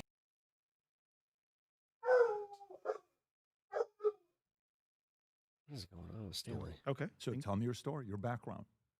My background is, if the accent didn't give it away, I'm a British American. I'm a dual national, British American citizen, citizen of both great countries, born and raised in the UK. My parents, immigrants from India, moved to the UK in the 60s. What part of India? South India, Hyderabad. Okay. Best biryani in the world. Best beer? Biryani. Biryani. Yeah. That's the best beer. I'm not going to be the guy who gives you beer recommendations. Best beer. Okay, got it. So I went to Mumbai. 8 years ago, and I spoke at IIT Institute. Oh yes, big, incredible experience. Incredible place. Yeah. But Hyderabad has better food. So I have to say that as a Hyderabadi. So my parents moved in the 60s and 70s to the UK. I was born in 79. I think we're similar in age. And I moved to the US 12 years ago, come February. So it's been over a decade I've been here. Became a citizen in 2020, been a journalist all my life. What do you prefer? UK or, and I know, listen, this is a controversial question. Just asking, I don't want to upset mom, so you don't have to answer it if you don't want to.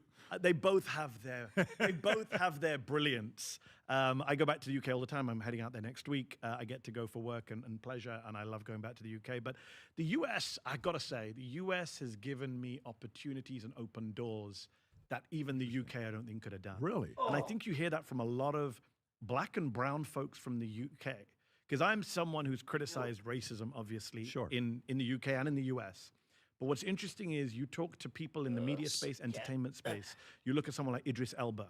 You look at someone like my good friend, my old school friend, Riz Ahmed, Oscar-winning, Emmy-winning actor. they've all talked about how when they came to the US, they got more opportunities than they got in the UK. Why do you think that is? Is it just capitalism? Is it just business? Is it incentives? I think there's also, I mean, the country is a bigger country. I think we can sometimes forget when we live here how this is a continent of a country. Yep. So just geographically, space-wise, there's more places to just do things. The UK is very heavily concentrated around London. Yeah, The entire it's very country, small. To the great consternation of people in Manchester, Birmingham, the entire economy is centered around one city. Mm-hmm. Politics is centered around Westminster in London.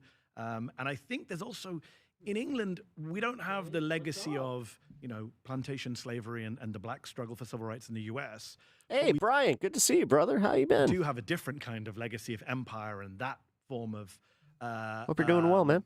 History to overcome.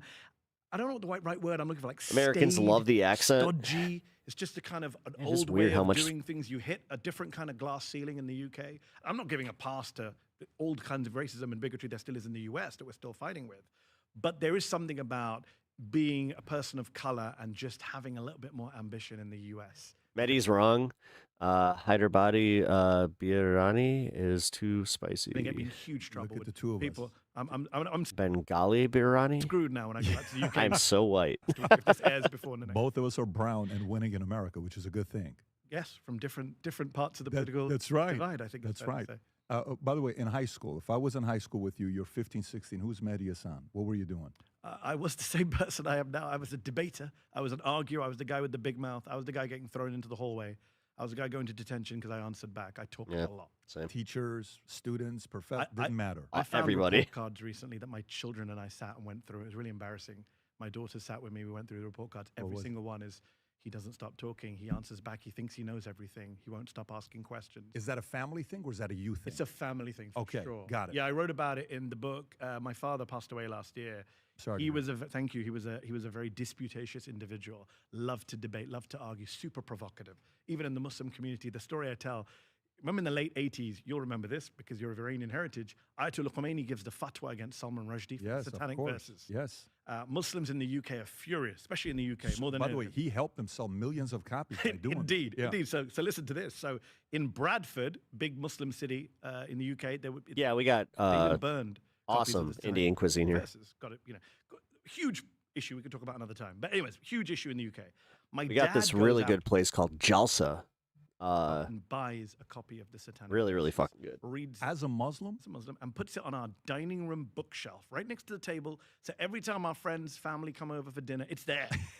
And people are saying to my dad, "What the hell are you doing here? Why do you have satanic verses on your bookshelf?" My dad said, "Have you read it?" I said, "No." They said, "Well, how do you know what to object?" Yeah, I know. I saw the And I think that attitude of his, which was Ocarina quite of provocative Time. I have always had a rough time with that word for some reason. at the time, and even till his death, he was known as a But yeah, dude, I cannot wait. provocative individual. I think I My borrowed a lot wife of was that, the laughing at me ability how to be able giddy to I ask was, where I was just questions, like, be offensive if need be, "Oh, be no provocative if need way." be. Don't give a shit what people think. If you need to ask the right questions, you need to say what you want to say. That very much comes from my father, from my household growing up. My sister is also a journalist. We very similar in that sense. About Was asking he a questions. journalist or no? Was No, your he father- wasn't. He was very meat political. and He was a rice very dish. traditional. He was a civil Dish. engineer. My mother's a doctor. They're very classic Asian, desi, Indian couple.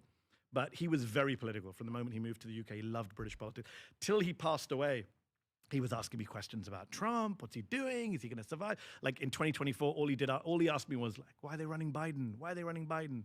At what age? This was at 80. He passed away last year at 87. So this would have been at 86. Good for him. So he was super. Was he sharp to the very end? No, unfortunately, he wasn't sharp at the end. But even when he wasn't sharp at the end, he was still very political. Just wanted to talk about politics whenever I called. Never had a desire to run and do anything? Just opinion? No, just loved it. There's a certain generation of Indian immigrant men who have a lot of opinions. Well, the opinion part, I agree. Yeah, but he also read broadly, read widely. He could quote Shakespeare. Who influenced him? What influences politics? His uncle growing up. My dad grew up as an orphan. His father died when he was 2. He was raised by his uncle mainly, who was a kind of polymath. And I think he absorbed a lot of that. So my father was someone who could quote Shakespeare, but he could also quote Allama Iqbal, the famous Urdu poet. Like he could switch between different cultures, different intellectual references. So it put a lot of pressure on me and my sister. But was he a devout That's an liberal himself? intellectual Would you capacity consider him that most Americans don't have. Be a progressive himself or no? I think he very much would see himself as a liberal. Okay. My parents are very different. I think my mother is more conservative, more practicing. My father was more intellectually engaged with the Like religion. a literal conservative? Like conservative? What's your definition? Like she's pro-Trump?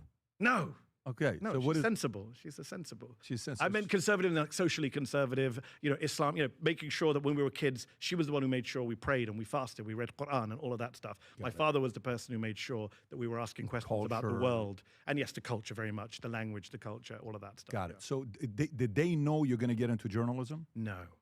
How did that happen? Like, when was it, Dad? This is what I'm going to be So I doing. went to. I mean, it sounds like he kind of had an idea. I did politics, philosophy, economics, which is this degree Like that math as well, economics. Yeah, I saw economics. PPE. Right. It's a famous degree in the UK that politicians love to do. Prime ministers love to. David Cameron did PPE. Like it's called the degree of prime ministers. Like it's famous. I did that degree and I didn't like the economics. I struggled with the philosophy, even though I enjoyed it. And I loved the politics. I didn't know what to do. Most of my friends left university and went into finance, investment banking, management consulting. I knew I didn't want to do that. So that left me with a kind of, well, what do I do now? And I kind of fell into journalism. People ask me at events now, young people, like, what's your story? How do I become a journalist? I wish I had like a Marvel origin story. I don't. It's not like I dreamt He's of like, being a I journalist. oopsied into this. I do have a big mouth. Which I'll try this. I gotta get that. Great in sales. You would have been great in finance.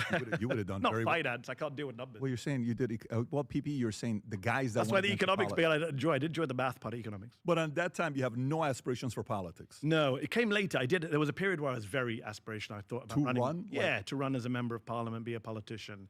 And then I realized it's not for me. When you cover it as a journalist, you're like, this world? What do you mean it's not for you? To run for office? You? Do you ever watch Mamdani? You're like, dude, I could do that better. Mamdani's.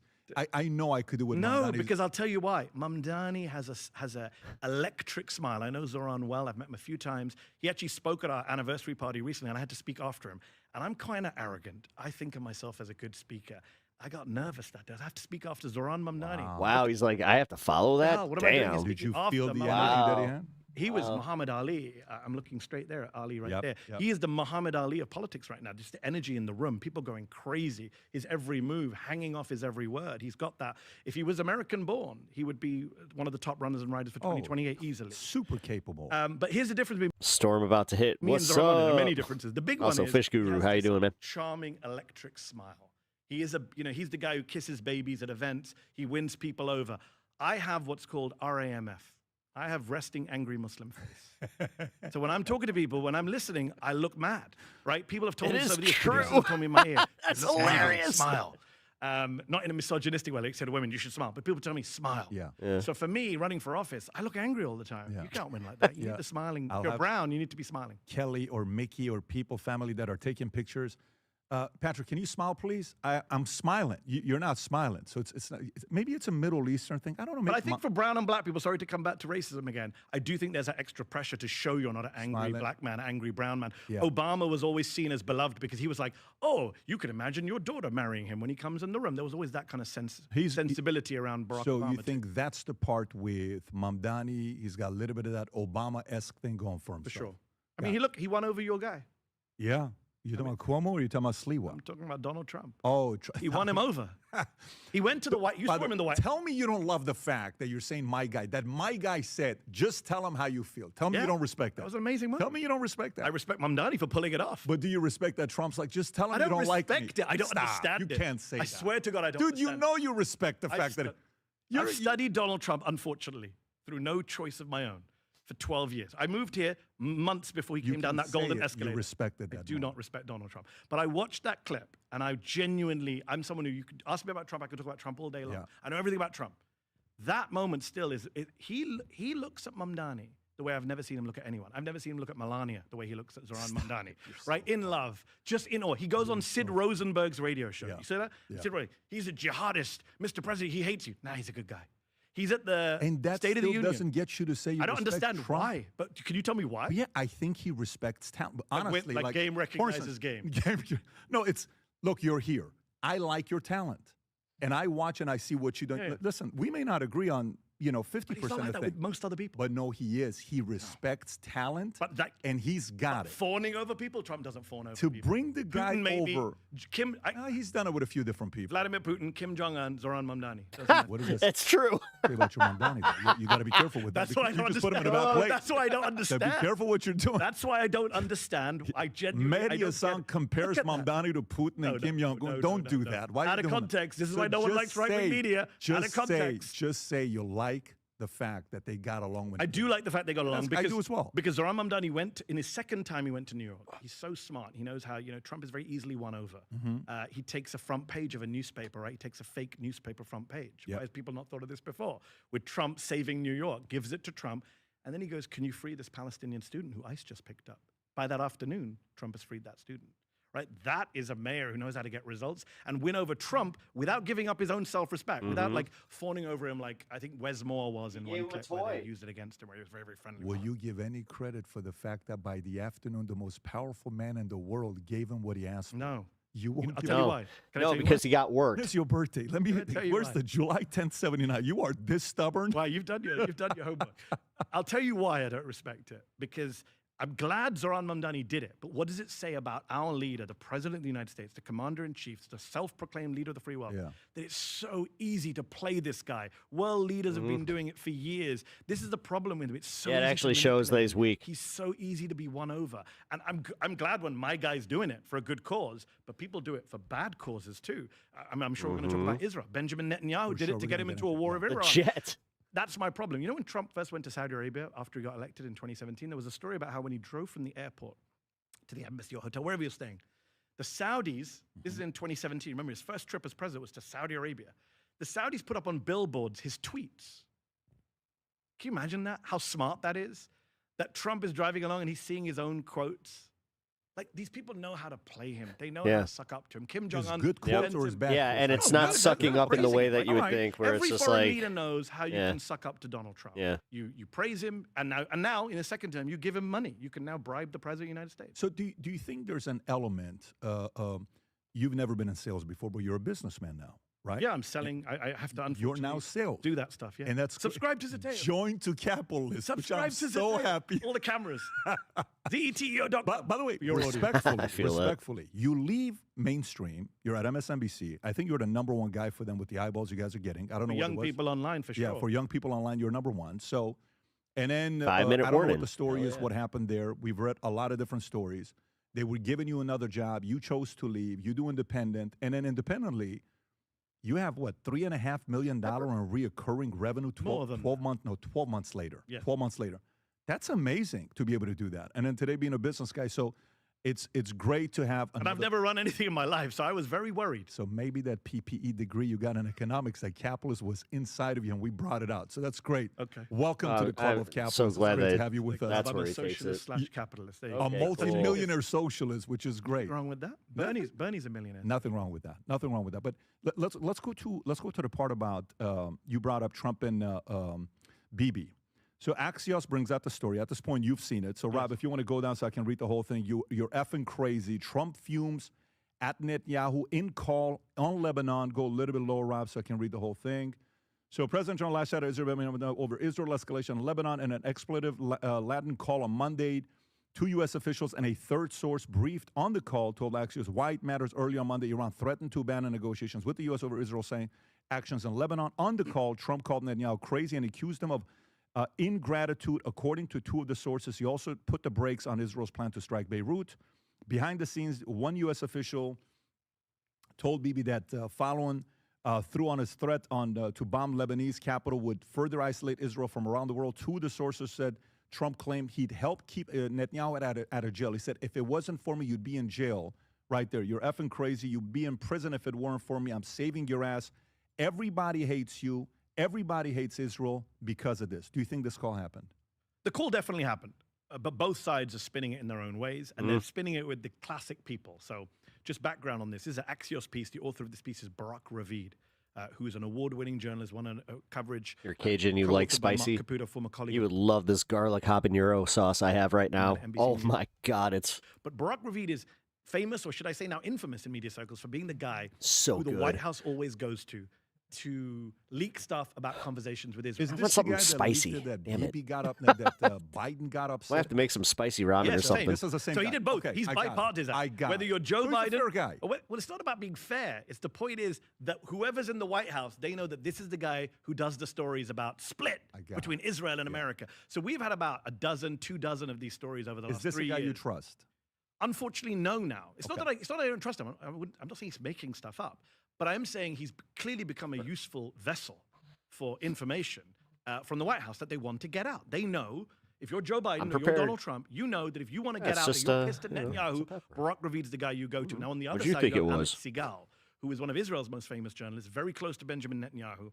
Channel 12, I think, is his network. This guy is now reporting today, the day we're talking, that actually the Israeli side is saying, no, Trump never swore at Netanyahu, never mentioned jail or prison, and they disagreed about how to handle Hezbollah in Lebanon. So the question then becomes, for those of us who were not in the room, who do you believe? Serial liar Donald Trump or serial liar Benjamin Netanyahu? Journalists Some who fuck act you up Korean ramen. as vessels for leaders. I don't have on any both right now. sides. Fuck. It's very I need to hard. get That's why more of people that. have a real issue with mainstream media right now. Because what do you do in a situation like this where both sides Actually, are screaming furiously? And I can believe You'll appreciate neither this. I could version. go for I like can believe that a Trump told him he's nice, fucking like crazy. We wouldn't put that past spicy, Donald Trump. I can also like a believe that they tikka. lied to make Trump Ooh. sound stronger than he is, and Netanyahu's telling the truth. Not very rice though. Shit. Okay, so how do they typically get the credibility? Because anybody can say this was said. So can you go back to the article when it says 2 sources were there? What Shout is out the, to Pinkerbell you're for in the this awesome world. glass. Is there Hell a yeah. system or a standard to be able to, because this is a big deal. Yeah, here. yeah, it's a big deal too. I mean, look, all the traditional rules of political journalism went out the window when Donald Trump came along, right? So, my colleague Swin Subsang reports on the White House for Zateo. He has very good contacts. And, he tells me some of the crazy stories he gets from behind the scenes in terms of people trying to screw each other over, right? In the Trump administration, there's a very unique dynamic. And, he's referred to it as a reservoir dogs dynamic. I got to smoke. Where everyone's got a gun to each other. Not good timing, bud. Right? So they're all trying to screw each other over. So that's another issue is, are 2 of the sources people who are allied with each other? Are they from different wings of the White House? Pat, with this Iran Cheers, war, everybody. Give me there are 1 different second. elements in Step this off. administration. Some people want the war done, finished. Some people want it to keep going. So there's different pressures on This Trump. is not 100%, 80% story. This is No. So there's different people leaking for different agendas to try and end a war or escalate a war. Give me how this makes Trump look good. How does it make it look bad? Who's winning with the story? Who's not?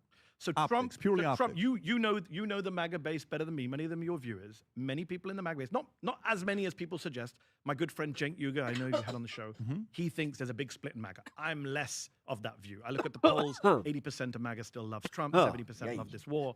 But there is a growing minority who don't like what's going on with the foreign wars, with the betrayal of anti-war promises, and a lot of them see Donald Trump as being, I can't come up with a better phrase than Netanyahu's bitch.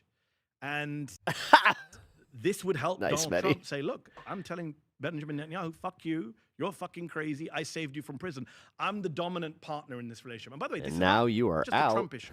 Every American president who's dealt with Netanyahu has come out getting screwed over. Joe Biden got completely screwed over. He gave his entire presidency to save Netanyahu. Look at him today, destroyed. Bill Clinton in the 90s came out of a conversation with Netanyahu. You know what he said to his team? He said, who's the fucking superpower here? He was so pissed that he got talked down to by Benjamin Netanyahu. Yeah. So American presidents have been dealing with Bibi for many years, and they've always tried to assert their dominance, and many of them have failed to do so. So I think for Donald Trump, it's good if people believe. No, that's why Bibi Netanyahu really did not like Obama. But the problem is, those of us who know the Axios reporting on this, we're very, very skeptical. So let I've me seen ask you this this. film before. If you're Trump's advisor, which you're not, but let's just say if you were Trump's advisor, and Trump hears you, and he says, screw this guy. That call did happen. That's exactly what I told him.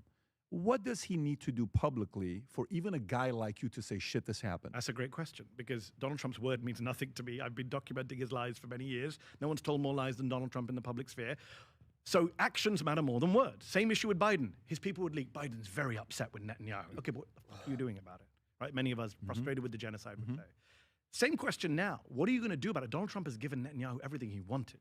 Right? Even if this conversation is true, he's saying, I saved you from prison, in the sense that he demanded the Israeli president. Did he? Don't you think he did, though? In many ways he did, because every time this war continues, Netanyahu avoids trial, right? Every time there's escalation in the war, he doesn't have to go back to court. That's right. And Trump has publicly called on Herzog, the president, to pardon him, which he hasn't done yet, but I'm sure he's feeling the pressure from Trump publicly calling him out. So he has helped Netanyahu, but worse than that, you look at what's happening in Gaza, he's given Netanyahu everything he wanted. And this really bothers me, because in 2024, I spend a lot of time pointing out to people on my side, leftists, Muslims, Arab Americans, people in Dearborn, Michigan, who welcome Trump. And I said to them, you're going to get screwed over by this guy. No. He's more anti-war than Kamala and Joe. This is what I was told by Arab Americans who voted for Trump. He will be the anti-war president. Stephen Miller said he won't send our boys to die. Trump said, remember what he said? He goes, Liz Cheney will go to war with Kamala and kill Muslims. I won't. They all believed that shit. Then he bombed, 6 countries last year, 7 countries last year. Now he's in a war with Iran. In Gaza, he had this ceasefire at the beginning that people were very happy about. But since then, he's allowed Netanyahu to do whatever he wants. And earlier this week, Netanyahu went on camera and he said, we now control 60% of Gaza, and I'm going to take 70% of Gaza. Even Biden, Harris, Blinken, none of them said that would be possible. Trump has basically given Netanyahu carte blanche to do whatever he wants in the Gaza Strip. So when your answer to your question is, what does he have to do to prove he's holding? A guy like you. He has to hold. It's impossible to win a guy like you. I will give credit. I'll say it now. On If camera. what? If he manages to get Netanyahu out of Lebanon and out of Gaza, which he won't. But that's what I would want to see. Because that's what's happened on his watch. On his watch, Netanyahu's taken more territory in both those places. Right. Prove to me that you actually care about Middle East peace. Prove to me that you have control over Netanyahu and American weapons, and get him to pull out. Because right now, Greater Israel is happening in front of our eyes. Netanyahu's doing the project that far-right Israelis have always wanted. He's taking Lebanon, southern You're Lebanon. saying Egypt, He's taking Turkey, Gaza. all this stuff is Who gonna knows be what's next? coming That's next? what you're thinking? Well, if you embolden the guy, what is the lesson of the last 3 years? There's impunity. You can do whatever the F you want, and America will never stop you. Okay, do me a favor. Differentiate between what Bibi's vision is and what Israel's vision is.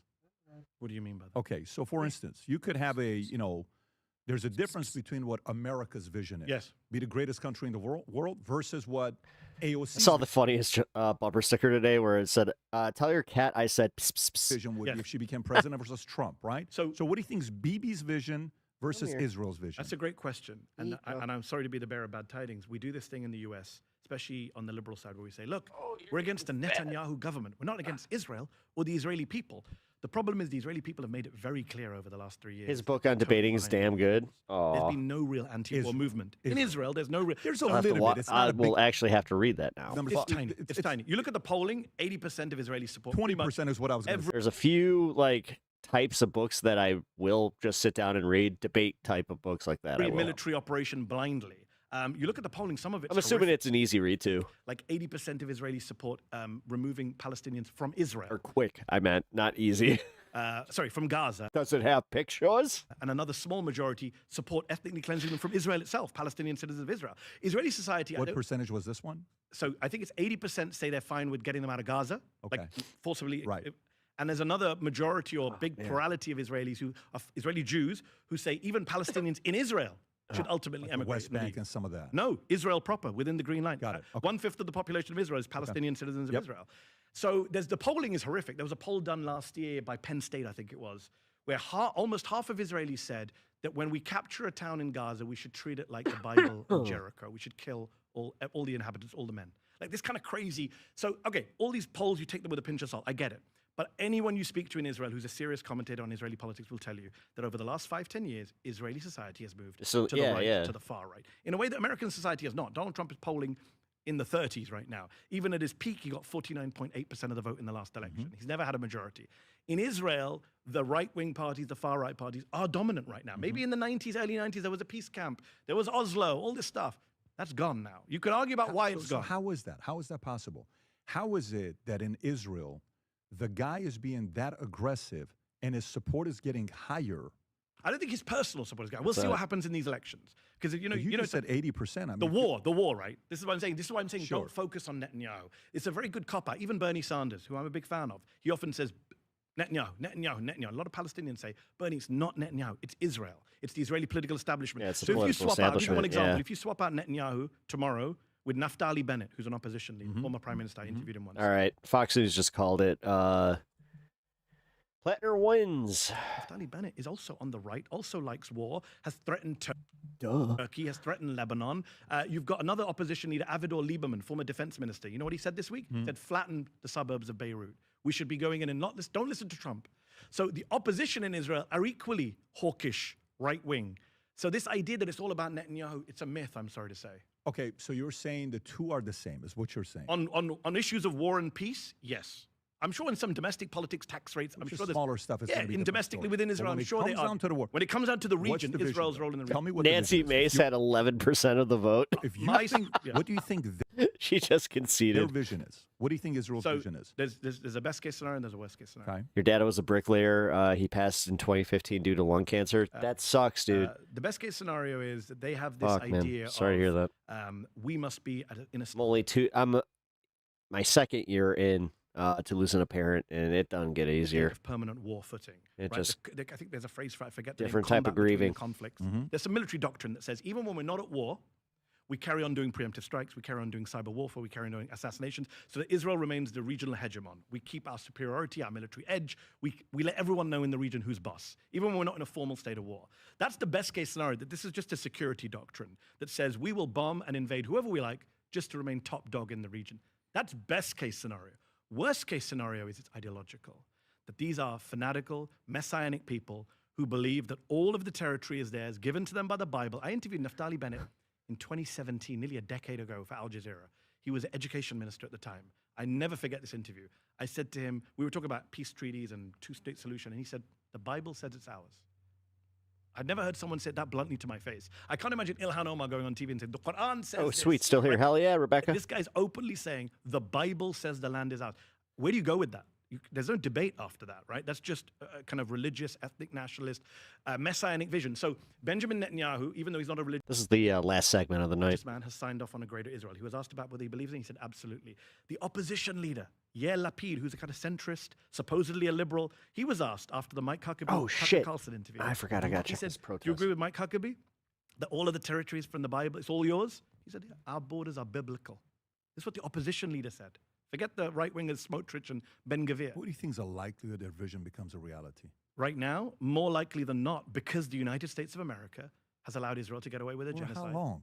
I mean, long term, long term, no. Long term, it's perpetual war for perpetual peace. And by the way, We'll go. deep down inside, do you really think Trump wants this war to continue? No. Trump doesn't like long wars. He No. likes short wars. That's why he's been humiliated by Iran, because he thought this would be over in a few days. By the way, nobody thought Iran was going to be able to, not nobody. A lot of people on this camp, when they sat there and talked about it, it is a very fair argument to say that. No, let me make my point on what I'm saying. It is a very fair argument to say that unlike Venezuela, which we went in, we got Maduro and we're out, most likely Cuba is going to be the same way as Venezuela, probably even easier when they go through and get it. Sure. Iran showed up strength to the world. Yeah. And you got to give them credit, no matter what anybody says, conservative or on the left. You can give them credit militarily, obviously not politically, but Trump, I don't think we can defend him with nobody knew this, but he did this line recently. Nobody knew they were going to hit the Gulf states. We all knew they were going to hit the Gulf states. They've been saying everybody. this for Iran years. was going to hit the Gulf states. Iran was going to hit the Gulf states. Do you think that's been their doctrine for years? Do you think that unified the Gulf states even more? No.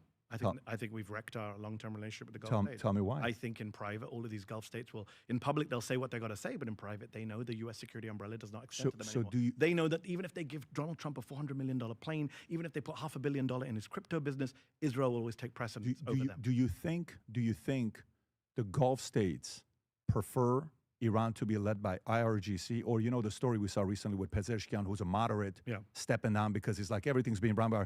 Who do you think the Gulf states would rather have? I think the Gulf states are not a monolith, first of all, Patrick, because the UAE is very different to Qatar and Kuwait, right? But they're neighbors. They're neighbors, but they have different foreign policies. I understand. The UAE that. is I an understand outlier. that. The UAE is very hawkish, very pro-Israel, very pro-America, very anti-Iran, which is kind of crazy because, if the US and Israel move on with their lives, the UAE is exposed to Iran for the rest of their lives. Isn't UAE succeeding the most out of most of the Gulf states? Are they? Financially? Are they? They're So not- many businesses have cleared out. Tourism has fallen. If you- It's a huge industry based on tourism. For the time. You think people are going to go back? I think my thing is... I think so. I think that their image has think been so. permanently destroyed. I don't think you could put it back in the bottle. They had this image, especially to kind of white Westerners, as this business, tourist, even residential utopia. You go there, there's no crime, you chill out, everything's cheaper, et cetera, et cetera. I think that's gone now. Once Iran has done this, I think they've destroyed that image. Now, if you're Amazon or you're whatever it is, Chase Bank, you're going to go back into Dubai, Abu Dhabi, knowing that Iran can then do this again at any time they want. As long as Iran is still run by the same government, I don't think these Gulf states get that image back. And I think the Qataris understand that. Even the Saudis understand that. They want a region, I think privately, and I may be wrong, and the few people in the Gulf I speak to say this to me, they recognize that Israel is the real problem in the region. They may not say so publicly. Some of them are signed up to the Abraham Accords like Bahrain, et cetera, UAE. But I think they understand that Israel is the destabilizing force in the region. It's Israel that bombed 6 countries in the Middle East last year. It wasn't Iran that did that. It's Israel that went to war now and brought the United States into this conflict and led to Iran bombing Kuwait and Qatar and Saudi Arabia and the UAE. And I think that is the situation we're in. I think you're going to see these Gulf states, if they're smart, making overtures to the Chinese and to the Russians in future years. They have to kind of diversify who they rely on. Maybe it's me being a Syrian, maybe it's me being Armenian, maybe the fact that I lived in Iran could be the reason for this. But nobody sells Israel as this incredibly powerful organization and brains than those who hate Israel. All they talk about is how powerful Israel is. I don't think there's anybody that's the Don King promoting how smart, intellectual, brilliant Israel is than those who cannot stand Israel. Well, I'm not one of those. But if let me just go through the list. I'm not somebody who said Iran would roll over. I said Iran would make Iraq look like Not a walk that, in the but park. I'm talking about right. like how- I warned that Iran and America would not be able to destroy Iran in the way they thought they could destroy Iran. Mhm. It was insane. It was hubris to think they could do that. I've been saying that for 15 I mean, we years. had 20 plus years to kind of prove that. Years. Like, I don't understand why that wasn't enough. I've been saying it since Iraq, 2003, when I was a 23-year-old marching against that war. When Bush was thinking about Iran, I was saying, Are you afraid of Israel? Am I afraid of Are you afraid of Israel? What do you mean? Are you afraid of Israel's aspirations? Oh, yeah. But aspirations are different, right? Can they pull it off? I agreed with you that just because they have this messianic vision doesn't mean they're going to win. Yeah. I mean, I agree to with me, that. it's like, okay. No, like they didn't win in but, Gaza. bro, Patrick, I said in 2023, I Yeah. said this whole plan, when people were like yourself and others were saying Yeah. Israel has a right to self-defense, destroy Hamas, I said you can't. There is no military solution to your problem. Yeah, so you know what it is for me. Don't talk to Mehdi because Mehdi's going to do this. No, I want to talk to Mehdi. No, I'm telling you, be careful. No, I want to talk to Mehdi. Oh, don't talk to Bibi because no, I want to talk to him. I wish you had an hour and a half to talk. No, don't talk to Nick. No, don't talk to this guy. I want to talk to him. I don't sit there and see that, my God, everything, they're so powerful. They're going to control America. They do this, they do that. I mean, you kind of giving them too much credit. I mean, you're mixing different things together, though. One thing is militarily, can they win on battlefields? No, not always. Hezbollah defeated them in 2000, famously. That was the first time they were defeated by an Arab force on a battlefield when they withdrew from southern Lebanon. They're back now. We were told Hezbollah was done. Do you remember a couple years ago? Oh, the pages and the assassination of Nasrallah. They're done. It was a paper tiger. They just killed 30 Israeli soldiers in the last few weeks, right? They've injured hundreds more. Who knows what the real numbers are? So clearly they're not done for. Hamas is still around. And the Iranians still have, 70% of their missile stock, according to U.S. intelligence. So the idea that these were all paper tigers was bullshit. That's a different argument. I'm not a military expert. I'm not going to sit here and adjudicate. Also, the fact that it's just like, have we not learned any lessons from Vietnam or the last 20 years, like I was just saying? Okay, who has the strength in the field. Politically, though, in this country, does Israel still have power? Sure. They still have politicians who support them. They still have lobby groups that advocate So on their does China. behalf. So does Qatar. No, So not do- on the level of Israel. Come on. Oh, There's no okay, let me ask you a question. Go on. If you had $5 billion Yeah. to win over influence in people in America politically Yeah. and inject your way of thinking, Yeah. would you put that money to buy over congressmen and senators, or would you put that money Narrator voice, no, we haven't. into winning over kids? Where would you put your money? It was at that moment when they found out that they were not in control. No. Either or. Okay, then do diversify. Seriously, use it as a mutual fund. You got $5 billion. How much you put in one? How much you put in the other one? Honestly. God, I have got to work on my Morgan Freeman. I don't know. My name is Morgan Freeman. I am an actor. I want you to think about it. 50-50. I think they're both important. Have you seen Shawshank Redemption? You think See, that's where I lose it right there. When you say young people, you mean like TikTok? You mean like Universities, controlling I'm talking social about media? universities. Take- My name is Morgan Freeman. This is a penguin. I am narrating penguin movies in my retirement. TikTok, social, give money to universities, give money to places to get the kids influence. Where would you put the money in? But let me take your example, take it a step further. Okay, let's say I put it all in students. I win over young people. That's already happened. Have you seen the polling? The young people hate Israel. Oh God, I thought you were going for Churchill. I Ooh. No, But does it We'll storm them at the beaches. translate into policy? No, because the Congress still controls the purse strings. So I'll give you one We will prevail. I don't know what that is. example. 8% of Democrats support Israel's war in Gaza. 8%, according to a poll last year. Hey, Silverback, what up, dude? In Congress, it's the other way around. It's like You ain't 80% wrong. of Democrats support Israel. Welcome to the channel. Subscribe to the channel. Join the community. There are only Have 8 some or fun. 10% of voting against weapons or genocide. I'm ballpark figures here. So what's the disconnect? The disconnect is we have a Congress That doesn't sounded like represent Abe the public Simpson. on either side of the divide. Where am I? I don't think the Republican Party. That sounds like Andre the Giant. This is. We have to go. Here. fully represents its base, but more so. I am part of the Goon Squad. Democratic Party You are the Goon Squad. certainly doesn't represent its base on Israel, the leadership. You look at these primaries, we're sitting on a day where there's going to be Hello, lady. a bunch of primaries. So my big point here is, yes, it's great that young people have been won over. It's great that everyone Anybody have a peanut? under the age of 50 in the United States of America, whether Republican or Democrat, does not want more weapons going to Israel. That's the latest polling. Under the age of 50, everyone. That makes sense to me. Right? Just say hi to his brother, Mel Freeman. But Congress does. My name is Mel Freeman. My famous brother, he does voice acting work, and he's a very, very popular actor. So the disconnect, this is why we have such a crisis of democracy. This is why Israel matters so much in our political system. It's not just a foreign policy issue. It's an issue of our democracy where we have members of Congress and a president who does not follow American will, does not follow the will of the voters. And so to answer your question, yeah, you do need to spend money lobbying Congress because ultimately they're the ones voting on weapons. They're the ones voting on aid. They're the ones voting to censor our speech. Saying Zoidberg. Oh my God. I sound like Zoidberg. Wow. Anti-Zionism is anti-Semitism. I do. All of that stuff is coming out of Congress. I didn't know that Zoidberg was technically. It's almost. Actually, no. Hello, Batman. I'm here to break you. I just gave you an example. I'm here to make your day. Bane. The Qataris gave him a $400 million plan. I didn't think that one out. The Emiratis gave him $500 million for his crypto fund. The Saudis have sponsored multiple multi-million-dollar golf tournaments at his properties, hotels. Did it come in useful? When it came down to it, he picked Israel. He picked Miriam Adelson. He picked Benjamin Netanyahu. He picked AIPAC. He picked Marco Rubio. I don't know about that. He picked all these people. What do you mean? We've seen it with our eyes. I don't know about that. Listen. Welcome to Gotham. This is where you die. Let me ask you this. Do you think, and by the way, you didn't answer my question. So I want to. I like the one from Harley Quinn though, where he's just like, "Wait a minute, what are we doing here? Which one of you ordered the chickens? Which one of you had the chicken? Which one of you had the pork? I'm so confused here." On the money part, and then I'm going to go to the next. I did question. answer. I said, I can. What are we doing? And all on the kids. It doesn't matter. No, but so because ultimately Congress is still more important. So what? So you would put all the money in Congress and no, Senate? both. I said split. You would do 50-50. 50-50. Win over the people, and then win over the people who represent the people. So where does Qatar put their money? They put $6.5 billion in universities. Where does China put their money? $5.5 billion in universities. What type of influence do you think they got long term? You think long term? Like you think China thinks short term?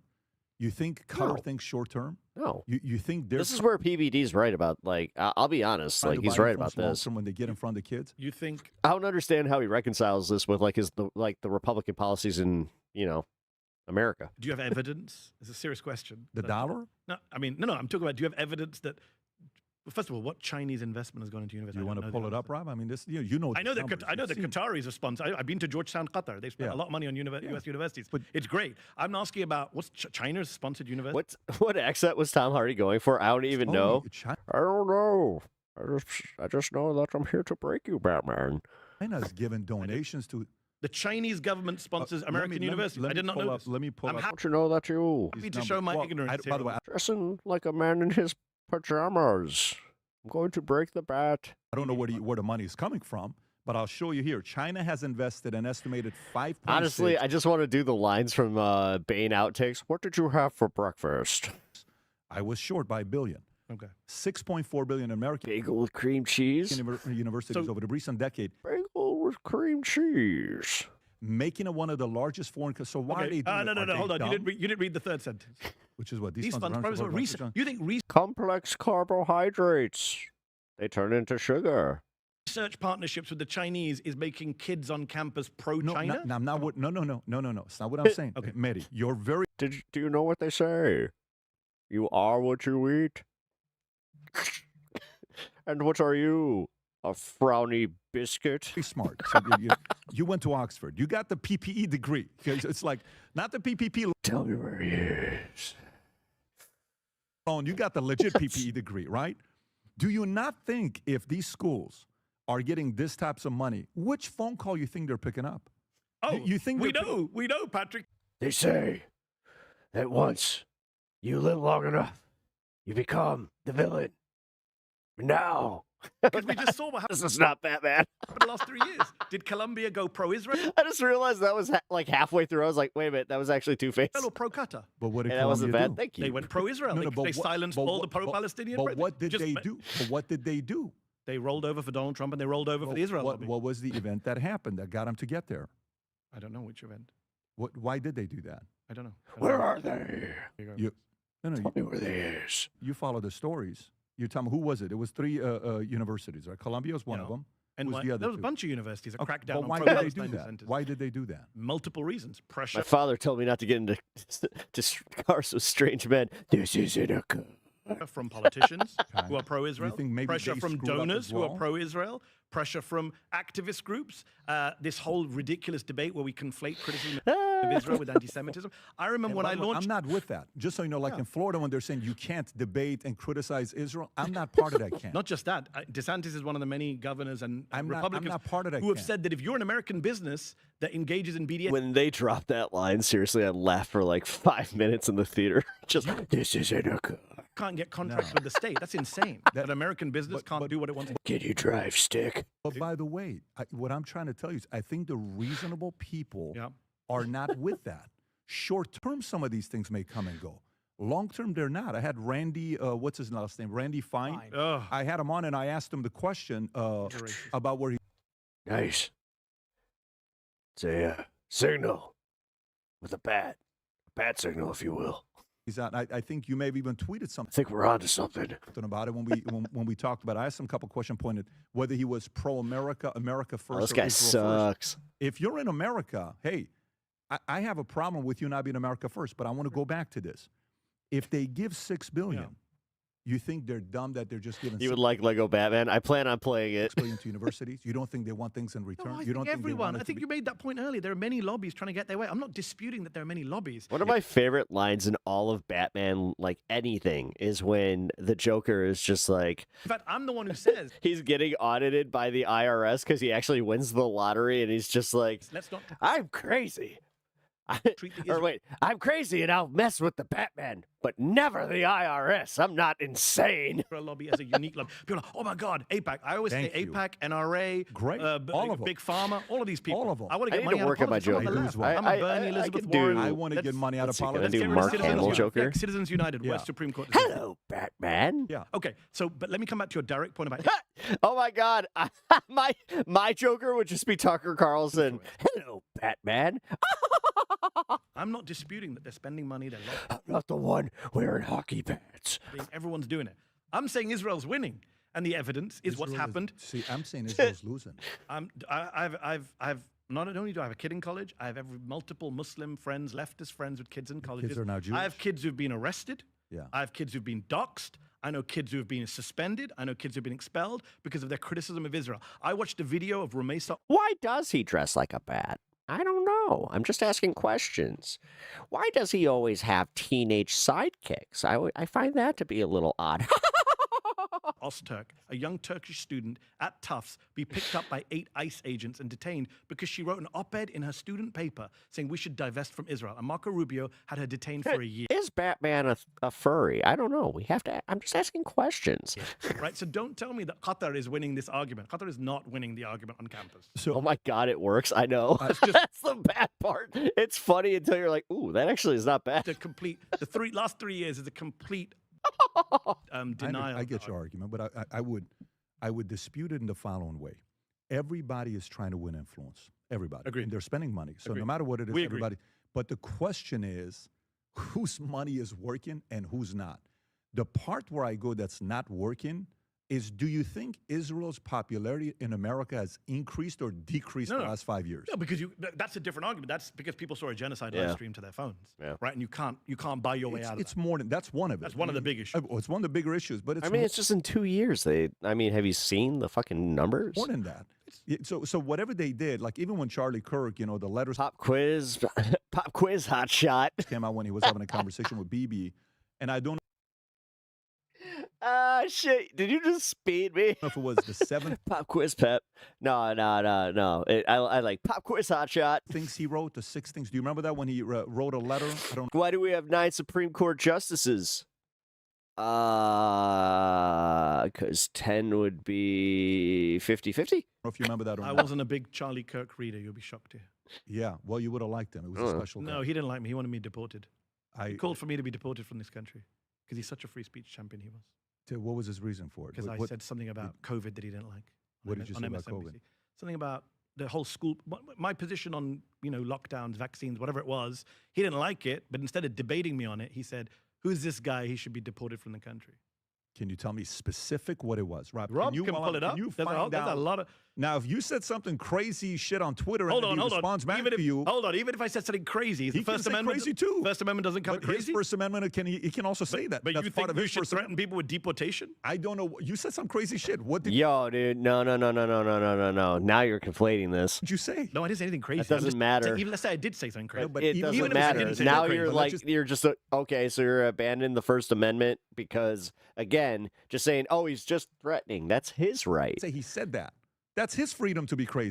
No, that's not actually. Threats are not protected under the First Amendment, funny enough. Of course, it's his freedom. Yeah. I'm not going to like Technically, that is that can be constituted as criminal in some places. the guy. You're like, I would No, agree with that's him. a different That's how we story. got No, onto no, Kirk. okay, I I'm get like, why would I it. Yeah, agree yeah. with the guy who hated No, Islam? you don't have He to. hated Islam, and he wanted me deported. That's a different story. That's a different story. But by the way, Rob is fast. Rob is fast. We need you, Rob. Charlie- This is speed. Charlie was a phenomenal guy. But let me go back to it. We'll have to agree to disagree. Yeah, that's totally fine. So, but where was I going with this? We were talking about influence, and then we went to universities. What topic were we on? Oh, 9 was the amount of courts that we had when the Supreme Court was created. Oh, that's a problem. Brought up Charlie. Rob, do you know where Yeah, I was I'm going? starting to think that we need a lot Oh, more. yeah, when he talked to Netanyahu with the 7 points, and he said to him, he said, you're losing the kids. Whatever you're doing, the propaganda, you're losing the kids. So it's not working. So if you say the influence of AIPAC or whatever they're spending their money to win over Congress and all these other guys, guess what happened? I think they gave money to John Cornyn. AIPAC did. He lost. He's been there for 40 plus years. Paxton won. Yeah. So what happened with that guy winning? He was a guy that was not even supposed to win. He had issues. Letters came out with his wife, all this other stuff. It wasn't a pretty thing. So I don't know if their influence. Don't get me wrong. When you talk about Mary, she's put up some real money there. I mean, Trump's been very open about it. she's put up some real money there. And can I say, I don't think we're disagreeing that much. I think we're not actually disagreeing. I agree with you. What do you mean, Mitch? You mean like I'm the first to say I'm very happy to see young people switching on this. I never thought a day would come in my lifetime starting my show at 420? where polls showed that Yeah, no, I thought about it, but like the thing is, I want to celebrate it with the y'all. American public supports Palestine more than Israel, which we're now seeing from Pew and Gallup. That's an amazing change. in Although, public I opinion for mean, people. realistically, I could start testing this where I start at 420, because then I could keep that my start screen on. Yeah. But what I'm trying to say to you is all of that is valueless, worthless. Why Yeah, because I don't think that the noise would actually be a big. the Oh AIPAC shit! calculation might make sense to AIPAC is, well, who cares what public opinion say? If we can, it is short term, but if we can control, but they If don't you want think my honest answer, it's because YouTube rewards on the hour. long term. No. Like if you start on the hour and you're consistent about it, they do actually kind of reward you, like with return, like algorithm push. Maybe the Chinese do. The Israelis think short term. No, the no, Israelis I'm not think talking Like Israel. today, I had to start late, and I've kind of noticed where I was like, "Oh, this isn't as good." I'm talking about Well, we got there. those who We're wanted all right. to make sure, like whatever their belief is, whatever your belief is, folks that are not pro-Israel, right? Yes. And hey, Yeah, they've not won hearts and minds. We agree on that. oh no, I think I go to schools and I talk to kids. First thing I ask is, who do you watch? Used to be Charlie Kirk. Who is it now? Really? What's your position with Israel? Oh, boom. I mean, it's like zero to anger towards Israel. So Yeah, this is usually how it happens, though. Okay, even as I was leaving, like my religion, I still didn't go right to leftism. You know, guess what that means? Whatever the like propaganda yeah, was, my politics progressively got more progressive. correct or not, it worked for those Rebecca, holy shit, how are you? that are Agreed. anti-Israel. But guess what's They've scary? made a lot of But progress. guess what's scary? How you been? How's life? When the pro-Israel side here, It's been a minute since I've seen you, so it must be good. when they see the numbers of people watching Candace Owens or Tucker Carlson or Nick Fuentes, God help us, when they hear that, they don't go Anytime you're feeling down, work harder to win hearts. and join minds. Pep What they Talk. say is, She'll we need to turn crack that frown upside down. down on democracy and free speech, because that's the only way we stay Ew. in power. That is why you have Peter Beinart, my good friend, who used to be a hardcore Zionist, now a liberal. that works anymore. Peter makes the point that you're going to see a lot of Zionist groups in this country allying with the right. Traditionally, American Jewish groups have been ADL, all pro-Democrat, those guys. liberal, Yeah. but now they're allying with Trump and MAGA because they see a way of suppressing speech and joining with authoritarian forces because they can't win the argument fair and square. I think that's a mistake. It is a mistake. But that's what they're doing. Jonathan, I understand that. But what I'm saying to you is it's very important to win over the kids. Very important to win over kids. And when I see China, Qatar putting that kind of money in schools, you know, their long-term thinking is let's win these kids over and then let's see what happens. So I don't think Israel is winning when it comes down to winning over. Did you see the Jerusalem Post conference in New York this week? No. They hosted a conference that ties in with the Israel Day crazy parade. They had Ronald Lauder, the Estee Lauder guy, the billionaire, giving a speech. His son-in-law is the Federal Reserve guy, Kevin Warshie. I can't remember his name. Is he Jewish? He's Jewish? Ronald Lauder is a very leading figure in the American Jewish community, big supporter of Israel. He gave a speech at Jerusalem Post conference, and in that speech, there you go. He said that Mossad and Shin Bet, the Israeli intelligence, domestic and foreign intelligence, should be working hard to get American kids to support Israel, influence operations. Openly called for it in a speech. There's a clip doing that. It's insane, right? So when you're talking about, this is what I'm saying to you, it's not that they don't know what's happening, but their solutions are so batshit crazy. Go back to that story. And so authoritarian. Israel is losing the information war. So they get it. They agree with you and me. Yeah. But their solutions are scary as shit. They're authoritarian. It's not going to work today, though. I hope it doesn't work. You know why it's not going to The biggest thing is we need to placate to Trump's ego and say, are you or are you not the president of the United States? And are you not the guy who should be telling Israel how it is? Because last time I checked, Benjamin Netanyahu's got you by the balls, my guy. You know why it's not going to work today? Why is it not going to work? Are you with MSNBC today? No. Okay, where are you at? I'm independent. What can you talk about? Anything I want. Anything you want. Yeah. As long as you don't say something crazy that you get a strike on YouTube, you're good to go. Yeah, but that's the thing, right? Look at TikTok. When Mitt Romney had Antony Blinken on stage, do you remember that famous conversation a couple of years back? And he said, everyone's like, oh, they're going after TikTok because of China, because of China, because of China. And Mitt Romney just sits with Blinken and says, every time I go on TikTok, you see 6 times, 7 times as many pro-Palestinian posts as pro-Israel posts. We got to do something about that. Blinken's nodding. I'm like, Mitt, you're not supposed to say that out loud. You're supposed to say that in a smoke-filled room. He said it on stage, right? He made it clear that the TikTok, taken over TikTok by the Ellisons and co. was always about Israel more than it was about China. And that does worry me because you could say, oh, well, I wonder today if, God forbid, the genocide restarted today at the level it did in October 2023 after the horrific massacre on October 7th, what would we see on our social media screens today? I think you'd see much less than you saw in October, November, December of 2023. So if you, okay, fair on what could happen there. But to me, I think the independent content creators, Israel wasn't used to these guys 20 years ago. And this is a very different game. Yeah. Very different game. So they were not accustomed to these guys coming on and not needing anybody and just sit in front of the computer, play video games and talk. And nowadays you have streamers. Streamers are influencing kids. Gamers are influencing kids. How long this is going to last, I don't know. But look what the UK government just did. My With country. Jenkins, Hasan. Big Mac sauce.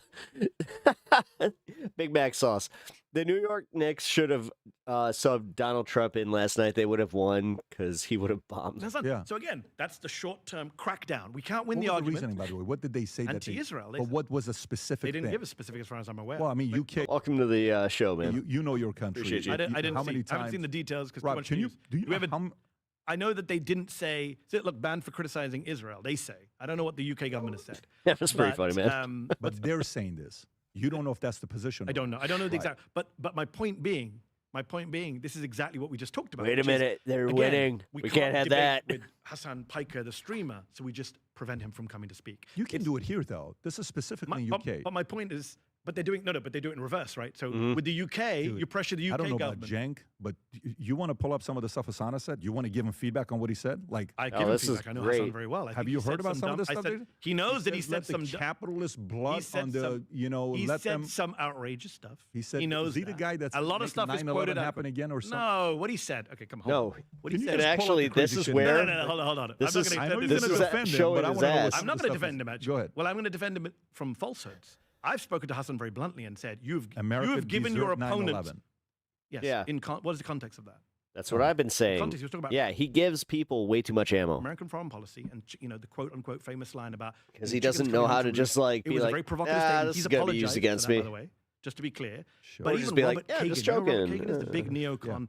He came out recently and said, you know what? 9/11 was a result of our bad foreign policy. He just said it in a more diplomatic, Atlantic magazine-friendly way. So you're supporting him saying that, Hasan Piker saying that. No, he shouldn't have said it like that, because America deserved 9/11, makes it sound that those people died was worth it. No. Right. But did America bring 9/11 on itself? 100%. Our U.S. foreign policy created Osama bin Laden, created Al-Qaeda, created all of these wars in the Middle East, created that jihad in Afghanistan. 110%. That was a blowback from U.S. foreign policy. Every serious scholar who's looked at that admits that now.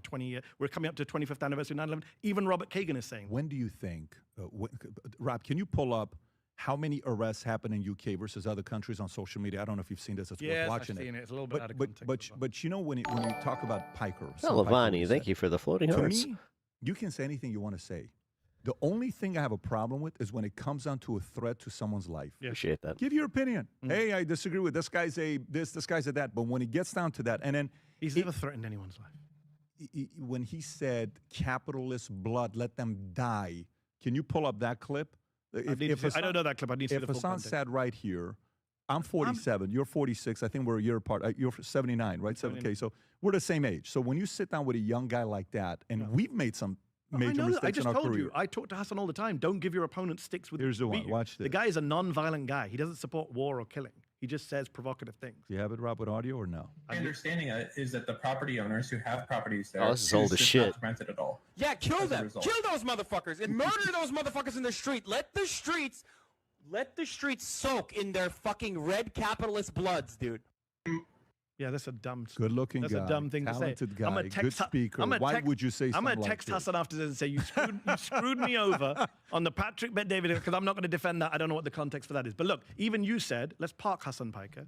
Cenk Uygur said a lot of things that are very provocative too. Sure. Not like that, but about Israel. Yeah. The point is, to come back to my wider point, which is there's still a way for them to shut down the conversations, to censor speech critical of Israel, Cenk to is stop pretty loud. influence. Cenk is everywhere. But now he can't speak in the UK, is my point. Well, that's the argument for UK's dumb policy. Well, it's not just the UK. You don't think the US? Have you? Not at bro. Pull up the No numbers. way. Come on. Let's compare. The US is much worse. Dude, well, look at this here. The number of arrests for hateful messages. Social. Marco Rubio locked up students in this country for their speech. For speaking, for a young woman in a hijab from Turkey wrote an article in a student paper. She said we should divest from Israel. I don't know the whole story. So pull it up, whatever you want. I don't know the whole story. A judge threw it out. He said it was a chilling free speech in this country. He had her released from prison. Multiple cases.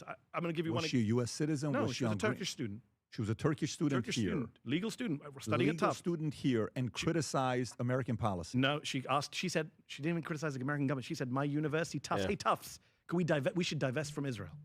Marco Rubio locked her up. Right here. This is one right here. F1. The judge threw the case out. Wow, yeah, complete assault on free speech. In fact, a Reagan judge. Patrick, wow, PBD didn't know about this. You don't have to trust. Dude, this really isn't. It's the algorithm bubble. Holy shit, this was the whole plan. Let me quote you a Reagan judge. The algorithm was the plan, appointed by Ronald Reagan. Damn. When he looked at the cases of all these students, he said Donald Trump has launched a quote. This is his words: full-throated assault on the First Amendment. Right, Marco Rubio. Pep, how do you not know the full story? Damn.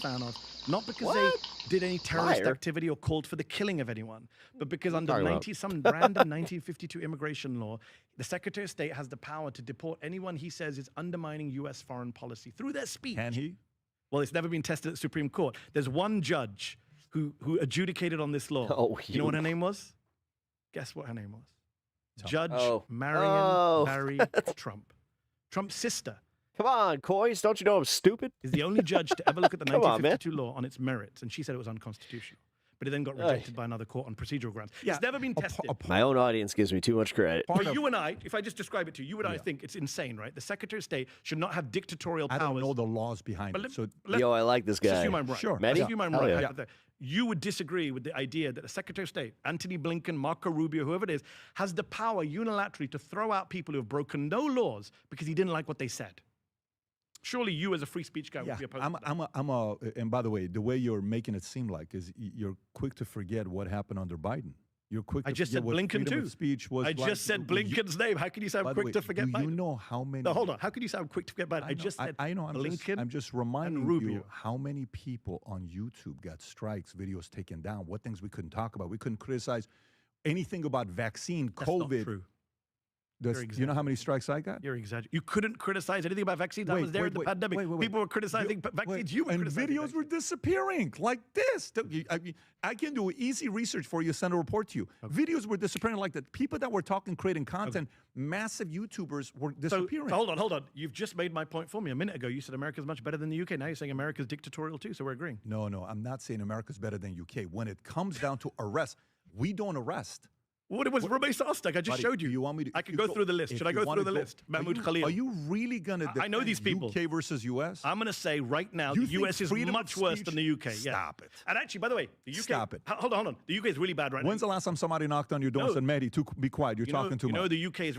By the way, I don't want to defend the UK. The Labour government in the UK passed a law that criminalized Palestine Action. You heard of this group, Palestine Action? No. It's a group that went and threw paint on some, it broke into a military base and threw paint, and they assaulted a police officer, fought with them. I can't remember what the charges were. Yeah, no, I remember But they this. were classified as a terrorist group alongside ISIS and some far-right white supremacist groups. Insane. There's no intelligence for this. They rammed it through Parliament, got it voted on, and then they started rounding up people. I don't know if you've seen the videos.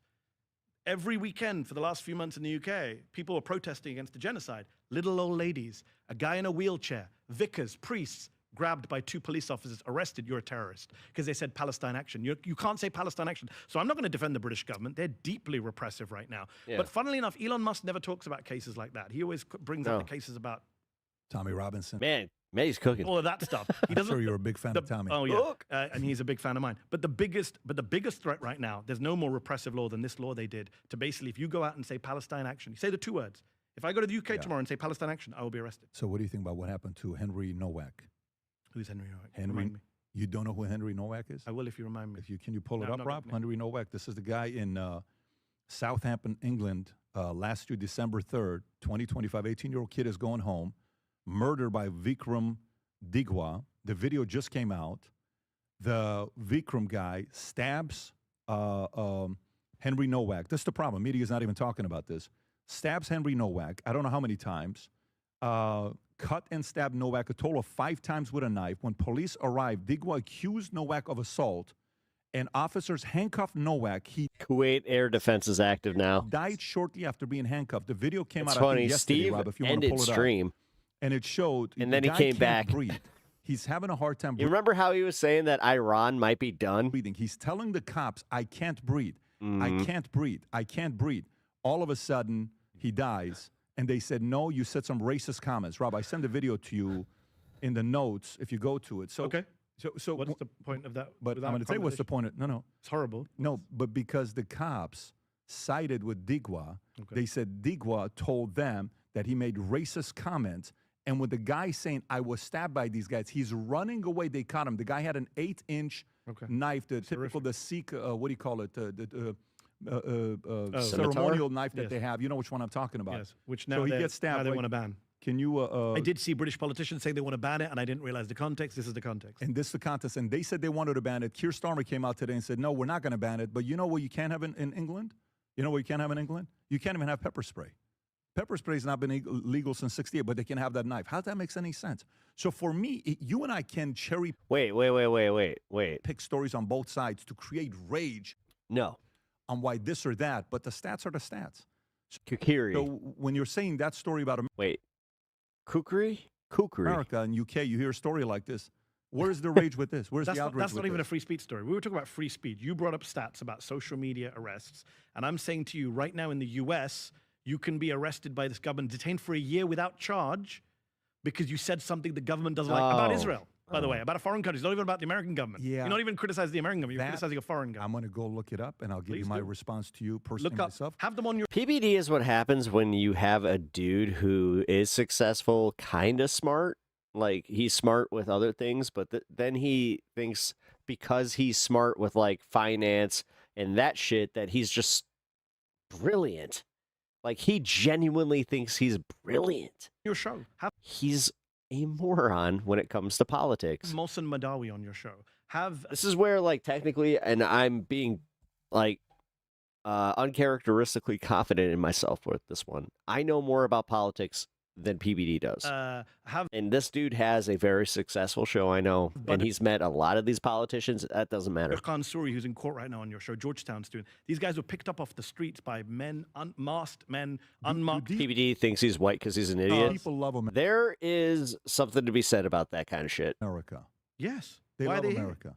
I don't know. Are they planning on staying here or going back Yeah, home? Mahmoud Khalil is married here, has a kid. He had a kid while he was in prison. Donald Trump, the Family Values Party, the Republican Party, didn't let this guy be with his wife when she gave birth, didn't let him hold his baby. What do you say about Henry Nowak, what I just showed you? I think that's horrific. That's you. I think that's One of my mentors has always told me that technically your brain, like you really don't have enough capacity to be good at both. horrific.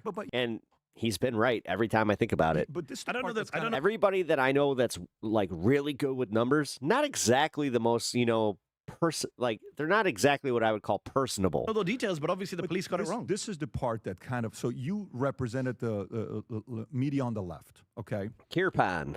So, Rob, can you go back to that story, that New York Times, if you search the two different words? No, hey, thank you for correcting. Of George Floyd versus what happened with Novak. You just had it up right now a minute ago. Come on, you're gonna do this? No, he's the media gonna be is fine. the media is. But wait a minute. Wait, this is New York Times. Go to the first one. I'm not a fan of the news. You type in Henry Nowak. How many names? Results 19. Go to the next one, Rob. George Floyd 6397. There is no incentive to tell this story because it doesn't go with the narrative. So I disagree with you. I grew up in the UK. Right-wing media has been telling these stories all my life. All my life. Should have gone to my Sunday All school. I've seen is black people and Muslim people on the front pages. Have you looked at the front pages of the Daily Mail, the Daily Express? What do you mean the UK is being destroyed? You think UK is doing good? Yeah, I mean no, but not for the reasons you think. Why do you think why do you think UK is not doing good? I think economically it's doing very badly. It had very bad leadership for the last 15 years. The Conservative government that came in You guys want to know a secret? 2010. Yeah. My dad, he's a good businessman. He has told me forever that he is, I'm good with numbers. I'm not good with like that art stuff or any of that. He's not good with numbers. The austerity program. He really isn't. After the financial crisis, you put it on Cameron. Cameron is David Cameron and George Osborne. He's good with business, and my dad is what I would call like a business psychiatrist, where like he knows how to. He's a people guy. He knows people. My God, I have watched my dad break a person down in like a split second and just be able to talk to this guy. And then like, this is what made him good at business, was the fact that he could kind of like do that thing where it was like my dad really should have been a politician. He really should have, or a lobbyist. He would have been great at that because he can talk to anybody and make them feel like they're the most important person in the room, which he taught me was like, Yep. Did a austerity program that basically gutted the British state, gutted our competitiveness. The only problem is I started kind of going like, yeah, but they are like, we're all important. We're all equally important. My dad's just like, you're an idiot. Didn't cut the deficit, actually ruined our fiscal credibility. Thank you for the floating disco ball. I really appreciate that. And I'm starting to really love the laughing disco ball. Destroyed our growth over the course of a decade, undermined our health service. You put anything It's a tied skill. to It immigration is. to that? No. None. Immigration's been a boost for the British economy. In fact, cutting immigration is bad. Look at Brexit. Brexit's been a disaster for the British economy. Do you know how many people in Britain want to rejoin the EU? A majority. Pull that up. The majority of Britons want to go back into the EU. Why do you think that is? Why do you think that is, Pat? Do you think? Why do you think Britons want to go back into the EU? You just said Britain's being destroyed. No, but I'm have saying you they looked want to at the, rejoin have the you looked at the EU? crime numbers? What's going on in UK? Crime is very low. Have you looked at Crime what's is going on? very low, Patrick. So let me ask you. Do you know what the crime rate in London is? Did you see the tweet that You know, came out I know you're not a fan of yesterday? Sadiq Khan. You're What not a fan of my good friend Sadiq Khan, are you? What EU did? You Oh saw my the tweet that came out. What EU was saying. they're Oh doing, my that they wanna fucking find a way God. to get rid of illegal immigrants. Okay, you're jumping around, Patrick. Britain is I'm not in not. the EU. We're talking about Britain. You just said Britain's being destroyed, which is nonsense. I'm And going then to you be said able to crime watch this rate. whole thing. Have you looked at the London crime rates? Last year, London had its lowest per capita murder rate since records began. Had the lowest volume of homicides for 30 years under Sadiq Khan, third-term mayor, who people in America, Elon Musk, Donald Trump, get very worked up about. I don't know if you guys get worked up about him. Been a very successful mayor, and crime has come down by record numbers. Violent crime and murder. When you're looking at EU, do you know which country in EU has the lowest rape We're rate? talking about the UK, Patrick. Stay with UK. Stay with The UK is not in the EU anymore, UK, sadly. EU to me, I'll put them somewhat together in the Even same though area. they left 10 years ago. By the way, so you're saying immigration coming from all these countries Ah, has been a thank you for the successful project jewels. for the EU? What's your definition of success? Many What's up, different Teddy? ways. Economically, Economy- the EU desperately needs migrants. Have you seen the age rate? Pull up the demographic. Okay, so it's a dying continent with a very low birth rate, as Elon Musk likes to point out. So when you think They got about, no one there to work, to pay I taxes. don't think anybody has as much like a committed hate watcher as much as I do with Teddy. To look after the elderly, to run their health You watch a lot of my show, man. services, etc. So maybe the one argument I'll go to see what you'll say about this. Do you think the West, when it comes down to West, Muslims can coexist with the just West? took a handbrake I'm down curious. I'm curious. We went from Britain's being destroyed to London crime to EU to Muslims. I'm curious. Okay, we got to. Tell me where you are with this. Do you think they can I'm coexist? Muslims. What do you think my Do you think they can coexist? Do you think I can coexist with I them? think you can coexist. Why me?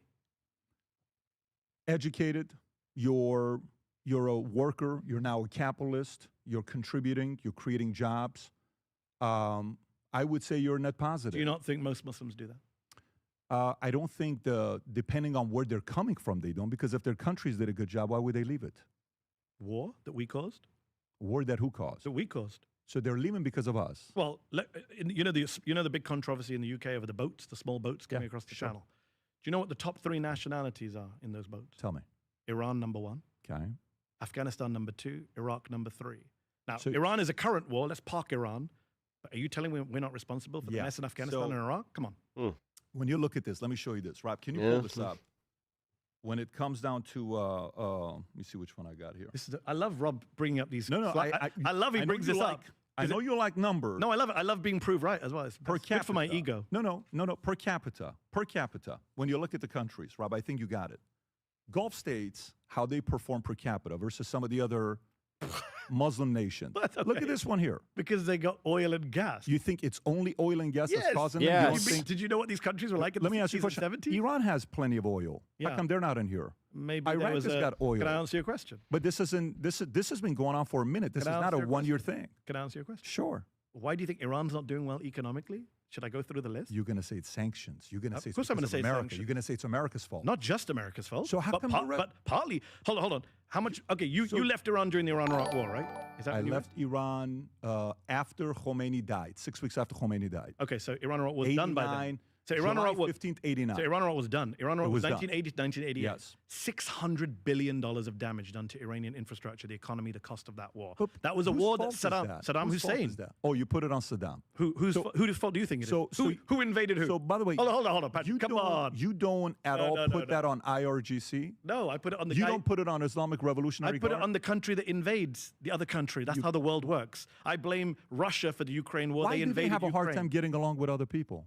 Why did Saddam Hussein? Are you pro Iran. Saddam? No. Why does Iran have a hard time getting along He with almost others? got him on I said that. there was an Iran-Iraq war. You said, is America to blame? I said, yes, we backed Saddam Hussein. Did we not back Saddam Hussein? Did Donald Rumsfeld not fly and hug? You can pick up Rob can bring up a video of Donald Rumsfeld hugging Saddam Hussein. Oh, thank you for the 10 jewels, man. In 1983 in Baghdad. Were we not supporting the Iraqi invasion of Iran that cost Iran 1 million lives?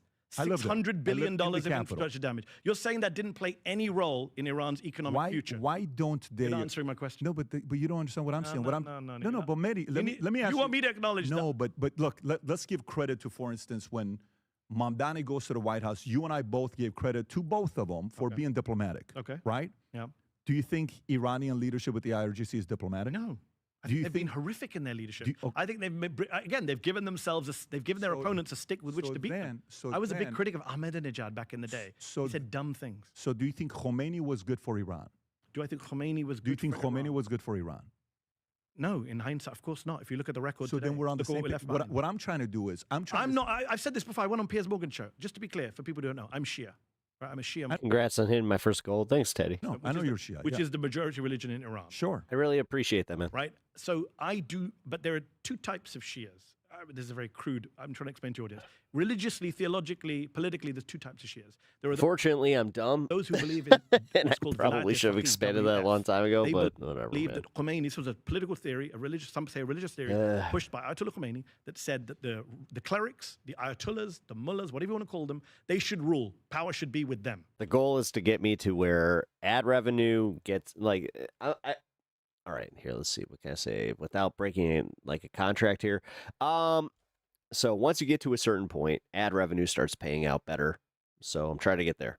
That is the so I have to ask less. model that Iran has followed. There is another school of thought that comes out of Iraq. named Content out of something creation called is Najaf, its own and Ayatollah thing. called Sistani, who is the leading Shia Ayatollah in Iraq. But I'm gonna just say this, and I'm not trying to glaze, and like, with all sincerity, guys, like every single fucking one of you that supports this show and watches, thank you. Like fucking A. Today. And they say, no, we make are me- all for religion. You make me feel special. We're all, we want everyone to practice Islam, Shia Islam, but we're not going to rule. After the Americans toppled Saddam, Ayatollah Sistani did not do a Khomeini. He did not say, I'm going to become supreme leader of Iraq. He said, have elections, democracy, vote. I'm going to stay in my house and I'm going to give you advice, religious advice when you need it. I follow the Ayatollah Sistani view of the world, crudely put. I don't follow the Ayatollah Khomeini view of the world. So when you say to me, was he good for Iran? As a governmental system, no, I don't support the governing system of Iran the way it is. But you're changing the subject. You're avoiding you are. I'm not. There was an 8-year war. We were talking about Iran's I lived economy. there. Trust me, I Look, lived there. look, I witnessed it. I understand. You should entertain the idea of living in a Muslim majority country, see what it's like. I understand. I lived there. You're jumping around. I'm We'll talk not. about- you were talking just about the said economy. Iraq, Iran. I'll let you finish your thought, and then I'll go back to my question that I had. Go ahead, finish I'm your going to thought. finish my thought. Well, it doesn't. It's a thought that requires a response from you, which is if there's an 8-year war that Iraq started and we supported that cost $600 billion. Honestly, Pep, thank you. You always show up when I need to pick me up. They took out 1 million members of their population, That makes and me then was happy. followed by crazy sanctions. Are you If I telling can lift somebody out, like seriously, and this is gonna sound sappy as shit, but when I lift, like if I have the ability to lift somebody out of like a depressing situation or like a really bad day, that means the fucking world to me because fuck, I've been there. me then that it's fair to compare that economy with And Abu I've also Dhabi? had that. Actually, just recently, last Thursday, I don't know why I remember this so clearly. I was not doing well, and I watched Story Wars, and that brought me directly out of my my funk. You're seriously telling me that's a fair Can you go back to that chart again, Rob, for me? So you just defended Iraq, right? That we backed up Iran. Take compliments. Take that them. went Take against 'em. Iran. Yeah. How come they're not on the top? Hey, I'm getting better. GDP per capita on this list. Do you know what happened to Iraq after the Iran-Iraq Who war? So now you have another reason. It's America's fault Who again. had a pretty damaged Do you childhood? study history, Patrick? Do you know what happened in 1991? But do you We did a Gulf. No, there but was a Gulf. if Saddam this is idiotically invaded this is Kuwait. victimhood language for you to say. So My on therapist one gets end, mad at me about that. No, on one end you're saying this. On It's the other just end, no, like, it's because you of need this. to learn how to take a compliment. Comparing countries. You're showing me a graph comparing countries that have never been bombed, invaded, and occupied with countries that have been bombed, invaded, occupied, and then you say, why is the GDP per capita higher in one, not the other? Why haven't That's an insane comparison. Why with have respect. they made That's so an much insane amount of hats on a wall for a guy that doesn't wear hats. progress? Why? They're Muslim I majority. was gonna say. Okay, why have they made so much progress? I mean, first of all, and by the way, at this point, just so you know, the argument is now not about Muslim. I know it's not. I know, but the argument is why are some winning, some are not? And I Why are explained some war producing- plays a big role in this. Well, maybe a part of it. I makes just pointed sense. out to you the three biggest Pep, refugee is that groups on the a boat. Cleveland Browns jersey back? going into No, England, that is a Iran, my Iraq, jersey. Afghanistan. It's a Coincidence? Chicago No, those are war-torn Blackhawks countries. black I'm not jersey disputing with my that. What I'm logo trying on to it. tell you is, even with that, if you sit here and say every single time everything is America's fault, what responsibility do they take? Do they take any responsibility that they're not making the right decision for other people? Just to be clear, people can rewind. I know Rob does screenshots, but people on watching on YouTube can rewind. Never did I say it's all America's fault. I've never said that. I'm very. Have you read? You said you've read my stuff. You've seen my stuff. I've seen your I'm stuff. very critical of Muslim majority countries. I am very critical of the Iranian government. I'm very critical of the Saudi government. I'm very critical of the feedback would you give? Emirati What do you government. I've think they criticized- can do? I do a show for Al Jazeera, and I grilled the Qatari foreign minister on that show about the lack of democracy. Dude, I've So seen your I'm stuff. critical of I know. Arab I've seen your- governments, Muslim government, Pakistan. Do you I'm critical think? of all these Do you think the Middle East is a safer place with IRGC in charge of running America, or somebody like a Pezeshkian, more the moderates? Of course, I'm more of a moderate. I would like So- to see. And again, who undermined the moderates in Iran? Sorry, it's going to be the answer I you don't agree. like. Oh, the by the way, United States of America. No, I disagree. The United States of America. No, I disagree. I don't think Who that's did? the case. Who undermined? Israel. Oh well. No, I don't put Our it on- proxy then. No, but undermined. listen to my. You were not expecting my answer. No, because I don't they- accept this fake split between U.S. and Israel. But this Sorry. is not it. But let me tell you I do, because what I see going on right now is I see Israel, in a way, I actually like what's taking place. Let me explain to you why I like what's taking place. I designed that logo too. Part of what's going on right now is I also convinced an entire team of dudes that are very right wing to have a team called the Red Stars, and they were just like, "This isn't some commie shit, is it?" I'm like, "No, it's the Chicago flag." They were like, "Oh, okay." It was totally commie shit. the world is able to see Bibi's motive versus Trump's motive. Like, you remember that one time when the Trump and Bibi are on stage speaking, and he's saying, yeah, we're thinking Even about one of taking them over caught on. He's Gaza, like, wait a minute, but the Chicago Star is a 5-point star. I'm like, is it? and we're going to build a hotel here. And then you see Bibi goes like, wait, what? You never told me Who that. won the game You tonight? kinda got, I don't know if you remember that session or not. It was Okay. the West Bank equivalent. So a part Honestly, I don't care because I don't like either team in the finals. of it for me, I like that this is happening because I prefer this to be in the public's eye. I prefer for Trump to show, hey, listen, if I want to go become a prime minister of Israel, I would do it. You're there just because of me. I like him saying that publicly. I guess Vegas because they technically have a bigger fan base. I like that is taking place. But to me, But I'm getting sick of Vegas because Vegas doesn't deserve any of the championships they have. Who wants IRG? They robbed a whole they robbed the league of all their fucking not what I would say best players, but goddamn if not the best, the fucking second best. Used to be gone. It's a couple of things. It's like we handed them the cup. Point, I agree. It's better these things happen in public, and Which that is not okay. Like, honestly, I get it. You got to have talent, and you want to have these new fucking teams actually going to the playoffs and standing a chance because it's easier to sell. But dude, there's a weird upside to Trump having such a big mouth and saying crazy shit all the time. There is a pro to that. I get that. But let's not forget, Patrick, you saw the New York Times big piece where we discovered from Jonathan Maggie Haberman and Jonathan Swan that Benjamin Netanyahu went to the Situation Room and made the case to Trump with Mossad joining via Zoom or wherever it was, and he persuaded Trump that this will be a walk in the park, cakewalk, all of that shit. That happened in private. What's your percentage that happened? That happened in private. What's your percentage high, that high happened? percent. Give me a number. 80%? 80%. I'm 50-50 that happened. Okay. You think Trump did it on his own without Netanyahu? No. I said I'm 50-50, meaning I believe there's a 50% chance. That was a Netanyahu thing. But you don't deny that behind the scenes, the Israelis are Come putting pressure on. him. Of course I know. Okay. So then to come back to your But broader I don't point, think he's Bush. I don't think he's Obama. I don't think he's Biden. I don't think he's those guys.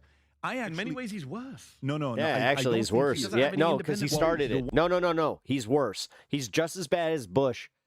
Obama and Biden, I'm sorry, and even Trump won. Wash. One thing I know with you, Mehdi, is the fact that no matter what he does, he's not going to get victory from And him. that was my one credit to Trump in Trump 1, was that he was planning to get out of Afghanistan. We have to put those two. Again, you can go back on YouTube, rewind an hour. I said if he restrains Netanyahu in Gaza and Lebanon. You said he won't. I know he won't. No, I understand. But have you ever given him any credit for anything he's done? When we said, oh, fucking Jesus. You really layered a fucking ad in this? Oh, gross. Timeless. Oh my God, I hate him. Oh, I hate this asshole. In the first term, I wrote a piece for The Intercept. I hate the idiots that go to this fucking seminar bullshit. Dude, it's all MLM shit, allegedly. I got a lot of shit for it because I said credit where credit's due. He's going to withdraw from Afghanistan. Remember, he laid out that timeline that Biden then got attacked for following. It was a Trump timeline to pull out the way of he Afghanistan. did it, the Biden, the way Trump he did would have it. done it better. Come on. It was always going to be a disaster. No matter how you pull out of Afghanistan. There was many military personnel said there was better ways to leave. No, I don't agree on that. But many military. Can I come back to your wider point? Tell me. Oh my God, he's showing me. I need to take a shower now. Bravo, Donald Trump is the headline. Rob's too fast. All right, so let me come back to the wider point. Forget Trump. I always knew. I introduced him properly at the beginning. Big MAGA supporter. That's 2020. 6 years ago, we all grow, evolve, learn from our mistakes. So the broader point about America and Israel, Iran, to go back to your IRGC point, forget Trump for a moment. Let's just take U.S. foreign policy as a whole. When you say it's Israel, I don't accept that. I think this new thing on the right where you say, Tucker Carlson, Joe Kent, all this line, which is like, America's good, it's bad Israel, making good America. I'm not saying you did, but I'm saying others, it's becoming a very consensus view, which is America's really good, and then evil Israel comes on and makes good America do bad things. No. We need to take agency and responsibility. We are the superpower. And when Israel's murdering Iranian nuclear scientists or murdering Iranian diplomats who might do a deal with them, we have to take ownership for that. They don't do that without an American green light. They didn't kill Khamenei without an American green light. They don't do shit without an American green light. So I don't buy this idea that Israel is some rogue force, going back to the Barak Ravid point about there's all these splits between the president and the prime minister. 9 times out of 10, America and Israel are on the same page. 1 time out of 10, they're on a different page. Yeah, so we had moderate presidents in Iran. They got screwed over. Khatami, Rouhani. They got screwed over by Western governments that wouldn't do a nuclear Israel deal. went out and killed the 50 guys. We could have worked together, whatever. And Trump kept saying, everybody we're negotiating with, they're killing them. Who's they? Who's he saying and you think Israel can do that if Trump wanted them to stop? Come on. No. What I'm saying to you is Israel when they get their intel and they want to take somebody out. You remember the pagers? They got very good intel. They don't have a problem going and doing what they're doing. I understand Israel's motive. So do I understand Israel's motive. But I'm saying they get a green light from the U.S. Look who won the bed battle tonight. I don't think as much under him as others. I do think they're That's one comfy cat. Ally for the Middle East. And I'm not, like, you're a business guy now. You're a capitalist. So one of the things you'll experience, because you're a capitalist, it's nothing wrong. You should be proud of it. You should be, look at the smile on your face. You're making more money than ever before. It's a good line. Life it's a good line. It's a good line. Are you making more money or less money right now? I'm making more money. That's good. There's nothing wrong. We should be proud of it. Did I say that? That's not my definition But of here's where I'm capitalism. going with this. In the last couple of years since you've been private, how many opportunities have you had to do deals with people? Many. Many. When you're on the call, do you know their motives? No. Their motives. He's a benevolent God. Are typically beneficial to who? Themselves. Themselves. Is that something that you and I would be surprised with? No. Why are you here today? I hope you guys all know that little fucker in the middle of this bed behind me, like right there, you can see in the camera, right there. Why do I have simultaneously the cutest thing on the planet, the sweetest thing on the planet, and also the most vicious thing on the planet? You on today? It's going to be a good show for such an asshole. For us. Why are you on here today? You don't live down the street. I There's love a him. motive. Yes. Both of us have a motive, so both of us are winning from this exchange that we have. Okay. In that sense, the way they negotiate, then it goes to Oof, that sucks. I wear compression sleeves, compression socks without the foot better part. negotiate. Yeah, my wife has the side effect from chemotherapy. Then it goes to oh my God, what is it Then called? it goes to all the other stuff that you got to go through, and you got to make adjustments. Well, Trump is a horrible negotiator, and as Benjamin Her feet feel numb. Netanyahu said, these are Benjamin Netanyahu's words. For 40 years, I've Got the dreamt name of of it. attacking Iran. He's the only president who would listen to me. Those are Netanyahu's words. For I'm 40 paraphrasing. years, Trump Every said president said no. in 1987 he would go and take over Carrick Island. He said that in 85. You make it seem like this guy's not an independent thinker. Well, he's not an independent Trump thinker. said that in He also- 85. Hold on. He also said, none of us knew they would Neuropathy. hit the Strait of There we go. Hormuz. None of us knew they would hit the Gulf countries. You idiot. You Everyone knew this. You can't give him credit that he said this 40 years ago. Yeah, I neuropathy. don't know how he got that one thing Oh. consistent. Oh, But what yeah, about She's the got it in other- her feet and a little bit in her hands. I don't know how he, Come I don't Hopefully know the how he hands- came back and Patrick, won you keep a asking feet are me to bad. give him credit. Yeah. The Iran war, you praised them on day one of the Iran She recently explained it to me as like it feels like your feet always fall asleep. war. Would you accept today it's been an absolute Fuck disaster? that. Donald Trump is not a war leader. No, he doesn't understand foreign policy. He doesn't understand what. He just said this week, I'm bored. You know what he said this week? I'm bored of all this. Mehdi, Like a child. Mehdi, let me tell you what it is. Yep. You know, I Don't have criticize him. a local doctor I want you to go see. He specializes in TDS. And I think you would work very well with him. Over a 6-month period, he'll be able to get rid of your TDS. I have a guy who's a psychologist, and he deals with cult members. Yep. And I think he'll do well with you guys who can't get out of the Trump cult. See the right? difference? I asked you, The I difference- gave you an opportunity in front of the audience to difference criticize Trump between- on Iran. You can't do it. I will. It's been a disaster. Can I tell you? Please. The difference between you and I Yeah. is I will sit there and I'll give credit and I'll criticize. I'll give him credit. What should I give him credit I am for? more supportive of him than you are. What should I give him Because credit for? the longer you're a capitalist, you're gonna want somebody that's pro-capitalism. The that we're able economy to is grow horrific business under him. because My it's under business is war doing right- badly because of him. It's Because of the war? No, Who no, started be- the war? He did. I don't. I take ownership that he started so the war. So when you say give him credit, Can I what should I finish? give him You're credit gonna for? allow me to finish my thought, Please. Did you give him credit with Venezuela? No, of course not. So Illegal that's action. that's also no. He broke international Okay. law, American law, the Constitution. So that's a no for you as well. He killed a So grandmother. Let me ask you a question. And he brought this When guy they- into a court case that he might lose. If they take over Cuba, would that be a victory in your eyes? Or you gonna, so give it No, already of course criticism not. up front. You think I'm No. supporting? You want me to come here to Florida and support imperialism? You support imperialism? do you? So you you're- support just invading No, no, other no. countries?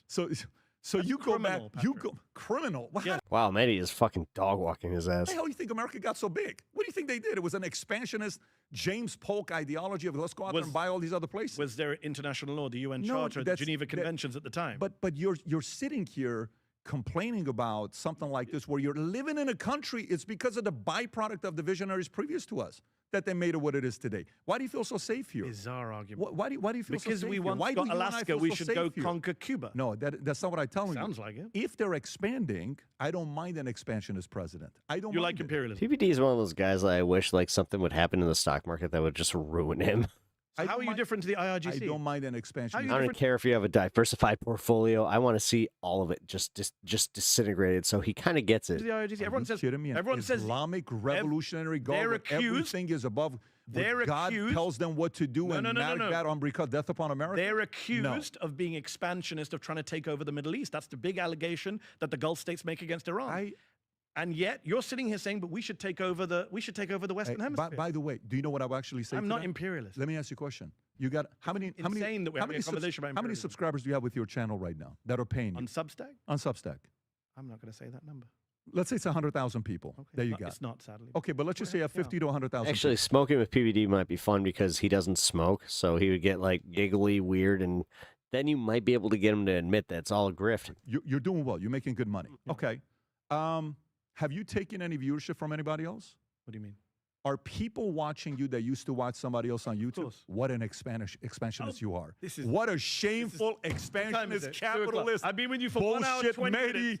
This guy's expanding his YouTube channel, but God forbid anybody else does it. I've waited an hour, 20 minutes for you to say the dumbest thing with respect, Patrick. That is not an analogy. Every time that you is say the dumbest things is when you get cornered. What do you mean you're expanding? That is the worst analogy. You're expanding. Did I go into the New York Times? Hold on. Let's take your analogy. Did I walk into the New York Times? Yeah, PBD and thinks he got to win, the but editor-in-chief he's of the like, New York doesn't Times, realize how much put a bag over sold his himself. head Do you have any and take employees? him out in Do you have order any to undermine employees? the New York Do you have any Times. employees? Yes. How many of them came volunteer? How many of them did you recruit and hire away from another company? How many of them did I get with a gun and a special forces team? You're making a ridiculous analogy. my If you goodness. expand as a business, that's the same as illegally occupying other people's land. What la la land are you living in? Like, what do you think happened to this World world? of law. What do you think happened to this You world? do realize the problem that the MAGA folks have when they say this is you lose any credibility to criticize anyone else. You can't criticize Iran then. You can't criticize Hamas. And I don't. You don't criticize Hamas? No, I don't criticize. If you're able to expand. So if Hamas goes into Israel, you're for that? It's not about if I'm for that or not. If you're able to successfully do it, that's your vision. I know I have to defend against it. I haven't What had do you think 3 companies sneezes do? in a long How do you think time. Holy companies work? shit.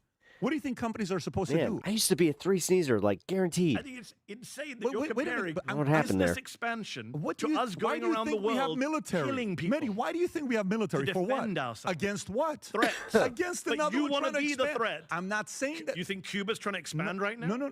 You think Cuba's trying to expand? Where are they expanding to? Miami? No. Yeah, where I've are they been living going? in Miami too long. By Where the are they way, going? Maybe, I think you've been drinking maybe too much that's Miami their water fault. too I actually long. rarely go to Miami. Maybe that's their fault.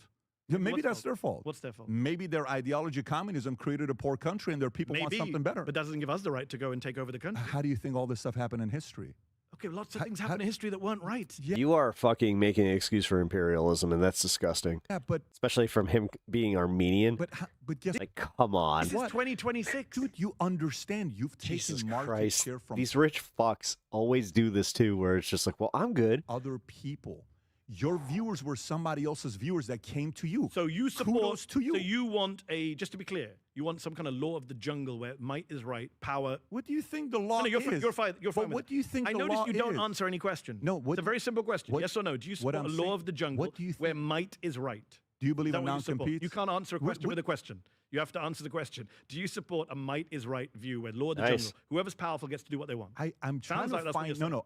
I'll answer it for you. I'm trying to find out what other law of the land you think we live in. Graham Platner won with 75% of the vote. Help me understand. We have domestic law, we have international law, we have What criminal is law. the- I don't know where you're living. What do you use? Do you use? You've been in do you Florida use? far too Do you use ChatGPT or do you use Claude?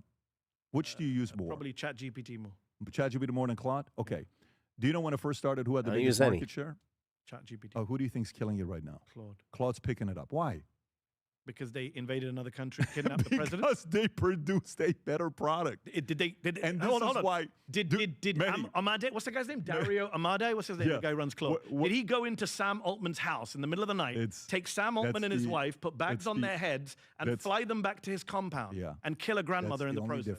The only difference is that, but war is never. That is the big difference, Patrick. I can't believe you don't see it. No. I understand what you're saying in the argument of that, but the reality of it is, Yeah, but that means that you're acknowledging that's not the same. Support a law of the jungle where the might is right. Do you support a world? Do you like living in a world? Are you pro? Do you support the idea of living in a world where powerful countries should be able to do what they want? Can I ask you a question? What country? You keep answering But by the question way, with a but I'll question. answer- why do you live in gotta answer the America? question. Why do you live in America? The most Because I powerful like the country in the law. world. You know what I like Because about the it's US? the most powerful. No. Go live in Iran. No. Go live in Iraq. I don't live here because it's the It's always this bullshit. most powerful. Go to another country. powerful Why do you live here? Because many reasons. Give me. One is it's a I country. was fucking born here. Asshole. Country that's governed by laws, principles, free Right. speech. Yes. I love the First Amendment. I'll be completely real. If I had the choice, I'd go to Canada tomorrow. The Constitution. Yeah. I don't favor presidents and people who say we should just break the law because we I didn't say break the law. What do you mean taking over Cuba is breaking the law? UN Charter. That's the law of the land. If they come and they try to take over, who's coming? Whoever it is, Trump's already talking about it. Rubio's already talking about it. The Cubans are not taking over anything. No, Cubans are not taking over anything. We are launching a war of aggression, like the Nazis. Nuremberg called it. You know what the Nuremberg Tribunal called a war of aggression? I'm the assuming supreme international war Is crime. it fair to say you were against tariffs on day one? Yes. I was for tariffs. Guess what Supreme Court ruled? Against terror. Okay, great. Guess what? You just. Okay. That's what happened. If they go. You want to live in a world where Trump says F the Supreme Court, and that's what J.D. Vance has said on the record. Not at all. J.D. Vance Not has said this on guy. the record. But you just said you No, want to I'm not. I'm not. people But let me get to do what they look. want. Let me tell you. You said it. Everyone today, can watch it. Trump's the president. Okay. A few years ago, Biden was the president. In 2028, AOC could be the president. Newsom could be the president. Rubio could be the president. Somebody else could be the president, right? Every time the opposing side is the president, the opposing side thinks it's the end of the world. If you got What the ends up option happening to, America? go for it. What ends up happening? Bad things. No, not necessarily. Eventually goes back to normalcy. And it's like, I'm going Happy going for a while. Look at the Trump I'll be first term, all right. and I see 500,000 people killed from COVID because he couldn't handle a pandemic. But do you know Nah, why? shit, though? I'll Do you know probably be why? broadcasting from Tennessee first week of July. Either. What protects America the way it does? My first mobile stream. I would argue our laws, constitution, fun. I agree. principles, history. I like Supreme. And you're saying I want to throw it all out. No, but to have an imperialist nation. if a leader comes in that is a visionary leader that wants to expand and grow, and he can do it within his terms, and Supreme Court and law allows it, I don't mind him doing First that. of all, the Supreme Court law doesn't allow it. Venezuela was unconstitutional. Congress declares war in this country. Yeah, not then if that's the not case, the president. well, we saw that with the 60-day rule with Iran. He's violated that. I understand that, and they're working around that right now in But different forget ways. American law. What about international law? Even if the American Congress votes to attack Cuba, that doesn't make it legal in international law. You can't attack other countries. Mehdi, let me ask you, if, for instance, Tomorrow you'll say innocent 9/11 was people- just. Do you support 9/11? Innocent. Do you support 9/11? No. Why? No, Al Qaeda could do it. They did it. According to your logic, Al Qaeda had every right No, to do there's a difference. Oh shit! Between Got me him there. supporting it and then them doing it and then me retaliating to you. Like right now, if you and I were sitting, But you don't think it was illegal? Do I? Of course, it's illegal. Why? According to you, it doesn't matter. No, of course it's illegal. Oh, so 9/11's illegal, No, but us attacking Cuba is legal. I What do didn't tell you. I'm trying to follow. You never heard me say attacking. If they can go and take it over without attacking, and the laws allow it, guess what? I'm for it. That's a whole different argument. It's not if a the whole Cuban different- people No, it vote is. in a If referendum to become the 51st Don't state. spin right now and make it seem like I want to go kill people and take You stuff over. defended Venezuela. We killed people to get him out. I never Win. said if. But by the way, You said give him credit for Venezuela. You did say that. you don't think that was a good move? No. You don't think that was a good move? I don't believe you should. I don't support regime change. I don't support assassinating foreign leaders. You What don't did George Washington say? Don't go abroad looking for monsters to slay. Or was it Adams? I forget. Yeah, founder. so you don't support what he did. You I do not support the United States government. Well, I thought that was a attacking massive foreign victory, countries, especially the way they did it. and killing foreign leaders. Even if it has a good outcome, I don't support it because I support laws and principles. Well, I do also support laws and principles. But if you say you support laws and principles, you're trying to tell me Obama followed everything? No. You telling me He all these- violated the law in Libya. I criticized him for every one of them. because I'm not in a Yeah, I'm likely going to be ending stream here in a minute, but good night, Natch. cult. I criticized Obama but then, in 2011 there's a, for doing Libya. You know what's the Let's see, difference a between minute. you and I Jesus and Christ. I criticize people on all sides. We You got don't. one more Yeah, we do. segment. We do it as well. But you know what's the difference between Let's see, Trump, you and I Biden, and them? future, What's the NBC difference? exit. You and I and who? You and I talking, giving our debate. opinions, and Obama and Trump. What's the difference between you and I and them? We're not politicians. They made it into the White House. Okay. And so they're going to be able to do whatever they're going to do. You and I can talk about it, give our opinions. We don't have an imperial presidency. We shouldn't have an imperial presidency. That's why we have the freedom of speech of giving our opinions. No, we and also can- have a vision of America, which is supposed to be a restrained commander in chief. The founders came to. We're celebrating 250 years of American history. They came to this country from where? From my old country, the UK, to get away from a mad king, not to recreate a mad king. Okay, so we can get past this. I mean, when maybe the next time we'll do the podcast, we'll do it in Cuba or Venezuela, just for the sake of what we'll enjoy ourselves with. All right. So that is where we're going to end that. And we're going to chill here for about 10 minutes. Why not? This will be like a nice little wrap up on the show. Bam. Well, what up, Zach? How you doing, Do others the golden rule? The golden rule. Simplest concept in the world. This dude doesn't get it. I don't know why I said that so creepy. Shit. Well, today's been fun.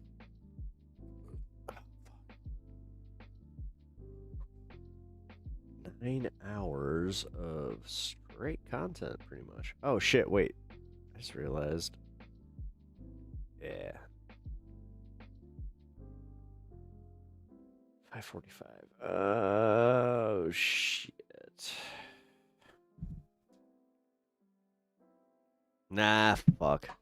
All right, I kind of feel bad. It's been a very productive night. It has been. It has been. And that's why I'm like, shit. Like, I can do another 20 minutes on this debate, I guess. Let's see.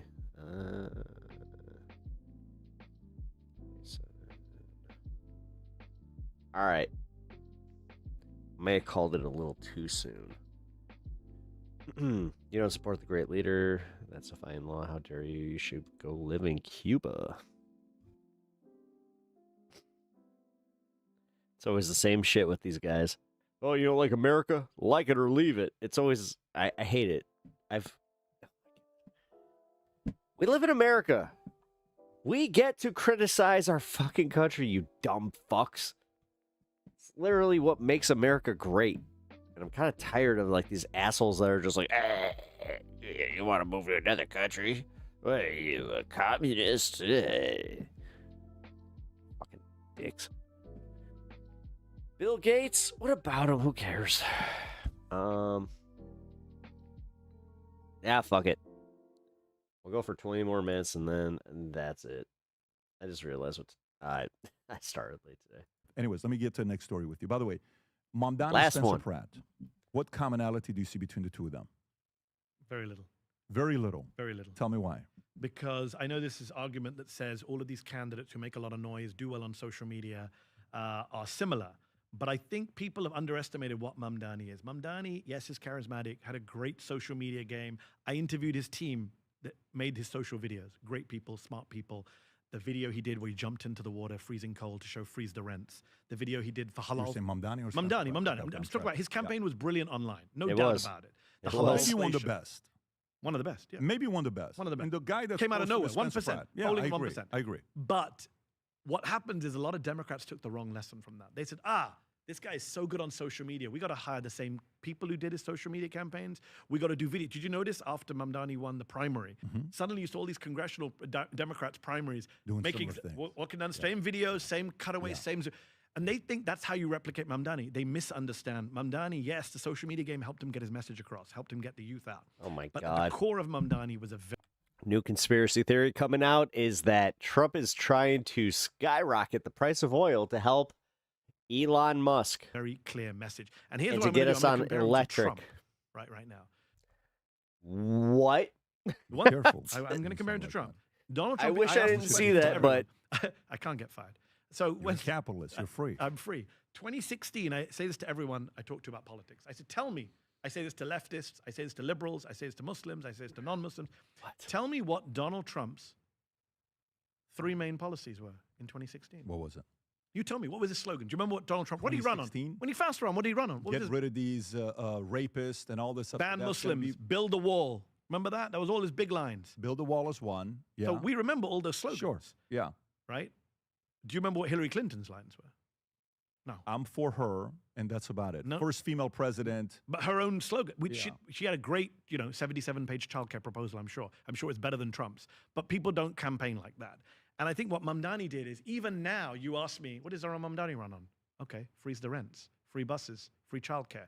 It was message discipline around a set of policies that people identified with that helped with this ridiculous affordability crisis that made him seem like he was in touch. And I think if Democrats only take away, or people in the media only take away from Mamdani that, the guy's slick, he smiles well, Trump loves him, he does great social videos. You don't That's a think Pratt has mistake. that? No, it's a mistake. Yeah, What's Pratt's main policy platform that's going to get people out for him?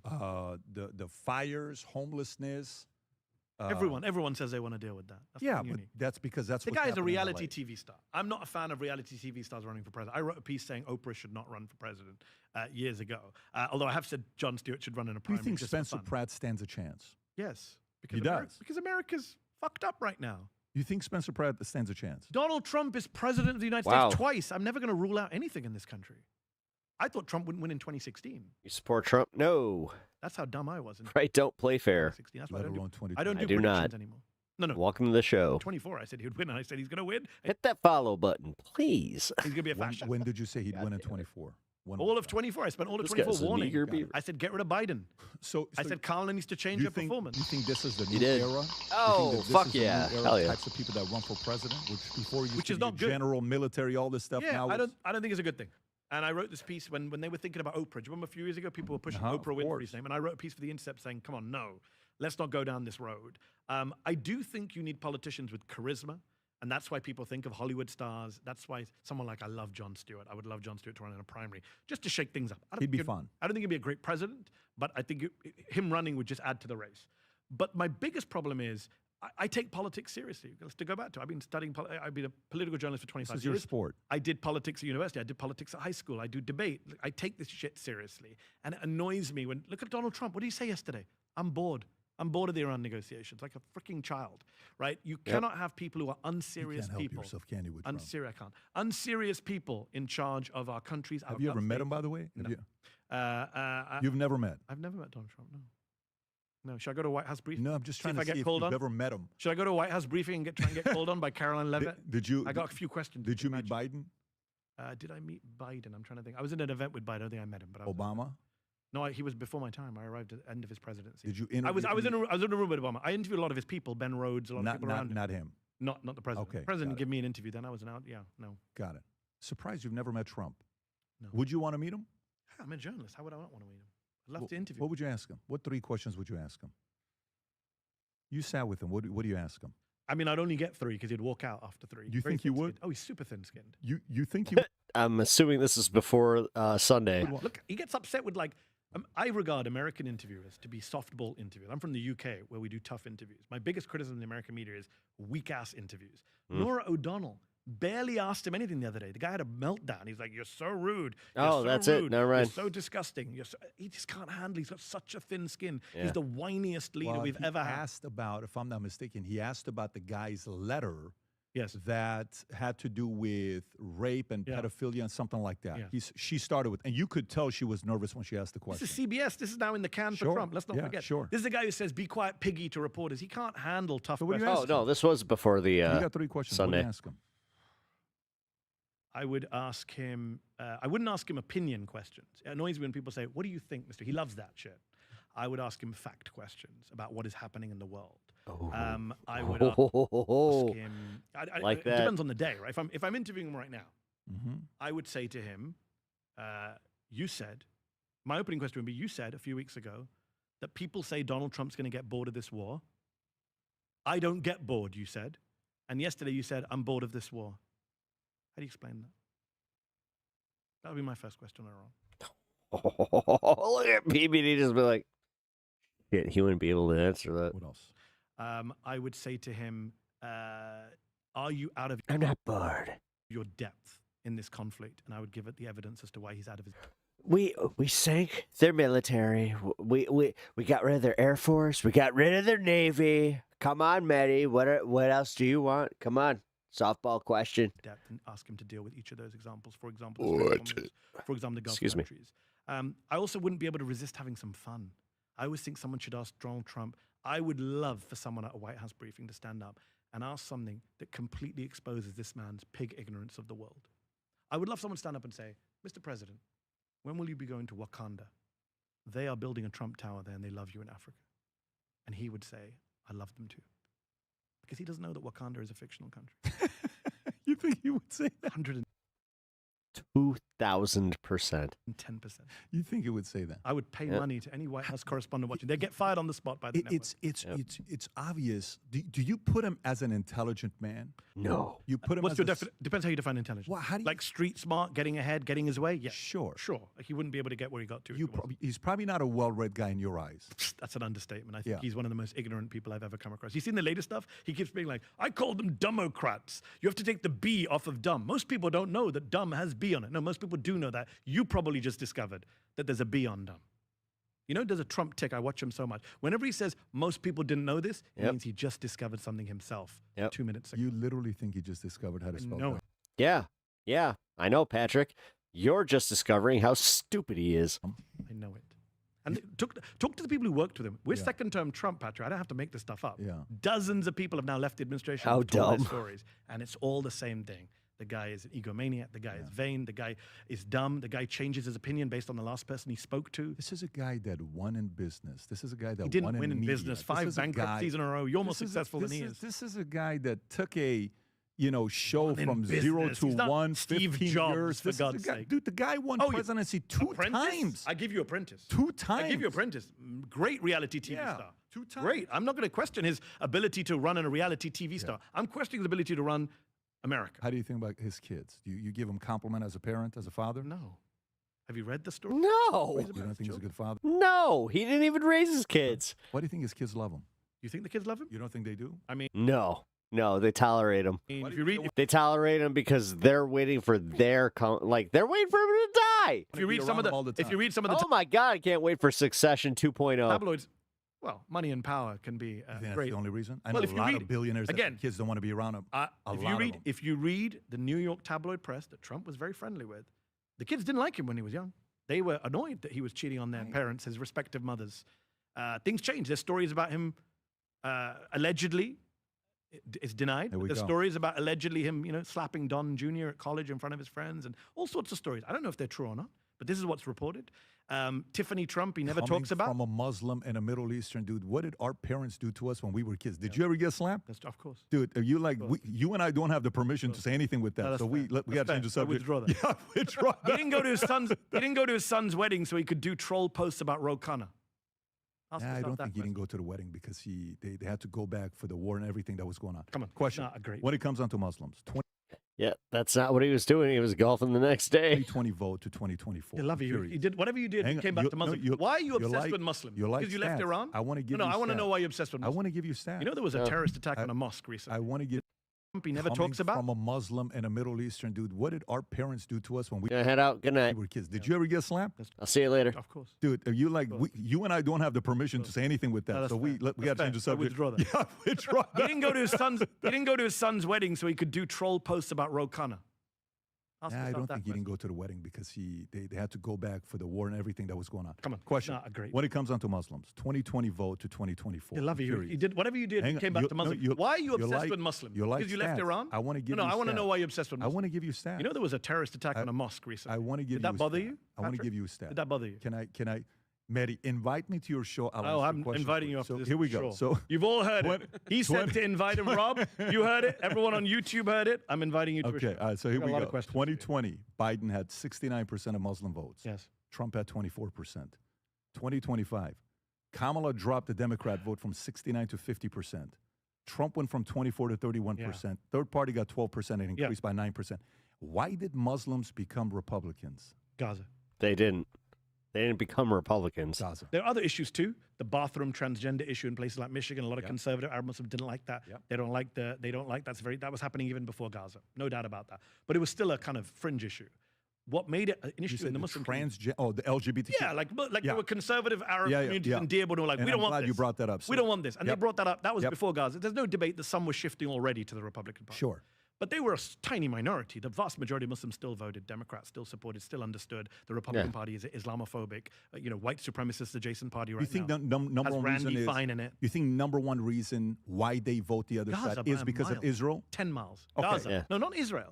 No, Gaza. No, it's not Israel. It's Gaza. Yeah. The Gaza genocide. Yeah. You have to understand, I spoke to a lot of these people. I traveled through Yep. all these communities in 2024. Yep. And I tried to point out, yes, Biden and Harris are complicit in a genocide. No one's defending the Democrats. I was very critical of the Democrats and what they did between 2023 and 2024. but Trump will be worse or as bad. He's not going to be better. And people bought the Trump shtick. No, he's anti-war. He didn't start any new wars. He's not interested in the Middle East. He's friends with MBS. He's friends with Erdogan. It's going to be great. I met Palestinians who told me Trump will be better on Gaza. He's transactional president. They bought that shit. Look at him now. Look how many Arab countries have been bombed. But Muslims were not voting for Trump as a whole. You mentioned third party too. Jill Stein picked up a lot of votes in some places. Not as many as people thought she would. 12%.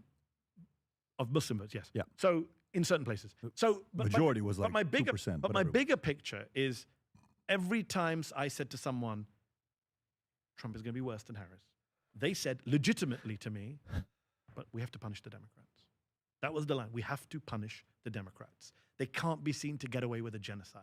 And when you say Kamala dropped it to 50, well, Joe Biden dropped it to 50. Harris kept it at 50 by not distancing herself from Biden. Her biggest single mistake was going on The View, and my friend Sunny Hostin said to her, what will you do differently to Joe Biden? And she said, nothing. And the minute she said that, I knew she's lost. But that was it. Until then, I had some hope. She could beat him. She was leading in the polls after the convention. Is this the worst candidate you've ever seen on the left? In our lifetime. This is your sport. I don't think she's as bad gotta as be people thought honest, she yeah. was. I think she was definitely handed a Who's poison been chalice. worse than her on the left? But who's ever had a 100-day campaign? Like she got a shitty She did great for like the time frame, sure. shitty legacy. Let's just be fair to her, right? But no, she was a shit dude. If we're gonna be nobody wanted her. fair, we should be fair that she got a shit. Joe Biden should not have been in the race until July of 2024. Yeah. That No, was we should have gotten a insane. primary. She then got You saw when coronated. Joe Biden came out and said, you know, What a load of bullshit from Joe Biden. She's like, oh, I thought he had a stroke that night. No, you didn't. and then the video says, oh, Joe, you did so good. Yeah, Your we saw you that night. Yeah. If you thought you had a stroke, why didn't you call the White House doctor? Bullshit, but rewriting of history. I did a video that night after the debate in my basement, in my home studio. I got attacked for it by some people saying Biden needs to stand down. It's ridiculous. Yep. And I still think Trump should stand down. He's also got mental issues. But Harris was a good candidate for a very short period. She had all this momentum, you know, the honeymoon period. Americans love rehabilitation. You give somebody a chance. She comes in, she gets a boost. She runs this, I'm Joy. Remember that? Goes to the convention. I was at the convention. It felt like a freaking party. I remember a member of Congress was there. As if it's already A Democratic member of Congress said to me, this is bad. We have not won it. This is way too early. There's a member of Congress said this to me, a lefty. And I remember sitting there watching, Beyonce is going to be here. It wasn't Beyonce, it was fucking Leon Panetta. But anyways, bizarre. We come out of that convention, and then she starts tacking to the right. She starts saying all this shit about, what was it? Oh, they were shutting down Lena Khan, the antitrust stuff. She had Mark Cuban, Liz Cheney campaigning for her. She campaigned more with Liz Cheney than with AOC and Bernie, right? By the way, that was horrible move. Yeah, it was. It didn't win over anyone. Did you think that was a good idea? No, I said it didn't win over anybody. Switch over.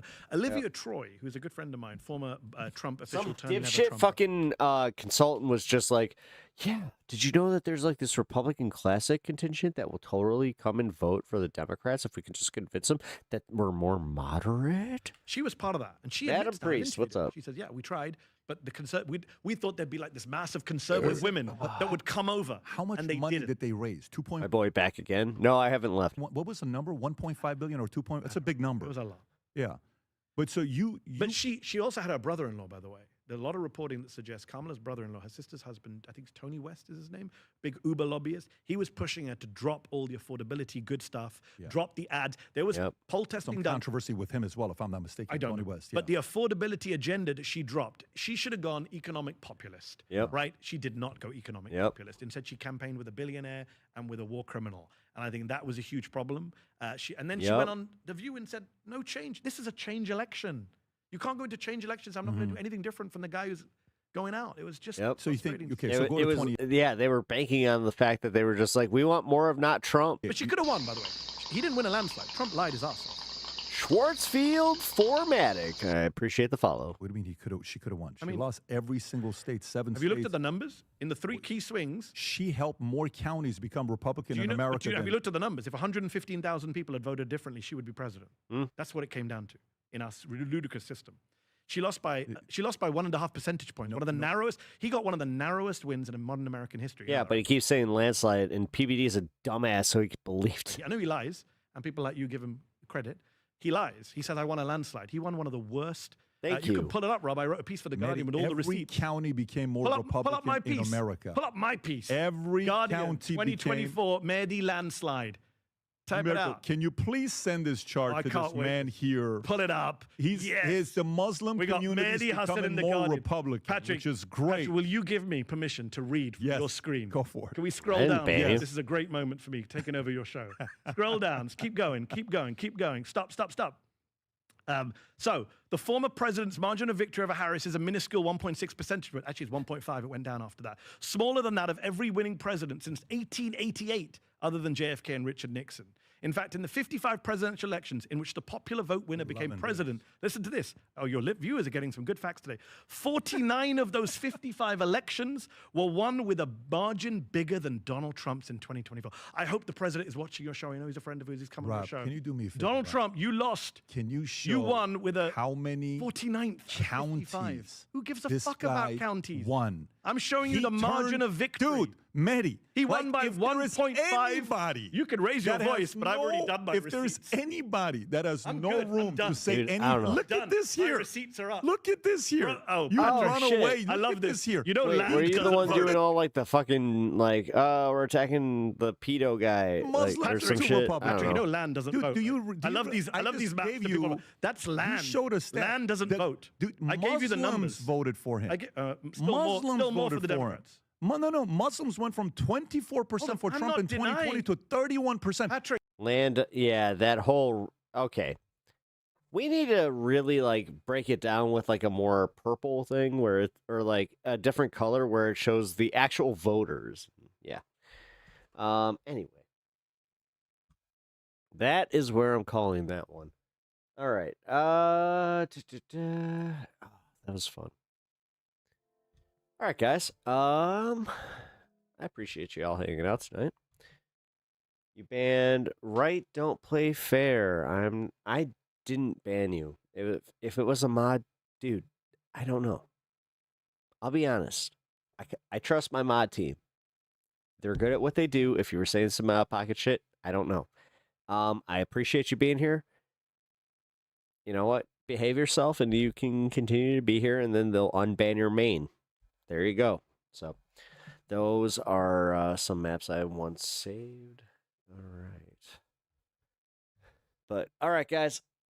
Mars are meat. No, they're not. They're great. As I said, behave yourself, and you will get unbanned.